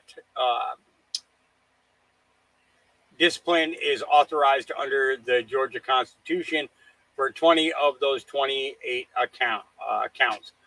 The court said police have released additional body cam footage of Peterson refusing to obey with police. So this woman's a judge, and because she's a judge, she thinks that she has some type of special privileges and everything else. Well, it turns out, I guess, that you don't. Yeah. So I'm going to click on this lower one first. Okay, 120 Haitian illegal aliens just came ashore in Key West, Florida, at the Atlantic Boulevard Nature Preserve 33 minutes ago. Florida is being invaded. And it shows you the boat that they came in on, and all of them are voting for Biden. Yeah, more than likely. So, and then this is the one above that. It landed this morning at 4 a.m. Landed at 4 I'm a.m. going to show you something. This is where people live. That's a condo association. That's a condo association. These are all residential homes down here. This is all residential homes. And I'm going to show you something. Right up here, behind these residential condos, this is what we call our little skate rink. They've got all kinds of like outdoor skating there. And just on the other side of that is QS High School, okay? Just on the other side of that, QS High School. So now look at all this. This is all residential. All residential. Now that boat is just on the other side of those condos. That's where it landed. All residential. Look at this. I actually just sold a house right down there. Look at that. All residential. And they literally landed just on the other side there. Every single one of these streets down here are all homes where people live. And it's not good, you guys. Yep, and that's Laura Loomer who put that together. Yep, 120 of them. Okay, this one here I am not going to play, but I am going to drop the link for those of you that are on X. You guys can find the links on my feed. for this. But I am going to drop the link for this for those of you on the YouTube side. Bookmark it, watch it later, or watch it now, whichever you want to do. But this is Congressman Massey revealed that 3 of the top F to the D to the A jabber experts were fired after requesting more time to study the side stuff that happens, from the big C in children and young adults. Yeah, we can't talk about it here because YouTube's got a financial agreement with the WHO to censor, so they get paid every time they pull somebody down talking about the big C and the WHO and what they do. Yeah. Oh, did I say that out loud? Whoops. This is a comedy skit. Yeah, that's what this is. Yeah. All right. Carly Bonet says, damn, here we go.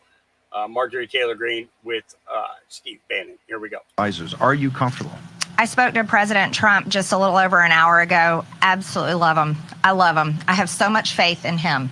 I have complete faith that he is going to hit a home run, but he is walking into a trap. He is walking into a rigged debate. He is walking into an arena filled with people that want to murder him. He's going to stand 10 feet away from Joe Biden, who wants to put him in prison the rest of his life, wants him to die and rot in prison, and Joe Biden wants to put the rest of his family in prison. That's who he has to stand next to when he has to debate. He's got to be questioned by Jake Tapper that called him a terrorist, called him a Nazi, called him every name in the book. And then Dana Bash, that little piece of shit whose husband is one of the 51 spies who lied.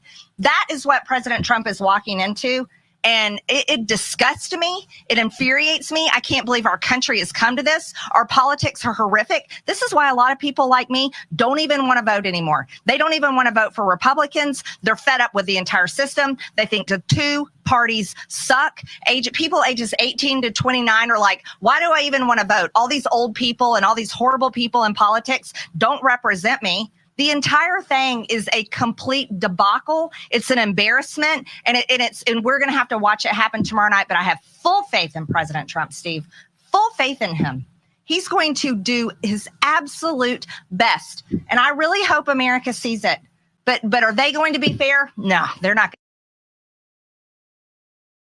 Nope, they're not going to be fair.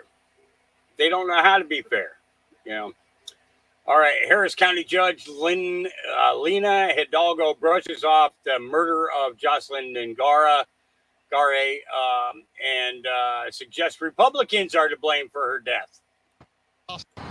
Yeah, it was mostly Judge Lena Hidalgo talking. She says evil happens regardless of immigration status. And she also spent time blaming Republicans for the conditions that led to Jocelyn's murder. When the former president decided that he did not want Biden to have a win on immigration, he told his party to pull out of that agreement. So blaming things on the current immigration policy is absolutely political. And it really breaks my heart that people would politicize the sadness of that tragedy. To me, it hurts even more that they're being used as pawns in this fight over immigration that doesn't even exist because Biden and McConnell agree. It's just that Trump won't let him move it forward. All due respect, Judge, you said this issue shouldn't be politicized, but by pointing the finger at former President Trump and Republicans in Congress, aren't you politicizing it? I think I answered the question. So, yeah, I mean, this is about Jocelyn. This is about her family, and if we want to, let's make something very clear right now. This county judge should shut the F up and go home. Okay, she has no business sticking her nose into politics at all. This is where the stem of corruption begins. It's definitely not where it ends, but it is where it begins. She just politicized, this judge, just politicized the death of that young girl.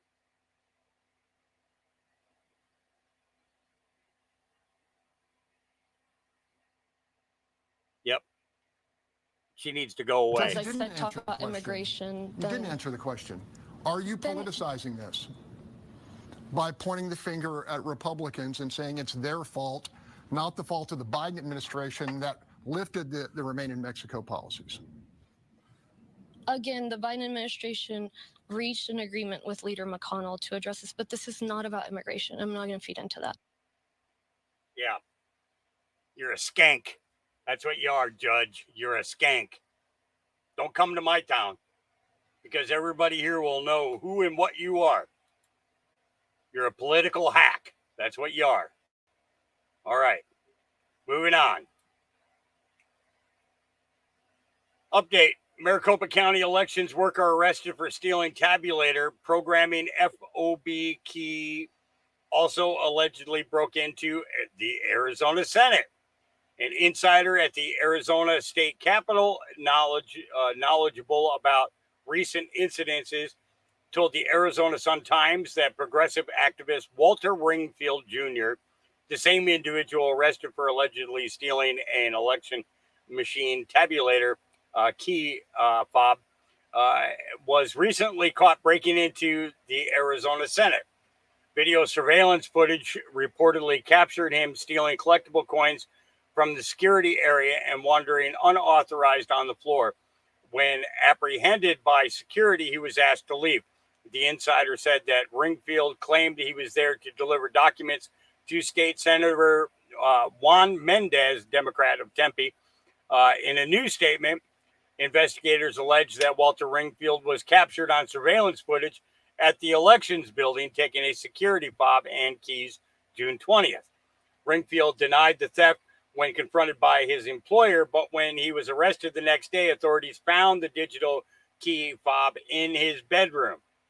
Investigators say Ringfield was a temporary worker assigned to the ballot tabulation center. He worked with staff on logic and accuracy testing of the machines. The 27-year-old Ringfield was charged with 1 count of misdemeanor theft and 1 count of felony criminal damage. He is still in jail, having been denied bail due to his prior criminal history and the felony charge. Here we go. 27-year-old Walter Ringfield. So these are new images of him released today inside the election center. Tonight, we're hearing from the Maricopa County Sheriff and the county supervisor. Fox 10's Lauren Clark is live in studio tonight with more. Lauren. Hey there, Mark and Christina. Investigators say that he was a temporary worker for them, assigned to the ballot tabulation center. He worked with staff with the logic and accuracy testing of the machines. Following his arrest, the building is reprogramming the equipment, a move that will cost an estimated $20,000. Going to act upon it. We're going to act strongly. We're going to get to the bottom of it. And we're going to make sure if there's someone else who decides to do something like this, we'll be on the phone with the sheriff again. We're not messing around here. Maricopa County Supervisor Bill Gates not mincing words following the arrest of 27-year-old Walter Ringfield, the man investigators believe stole sensitive items from the election building Thursday where he worked. Gates says early Friday, staff noticed something was awry. Beginning of each day, we do an inventory check and make sure that we have all of these black security keys. We did that on Friday morning. We found that one was missing. That's when staff members say they started talking to workers and scanning through surveillance video. Still shots from surveillance video from the Maricopa County Sheriff's Office shows a man leaning over to grab a red lanyard, putting it in his shorts. Within hours, police arrested Ringfield in his home, finding a digital key in his bedroom. The small piece of equipment, part of a multi-layered process to turn on a tabulator machine. Gates says it was out that day for testing ahead of the July primary. But know that this in and of itself would not be able to start a tabulation machine. Court records show Ringfield has a previous criminal charge of theft, but participated in the felony diversion program. We do a criminal background check. And when we did that criminal background check, we did not find this. He was on diversion. In the meantime, Maricopa County Sheriff Russ Skinner says his office is combing through Ringfield's cell phone and laptop data.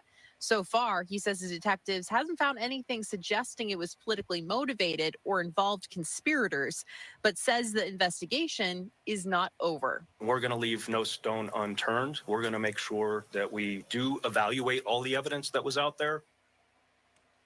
And Ringfield is currently being held in the 4th Avenue jail. He's facing charges of theft and criminal damage tampering.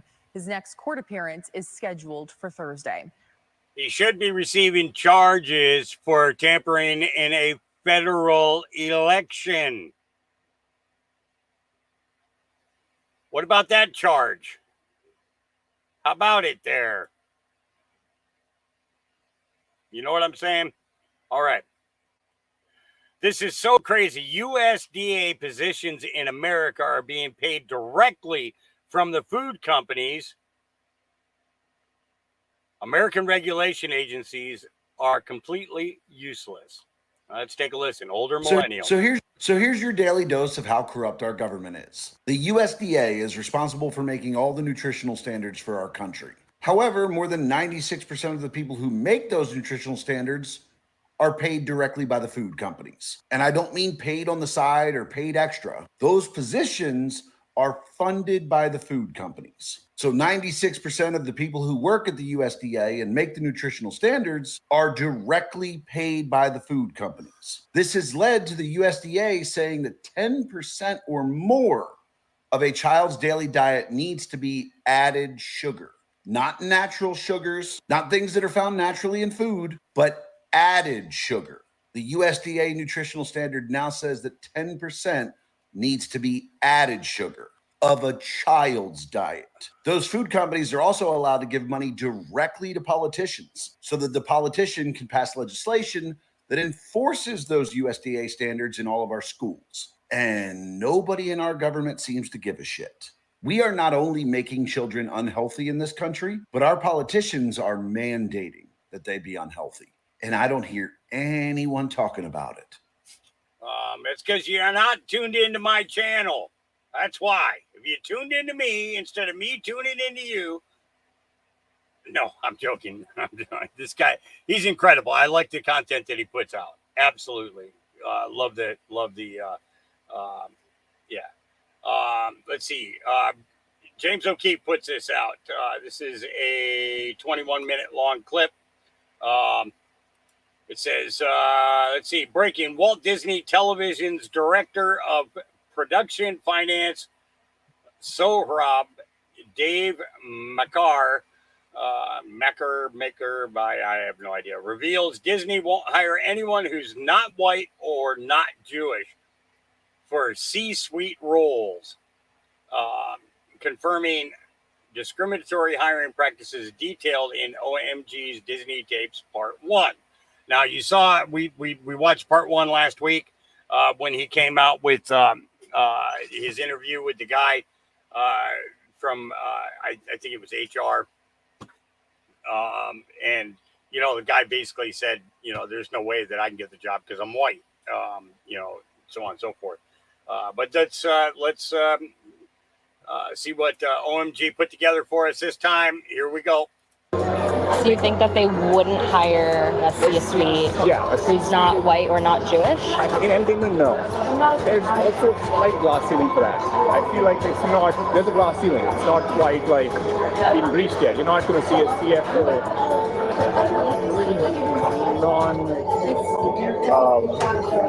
I guess, for lack of a word, on white, non-Jewish.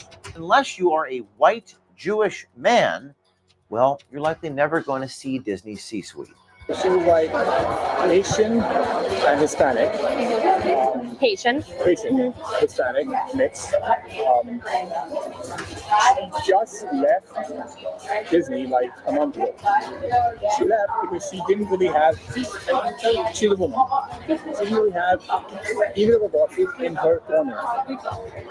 Okay. And she quit saying that she just is like, I just not feeling right. So I feel, and that being said, that the department heads are two Jewish men. It's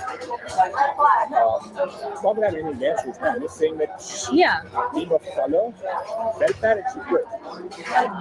Because she just said, if I can't see you like him. The very well qualified Haitian Hispanic woman who had rapidly worked her way up the Disney ladder left the company, acknowledging that she likely had no future there, oddly enough, because she wasn't white, Jewish, or man enough. So maybe there's this juxtaposition between corporations, especially in entertainment, that say, you know, we want diversity and all these things, but then in reality, it's a number. Like, you know, like I've done the report for diversity inclusion, which they make us do every year. Saying, okay, like, if it shows, tell us the diverse cast, all the members are in there.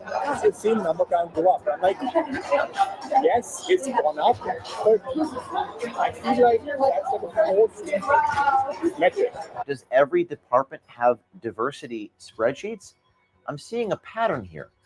And that is from Disney's hiring practices. what about like the LGBTQ? I want to see them do it more in like the kids' shows. I agree. Yeah, it's the way the world is. You can't like pretend it doesn't exist, right? Yeah. And say like, oh, we're just going to show like one section of society. That's all the world is. The world is like full of everybody. Right. And that should be on screen.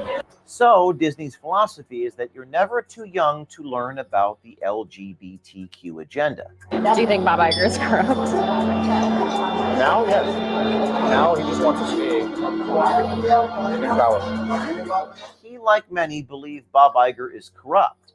And if you look at the recent filings of Disney shareholder Nelson Peltz, it seems others carry the same sentiment.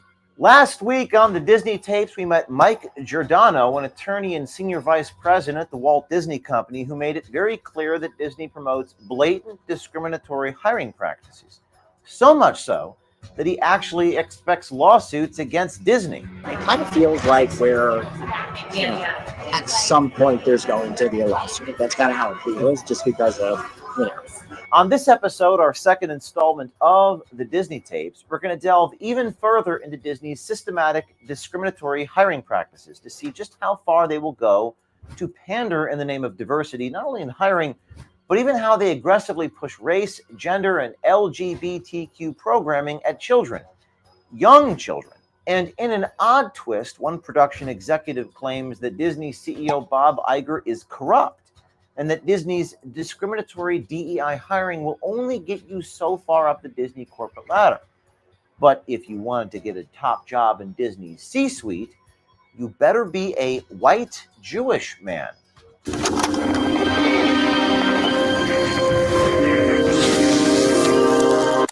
Now let's pick up where we left off last week.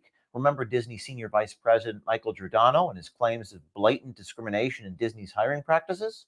Certainly, there have been times where, you know, there's no way we're hiring a white health person. Just kind of unspoken. There are times when it's spoken, but how would they say it? There's no way we're hiring a white health person. They, you know, for writers and actors, we'll hear all the time, like, you know, I'm looking to hire writers and actors who bring diversity, and I'm not looking to bring on any more clients who are white. Now, let's meet Saurabh Makkar, who also goes by the name Dave. Dave is a director of production finance at Walt Disney Television. He is intimately involved in Disney's production business behind the scenes. Yeah, I don't know if you heard of Show Rookie, ABC Network. Yeah. Yes. Yeah, you're producing it. Okay. What is your role in I'm doing all of that? Production finance executive. I'm involved with like the actual production of the show. Okay. Looking at my work starts with like making the budget. That's my domain. Really, the budget for the show, that's my real work. Okay. Starting. Right. So you work on the budget, you work with the different departments, and you kind of like wrangle together a number and you give it to the network and say, is this okay with your target? Mm-hmm. If it is, then it's a green lit. You lock the budget and you take it from there. Then we start with like the other parts of my work, which is mostly like, you know, active payments, leases, making sure they're on track with the different budgets for every episode, right? Because we lock the budget for one impact, what we call it, right? But each episode can go up and down. So you have to make sure that if it goes up, something comes down. So you kind of like. Oh, okay. Yeah. So you're like managing it in real time? Yeah, it's really like managing the producer, executive producers, you know, make sure they're on target with what the network and platform. Yeah, very cool. Do you work with at all with like the people who are doing the content, like just to kind of like see what the creative side? Yeah, we have to work with them, right? Yeah. There is no doubt that Disney discriminates against white men when they are hiring and choosing who gets promoted. We heard that from Michael last week in Disney Tapes Volume 1, and Saurabh confirms it here. So maybe there's this juxtaposition between corporations, especially in entertainment, that say, you know, we want diversity and all these things, but then in reality, it's a number. Like, you know, like I've done those reports on diversity inclusion, which they make us do every year. Saying, okay, like look at the shows, tell us the diverse cast of crew members are in there. So you've seen number count go up. I'm like, yes, it's gone up, but I feel like that's like a forced metric. There's also a slight glass ceiling for that. I feel like it's not, there's a glass ceiling. It's not quite like been reached yet. You're not going to see a CFO really I guess, for lack of a word, non-white, non-Jewish. what's included in the diversity like columns? Like, so they'll say, like, is the cast diverse? They have like a lead cast member who's like of color. Do they have like a cameraman, or do they have like a director who's of color? So that way we're good. That I can say. Like, I've seen a lot of directors, people who are of color, getting opportunities. And as a writer, People of color. Yeah. What? Michael, the senior vice president, also acknowledged Disney's diversity spreadsheets in last week's report. Does every department have diversity spreadsheets? I'm seeing a pattern here. And that is from Disney's hiring practices. Not a week goes by without a news headline about potential medical supply shortages, threats to our infrastructure, or power grid. And you remember what they pulled during the last pandemic. Certain medications were mysteriously out of stock. No way will I ever let that happen again. In today's unpredictable world, it's all about being prepared for who knows what they have in store for the next pandemic. Our friends and supporters at the Wellness Company have designed this unique, prescription-based medical emergency kit that is packed with 8 potentially life-saving prescription-only medications, including Z-Pak and ivermectin, which I use myself while out on the road and starting to feel a bit under the weather. Health is everything, and this is a great opportunity to order a Wellness Company Medical Emergency Kit. The Wellness Company Medical Emergency Kit stands ready to treat over 30 common ailments, ensuring you'll have access to vital medications when you need them most. And now save $45 per kit when you order using the code OMG. Get ready to write this down. Get your Wellness Company Medical Emergency Kit at twc.health/OMG. That's twc.health/OMG. That's twc.health/OMG. And save $45 per kit today when you use code OMG.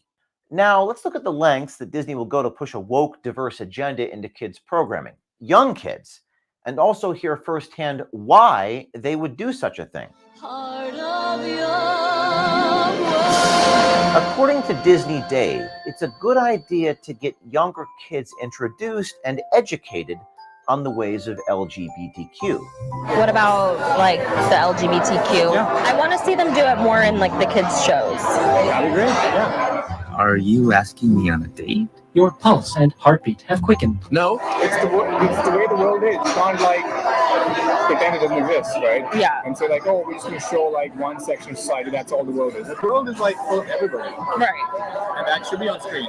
That's my little sib Blake and her girlfriend Ghibli. Following in mom's wake. Oh, nonsense. I'm just an architect. It's important, I think, for me to see like, you know, the LGBTQ stories and like, especially for kids so that they can understand all of that and you know, introduce it to them just so that they're comfortable and all this stuff. Like, do you think that Disney like makes that a priority? I think they are. Do you think it's authentic? Like, not quite. Netflix does it better. So, Disney's philosophy is that you're never too young to learn about the LGBTQ agenda. Apparently, even Dave thinks Disney has gone too far, pushing the DEI thing in their programming. He talks about in one recent failed show, Debt and Other Details, where Disney tried so hard to push the DEI window that it totally tanked the show. I feel like in our show, we insert diversity when it's not really like organic to the story. It's It kind of stands out. Like this just feels like a weird. orchestrated. Yes, that's the word, orchestrated, right? Like we did a show called Death and Other Details. What's it called? Death and Other Details. Okay. It just came out a couple months back. Now it's a whodunit. The good star cast supported it. The main lead was a really big actor. He was a very big actor. Okay. It flopped. The audience didn't connect. According to Dave, the cause and failure of one of Disney's many flops was again attributed to trying to force DEI into programming where it was not only out of place, it was highly inauthentic. It happens. Yeah. But if you did the analysis, the post-mortem of it, you're just like, why? Because the story, they just tried to feed in so much diversity and they took away from what could be authentic. It just didn't feel authentic. Yeah. Characters felt like, oh, they're trying to hit a box. Like, there's one lesbian character there, there's one like African American, there's one Indian, there's one Chinese, there's one this. But it just felt like these people would never be together in that setting. You know what I'm saying? Wouldn't you have liked to be a fly on the wall in that meeting, just watching the guy with the DEI checklist? Chinese, check. African American, check. Lesbian, check. Indian, check. Yes. It's just like, it doesn't feel authentic. I'm like, that's the word you guys missing. Authenticity, you know, like, when you're doing a show, it's gotta feel real. It's gotta feel like, wow, this is like, the way it is. Really? At what point do they realize that DEI just isn't working? For the audience or for the shareholders? On top of all of this, Disney executive Dave even tells our undercover journalist how he feels Elon Musk doesn't believe in free speech and is only out there to seek attention. Something that was like, you know, obviously there's all this drama with Bob Iger and Elon Musk and like all this stuff, and I was reading something because, you know, people have come down on Disney. He does stuff for like publicity. Okay. But it works for him. Absolutely. I don't think what he says literally, like what Elon believes this. Do you think he actually believes in free speech? No. He does. Right. So his biggest thing was, I want free speech, right? Right. People joined Twitter and started impersonating him. He blocked those people from Twitter. How dare they? How's that free speech? Yeah. So I'm like, you're the owner, you can make up rules as you go. Like, free speech means anything. Free speech. If I want to impersonate you, I should be allowed. Right? That's your whole speech, right? Yeah. Unfettered access to whatever you want to say. What do you think Elon's motive is? Attention. Attention? You think he cares that much about attention? He's narcissist. He wants to care about that. He's got big ego. You feel that. People like him love spotlight. He wants to be in that news. He wants to be in the front page every day saying, Elon Musk did this, Elon Musk said that. That gives him energy. I've seen people like that. I know people like that. You know, like they love that energy. They thrive on it. On that spotlight. I've had it with all my personal and private information being exposed and exploited by big tech and big government. So I'm joining my friend Eric Prince, and I'm switching to my new unplugged phone. Protect your privacy. Get your very own unplugged phone. Go to unplugged.com/OMG. That's unplugged.com/OMG. Take your privacy back. Unplugged.com/OMG. Now let's get back to Disney's discriminatory hiring practices. Just when you thought there is no way Disney will hire you if you're a white man, Disney Dave tosses us a curveball. Imagine seeing this ad in the Help Wanted section. Job opening, Disney C-suite, must be a Jewish white man. Okay, so it isn't quite that overt. But let's say that you're lucky enough to get a job at Disney and you're setting your sights on going all the way up the corporate ladder. What's it going to take to get there? Again, by now, it has clearly been established that it's almost impossible to get hired and or promoted at Disney as a white man. You know, I've been at the company 11 years now, so I have friends in HR and I have friends in those divisions, and they're like, look, nobody else is going to tell you this, Mike, but they're not considering any white males for a job. They're just not. And of course, we heard how Disney even bonuses executives for hiring non-whites. There's literally like a percentage of my bonus at the end of the year is theoretically based on whether I have hired, supported, mentored people who bring diversity. Whether you, what kind of mentor? What do you mean? Like if I've done things to help further the careers of people who bring diversity. Oh, wow. Hiring them or helping them get promoted or mentoring them.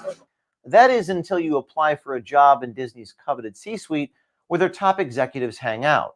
Though Disney makes a big show of pushing diversity, equity, and inclusion across middle management and even in their casting and staffing of their productions, Dave Macker claims that Disney has a glass ceiling when you get to the top, and you have to be a white Jewish man if you want a shot at making it into the C-suite. It was really cool to hear that, that they take that into consideration, like, bringing in people from diverse backgrounds and that kind of thing. There's also a slight glass ceiling for that. I feel like there's a glass ceiling. It's not quite like been reached yet. You're not going to see a CFO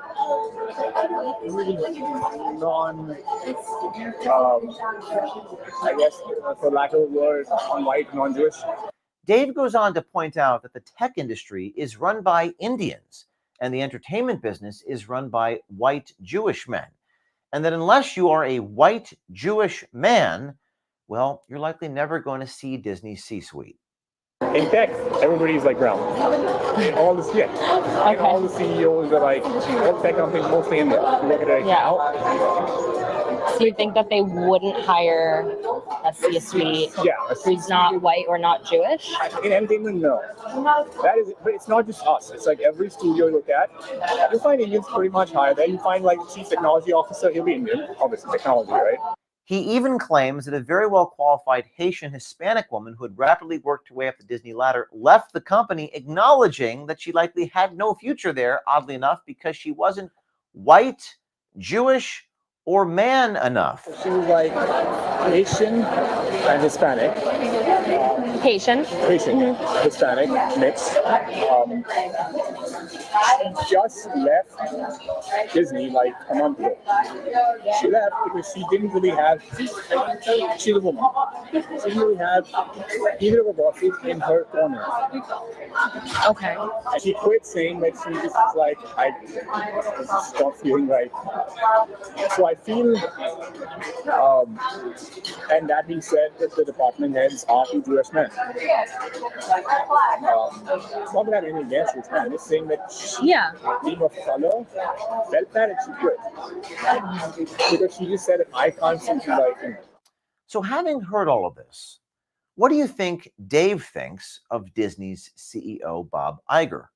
Do you think Bob Iger is corrupt? Now, yes. Now he just wants to stay in power. He came with a 2-year promise. In 2 years, I'll turn the company around and I'll get you a new CEO. He said that 2026. He got rid of a few people who were like, who could have been against him. He got rid of her. Like one CFO, Christine McCarthy. She was the CFO of Disney. He got rid of her. That's why I felt like, okay, I see this. That he's removing any potential threat. She could have been CEO. Yes, you heard that right. He, like many, believe Bob Iger is corrupt. And if you look at the recent filings of Disney shareholder Nelson Peltz, it seems others carry the same sentiment. Do you think Bob Iger is corrupt? Now, yes. Why does Dave Macker think that Bob Iger is corrupt? Is it because of his hiring practices, his insistence on pushing bizarre sexual and racial content on young kids, or how he uses his power and influence for political fundraising for far-left causes and leftist politicians? Who knows? One thing we know for sure, under Bob Iger's leadership, Disney, a once stellar and safe family brand, continues to rapidly circle the drain. Maybe Iger should spend more time on Disney's balance sheet and profit and loss statement and less time checking the boxes on his DEI spreadsheet. So again, I will ask, will Bob Iger clean up his act and get the Mouse House whipped into shape, or will he continue to play the part of Goofy on Wall Street? If Iger doesn't get Disney fixed quickly, there may be a job opening in Disney's C-suite soon. If you're a white Jewish man. Let us know what you think in the comments below. Next week, we'll release Disney Tapes Volume 3, where we dive into a different executive from Disney. Stay tuned. If you want to become an American swiper, go to o'keefemediagroup.com. And if you have been a victim of discrimination at the hands of Disney, reach out to us and we will attempt to assist you with our Citizen Journalism Foundation. Stay tuned.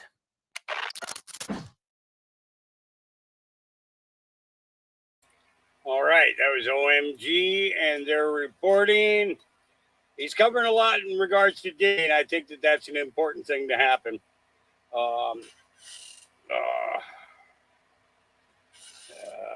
Give me 1 second. I'm just finishing up something here.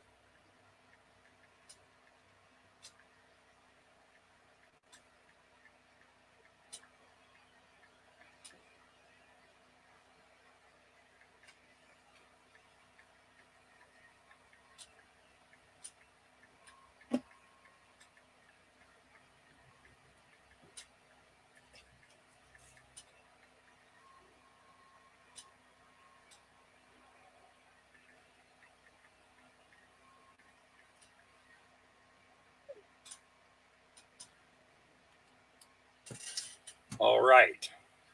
So moving on to the next one. Virginia man walks in to vote with no ID to show how easy it is to rig elections.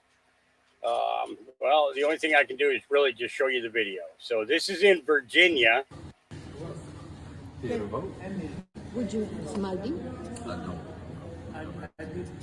You don't? No. Now, that's going to create a problem. You can vote, but you're going to have, that's going to create a problem. Let's see, you have to fill out paperwork and you have to turn in a sheet. You gotta fill out paperwork? Yeah. To vote with no ID? Yeah. But I can still vote? Yeah. Okay. All right. I'll fill out that paperwork. All right. Okay. Oh, there. You have no kind of identification? No. Okay. No ID. You, no driver's license? Did you drive over here? I drove, yeah. And you don't have a license? No. No license. You got a registration or something in your vehicle? No. Nothing at all. No ID. You don't have a registration? Nothing. All right. I can still vote, right? Yeah. Yeah. All right, this is confirmation statement. Okay. All right, let's see. What do you need? Just go ahead. And go My on. name. Mhm.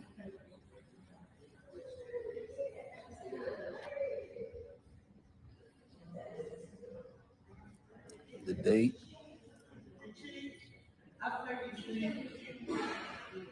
June 18th, right?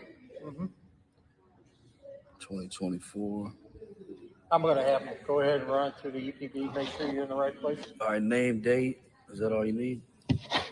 I'm here to vote, but I haven't registered to vote yet. Okay.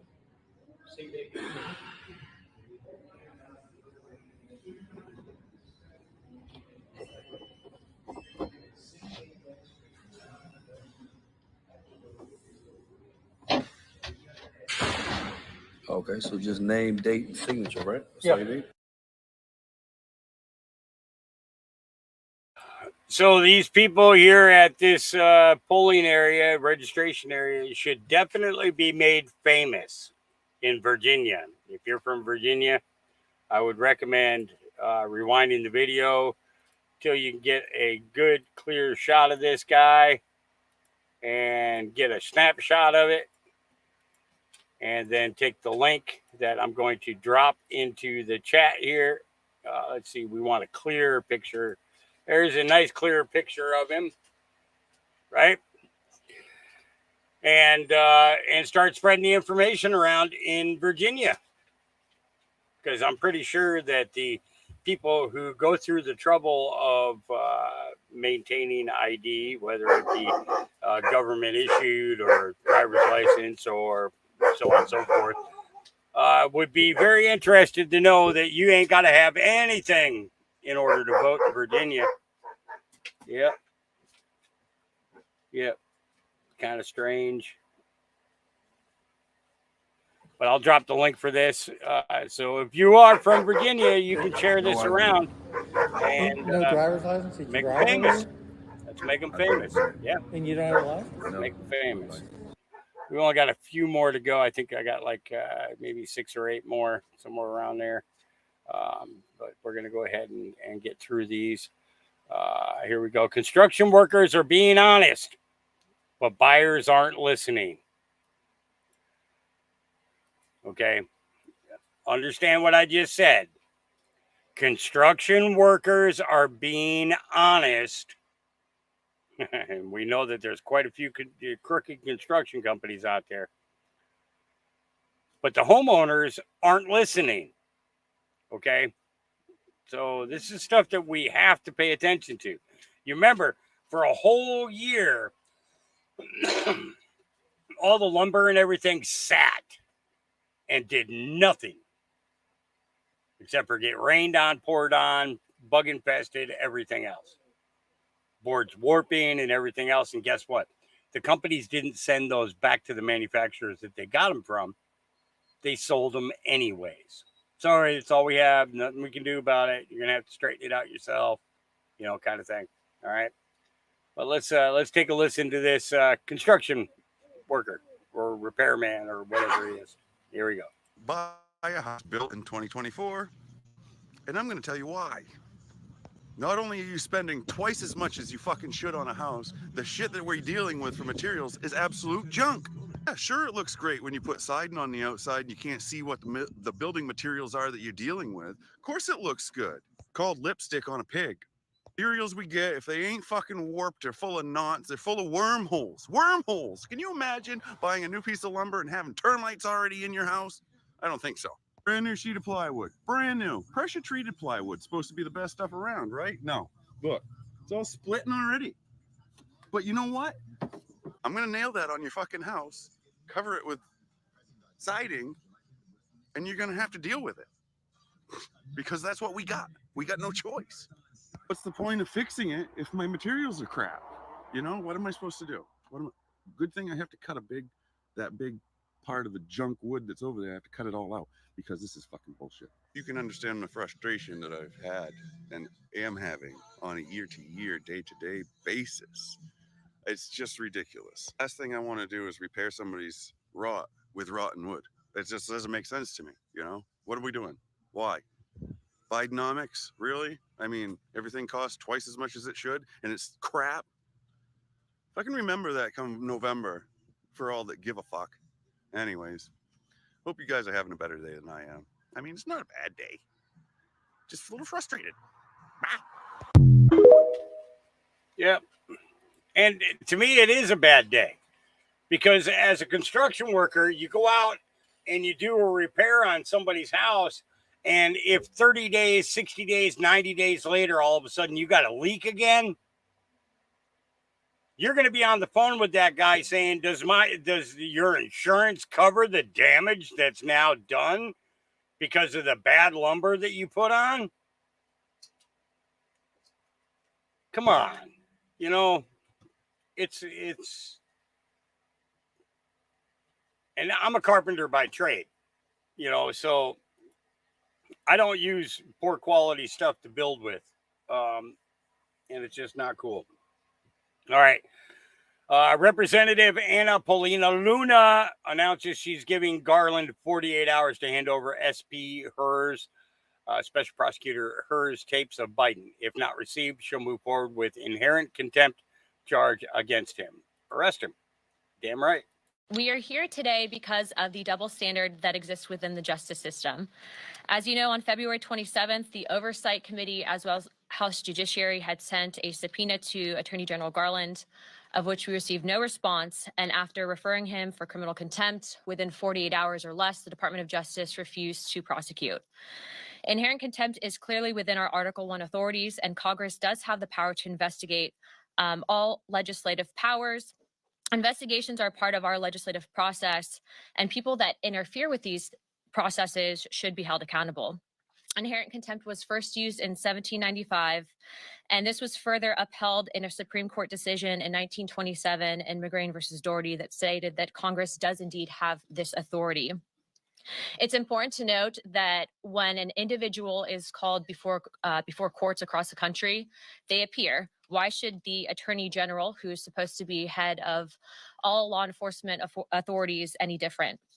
Garland still has time to comply with this request. We are asking that he bring the tapes to the House and let us listen to them. But in the event that he does not, we will press forward with calling the privilege motion on inherent contempt to the floor on Friday morning. It is also important to note that if we as a Congress do not have the ability to enforce our investigative ability, that we are essentially going to be ignored and undercut and essentially handicapped by all other branches, which would make us not a co-equal branch of government.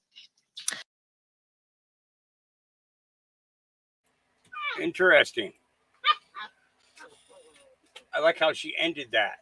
She says, if you're not willing to comply, then it shows that we are not an equal branch.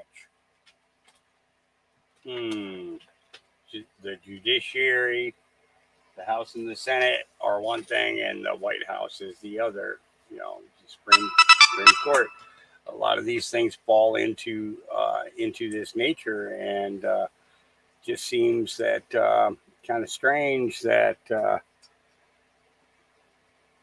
I hate Samson. Sometimes they just keep sending me these messages for games for my phone. I don't want your games on my phone.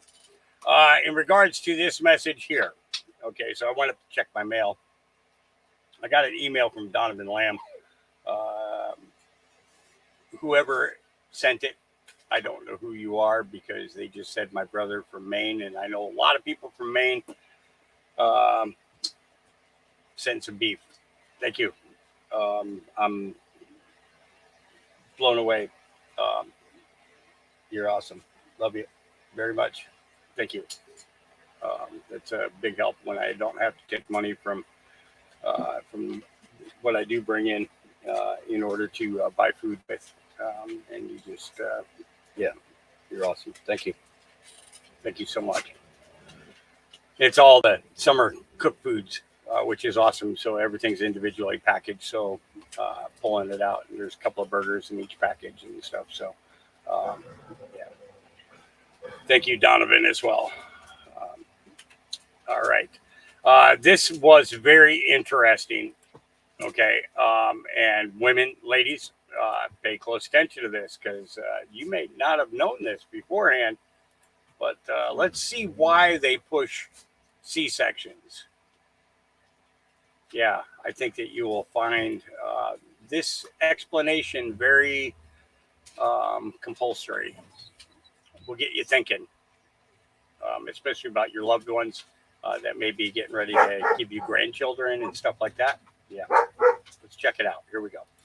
So there are companies that come in to take women's placentas and use them for pharmaceuticals, for beauty products, for stem cells, basically medical procedures. They're valued at a lot of money. I've heard $50,000. I've heard $500,000. I've heard for a placenta. For a placenta. I've also heard that they're more valuable when they're a C-section. Why? Because they don't go through the vaginal canal. So they're not as, quote, contaminated. So they can charge more for it. So you mean to tell me that a company will pay $50,000 or above for a woman's placenta and pay more if they are not given birth vaginally? And is that why so many women are being forced into C-sections? So there are companies. Isn't that interesting? Now, I seem to remember a particular place in Pennsylvania that said that the placentas are saved along with the umbilical cord so that they have the stem cells,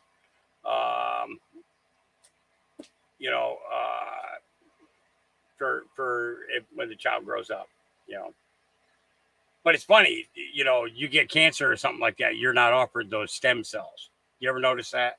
You're not offered your stuff. I'd like to know exactly what they're doing with it, and this explains quite a bit of it. this explains a lot of it. I did get that. Thank you very much, Tennessee. That'll fill up a couple of gas cans for me. I appreciate that. It's $6.80 a gallon right now. What I need to do is get somebody to go up to like into Salem or even up to if they're coming down from the Portland area, because I hear tell that it's only like $4.20 to $4.50 in the bigger cities. And I'm like, wow, I can't believe that they're charging that out here. You got farmers out here, and the diesel gas is well over $7 in this area, and that's all this is out here is farm country, Yeah. Mr. Sciatica says, I pay every month for the placenta just in case anybody in the family has a blood immune disorder. We did it during COVID when my son was born. Yeah, it's but I'd be concerned about what they're going to do with it between the time that you give it to them and the time that any medicine comes back. How do we know that they're not doing something to it? So where medical is concerned, I don't trust any of them. I just really don't. I don't trust any at all. None. Not a single doctor. I don't trust this. I don't trust doctors. I have a hard time. I've had a hard time for the last 7 years trusting even veterinarians. Okay, pushing things for your dogs that are totally unnecessary. And it's ridiculous. It's like the rabies shot. One rabies shot is good for 4 years. Okay. But what do they make you do every year? Your county or your city, they make you take your dog in and get another rabies shot. Well, then by the time the dog is like 6 or 7 years old, the dog's got cancerous tumors all through its body. Why? Because of these damn shots. It's just that simple. Veterinary is just as much of a scam as the regular doctors, So, all right. Unlimited L says New Jersey man is charged with attempted murder after flying to Florida overnight to attack his online video game rival with a hammer. Edward Kang, 20, allegedly took an overnight flight from Newark to Jacksonville. The victim's stepfather reported being awakened by screams. Oh, let's take a listen to the sheriff. Here we go. What makes this incident particularly noteworthy is that it originated from an online altercation. The suspect flew from Newark, New Jersey to Florida, apparently to confront the victim in person. At approximately 2 a.m. yesterday, our deputies responded to a call at a residence in Fernandina Beach regarding a physical altercation between two individuals. Upon arrival, they discovered a significant amount of blood in the entryway of the home and the victim's bedroom. The victim's stepfather reported being awakened by screams for help. When he went to see what was going on, he found his stepson on the ground, struggling with the attacker who was in possession of a hammer. The suspect was identified as 20-year-old Edward Ko Kang, and this is his picture.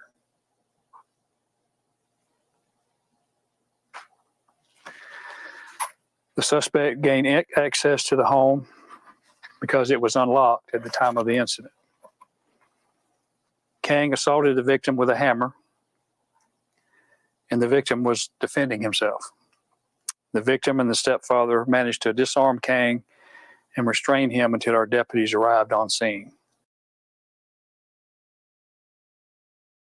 Over a flippin' video game.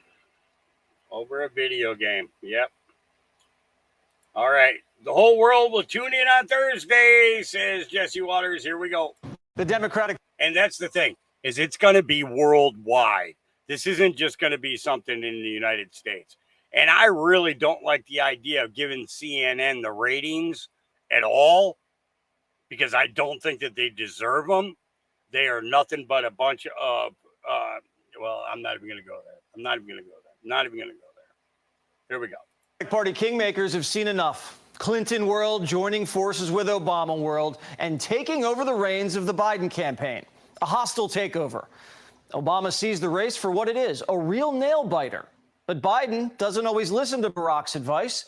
He actually questions his judgment. So Obama's going around Joe and is personally calling Biden's campaign chair and close advisors, asking about strategy and how Biden was taking their advice. He has the Biden campaign wired. Obama's people have ordered the Biden campaign to, quote, make sure Obama is in the loop on campaign updates. Obama's even making staffing decisions at Biden's headquarters in Wilmington. Obama's lieutenants warning they'll be watching Thursday night. No pressure.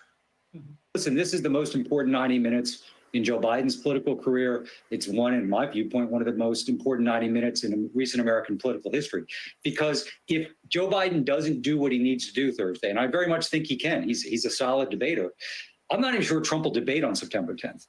We agree. It's the most important presidential debate since Kennedy-Nixon, only because the whole world's tuning in to see if Biden can hack it. If he can't, they'll swap him out. If he can, the progressive takeover of America is imminent, because a second Biden term would bring this country to its knees. Obama's team not stopping, inundating Biden with last-minute advice. Tell me, what's the one thing David Axelrod most wants to see Thursday night? Well, look, I think from Biden, I would like to see him make this a very comparative exercise. Don't get caught up in that presidential trap of touting your own record and defending your own record endlessly. That should be easy because Biden doesn't have a record. It's all hands on deck for the Democrats, so they're bringing in an expert, the only person who's debated Trump and Biden. She's back. Hillary's nagging Biden with debate tips now. Since Joe won't take her calls, Hillary's giving him advice in the New York Times. Hillary says the key to winning the debate, go hard on abortion, democracy, Jan 6, call him a convicted felon out for revenge, and, oh yeah, Joe should mention something about how he's going to lower costs. Hillary's giving Biden the answers, and CNN's probably giving Biden the questions. Remember, it's the same network that leaked her questions the last time. How do you trust the network that's been calling Trump Hitler to play fair? You can't. And if there's any time to play dirty, it's now. Because Biden's losing to Trump in every swing state, every one. And the media, like with all things, can't understand what's happening. The debate is going to make clear the contrast between our president, the current president, who works on behalf of the American people, fights for the American people, and the former president who pretty much spends full time fighting for himself. If the contrast is so obvious, what's going on? Why does it poll so closely? Why is the race so close? These races are always close. If Biden can't deliver his lines, the Democrats are going to play Ring Around the Rosie with Kamala, Newsom, and Crooked in Chicago. Watch. If he does flop so hard that it's even the media can't deny it, should they pull him? I would say yes. The reason I would say yes is because you know the base is gonna show up, and but it's about like those independents and those hypothetical swing voters, those people who maybe undecided. It's about them. As we speak, it's day 5 of Biden at Camp David with 16 camp counselors cramming binders full of zingers into his brain while he mock debates Trump impersonators in an airplane hangar / movie theater that's been outfitted with lights and production equipment, courtesy of Steven Spielberg. Aides whizzing in and out of the room on golf carts and carb-loading Joe with lasagna while he practices standing for 90 minutes. Only problem is Biden's debate prep is too white. There is a profile in the New York Times today of the 3 closest advisors, longest serving advisors, informal and formal advisors to the president, and they're all white men in their 60s or higher. Former Senator Ted Kaufman, 85 years old. So is that too insular? The media wants to DEI debate prep. Even though Barack's calling the shots, I guess he's not black enough. What do they need to bring Cord Pop to Camp David? Think about it. Joe Biden needs to take a week off of his job to prepare to do his job. This is the first time in presidential history where the president has taken a full week off to prepare for a debate. Maybe he doesn't remember the last 4 years. I'm sure Trump will jog his memory. Biden's incapacitated, so they're making him memorize thousands of sentences for 7 days. But on a debate stage, Biden's his own worst enemy. He torpedoed his own campaign during a debate in '87 when he plagiarized a Brit. Why is it that Joe Biden is the first in his family ever to go to a university? Why is it that my wife, who's sitting out there in the audience, is the first in her family to ever go to college? Is it because our fathers and mothers were not bright? Is it because I'm the first Biden in 1,000 generations to get a college and a graduate degree that I was smarter than the rest? Those same people who read poetry and wrote poetry and taught me how to sing verse. As soon as Biden climbed down from the stage, anxiety filled the faces of his closest aides, and they knew at that moment it was over. On Thursday night, if Biden can't regurgitate all the talking points pumped into his head, he'll revert back to Bidenisms, half of which are plagiarized or completely made up, like cannibals snacking on Uncle Bozy. If Biden steals or forgets his lines, the party elders will send out a bat signal for an understudy at the convention. These 16 camp counselors, many loyal to Obama, are putting Biden through a stress test, like a patient under constant observation, the whole time on the phone with the head physician, Barack Obama, who has power of attorney and is ready to pull the plug.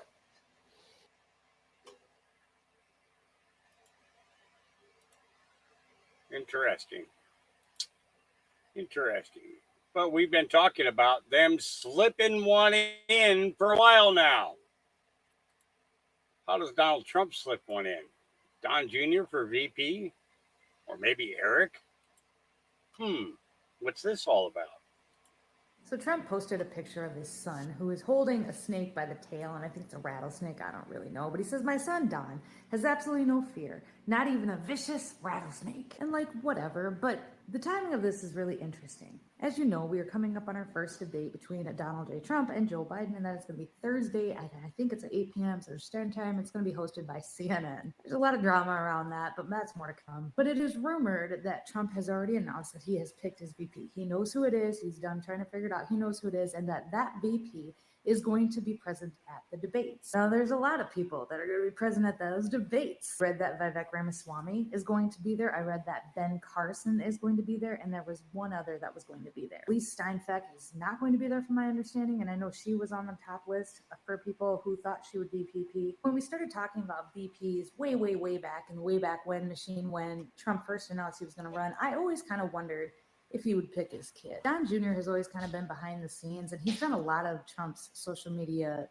stuff. You dump yours in the box, that way everybody can try yours too. Sorry, my kid's home. We're having saltwater taffy. And sorry for the echo. We have everything cleared out. We're getting our new floors finally today. I just finished painting our old floors, and then I'll do a before and after when they're done. Here's a saltwater taffy. Anyway, there's nothing that states that he can't pick his kid to be VP, and honestly, it would kind of make sense considering the disaster that Trump had around him. I think his first term, he had a lot of snakes then and people around him that were giving him some pretty bad advice. And in that kind of political, you could just dump it in there. In that kind of political realm, it's hard to know who you can and can't trust. But let me know what you guys think. This is Strawberry. Let me know what you think. Do you think he would pick Junior? I think it would be epically dramatic. All right. That was Shipwrecked. Yep. All right. Wow, check this out. Walmart order from 2 years ago. Total cost for 45 items. And so on. Let's take a listen. Here we go. I feel like I'm going to be sick. I just, looked through my Walmart history. And I found this, Walmart order from 2 years ago for the whole month worth of groceries. 45 items cost $126. A whole month of groceries just for me, basically. But I did notice this reorder all button, and I wanted to see how much it would cost now. Now, this order of 45 items for 1 month would have cost $414. That is 4 times more. How the fuck? How? What?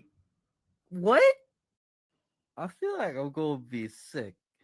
I just, looked through my Walmart history, and I found this, Walmart order from 2 years ago for the whole month worth of groceries. 45 items cost $126. A whole month of groceries just for me, basically. But I did notice this reorder all button, and I wanted to see how much it would cost now. Now, this order of 45 items for 1 month would have cost $414. Crazy, huh? Yep, but we see it. We know. Yep. All right, the Jeffrey Epstein and Disney connection just got more exposed. There's a picture of a little girl being clutched at Disney next to Epstein that then shows up with Epstein again outside of Disney. Here we go.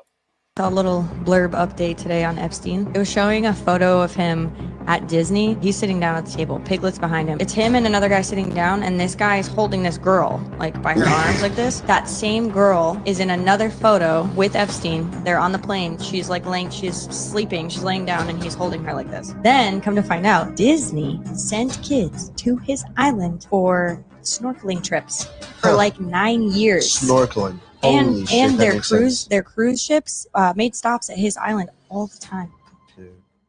A little blurb update today on Epstein. It was showing a photo of him at Disney. He's sitting down at the table, Piglet's behind him. It's him and another guy sitting down, and this guy is holding this girl, like by her arms like this. That same girl is in another photo with Epstein. They're on the plane. She's like she's sleeping, she's laying down, and he's holding her like this. Then, come to find out, Disney sent kids to his island for snorkeling trips for like 9 years. Snorkeling. And their cruise ships made stops at his island all the time. We've been talking about this too. All of it. It's all wrapped in. All of it. Just doesn't stop, does it? Just does not stop. All right, where does the money go? I'll bet you know. Make it make sense. Here we go. That makes no sense. So here's a question. If every country in the world is in debt, and this debt is crushing the everyday person, I go on and I look at the debt clock, that debt counter website, and it's just ticking away. And every time that number ticks, I get poorer, you get poorer, our dollar becomes even more worthless. My question is, if every country is in debt, who the fuck are we in debt to?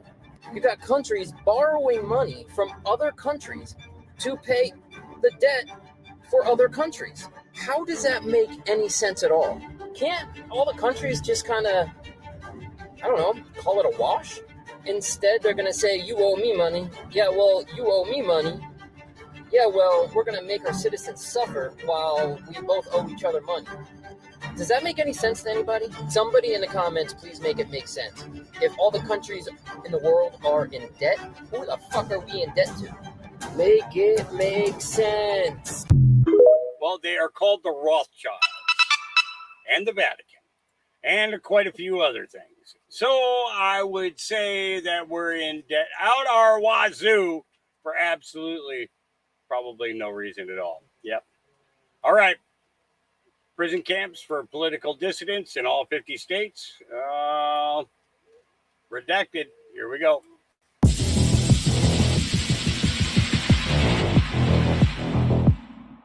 In a recent interview with Clayton Morris on Redacted, U.S. Border Patrol agent turned filmmaker J.J. Carroll discussed his new documentary and the fact that prison facilities are being built in all 50 states to hold millions of political dissidents.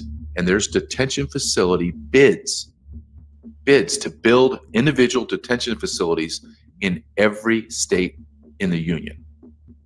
And then she goes on to say to me, well, JJ, who do you think they're built for? And she says in this interview, they're for dissidents, American dissidents. The FEMA camps were reported decades ago. This was never an outrageous conspiracy theory.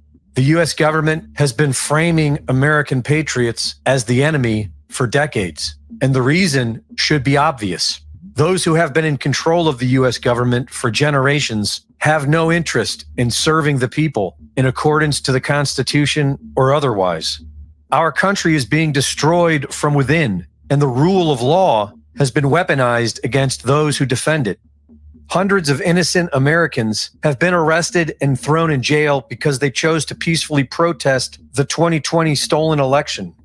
And others, such as Jeremy Brown, a Green Beret who was approached in late 2020 by federal agents trying to recruit him for the Jan 6 false flag operation, was arrested after going public with this information by the same federal agents.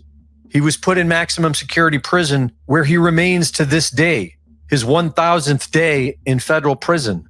Hundreds of innocent Americans have been in jail for years, and several have been tortured. Much of America is okay with the fact that hundreds are rotting in jail for a peaceful protest. It's already become the norm. While it's definitely worth celebrating the release of Julian Assange, the American people have never been more divided. The Daily Mail reports that more than 40% of Americans think a new civil war will be fought within the next decade. According to one poll, more than 4 in 10 U.S. voters say the country is likely to get ripped apart in a second civil war within 5 years. And another shows that over 100 million Americans say that civil war is coming. Based on the recommendation of think tank Policy Horizons, Canada has been preparing for an American civil war, including cyber attacks and grid failures following the 2024 presidential election. The soldiers of the New World Order are not going to die easy. They are apparently willing to spark a nuclear conflict with Russia and are already writing new laws to bring back the draft. So women have never been required to register for the draft, but that could soon change thanks to lawmakers on Capitol Hill. Martha, good morning. The Senate version of the National Defense Authorization Act, which sets out military and national security priorities, would require women to register for selective service. It concludes, quote, "This is a necessary and fair step, making it possible to draw on the talent of a unified nation in a time of national emergency." Now, there are two different versions of this bill, one in the House, one in the Senate. So it's possible women in the draft could get dropped as lawmakers iron out the differences. So while women may get dropped from this bill, our government is bringing back the draft while provoking a major war with Russia.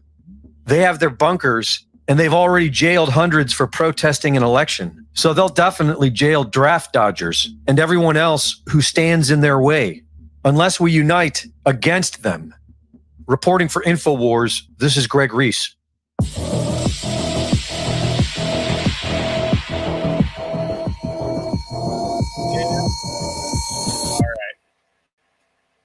All right.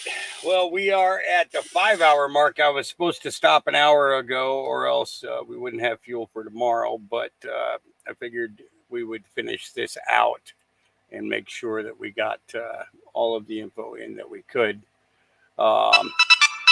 So with that, I'm going to have to say to you guys, have a great evening. I hope you guys got a lot out of the content in which I brought you today. We will be back with you again either tomorrow or Thursday, or today's Wednesday, Thursday or Friday. I'm not sure which day. I'm going to try and be back with you guys every day. As long as I got the fuel to do it, I will be with you. It's just if I don't, then I have to, I have to be conservative, with the fuel. So. We will see you guys again. Then remember, our Creator loves you. His Son, the Christ, loves you. I love you. And I thank you all for joining me and going through all this stuff. We all learn together. Makes for a great way to retain information. And I see a perfect 333 there. We got 130 over on it. Wow, 130 on X. I didn't know I had that many people following me on X. That's great. And 203 on the YouTube side. So, yeah, 333. Those triple digits. I'm seeing them more and more and more myself. All right. We love you. Peace.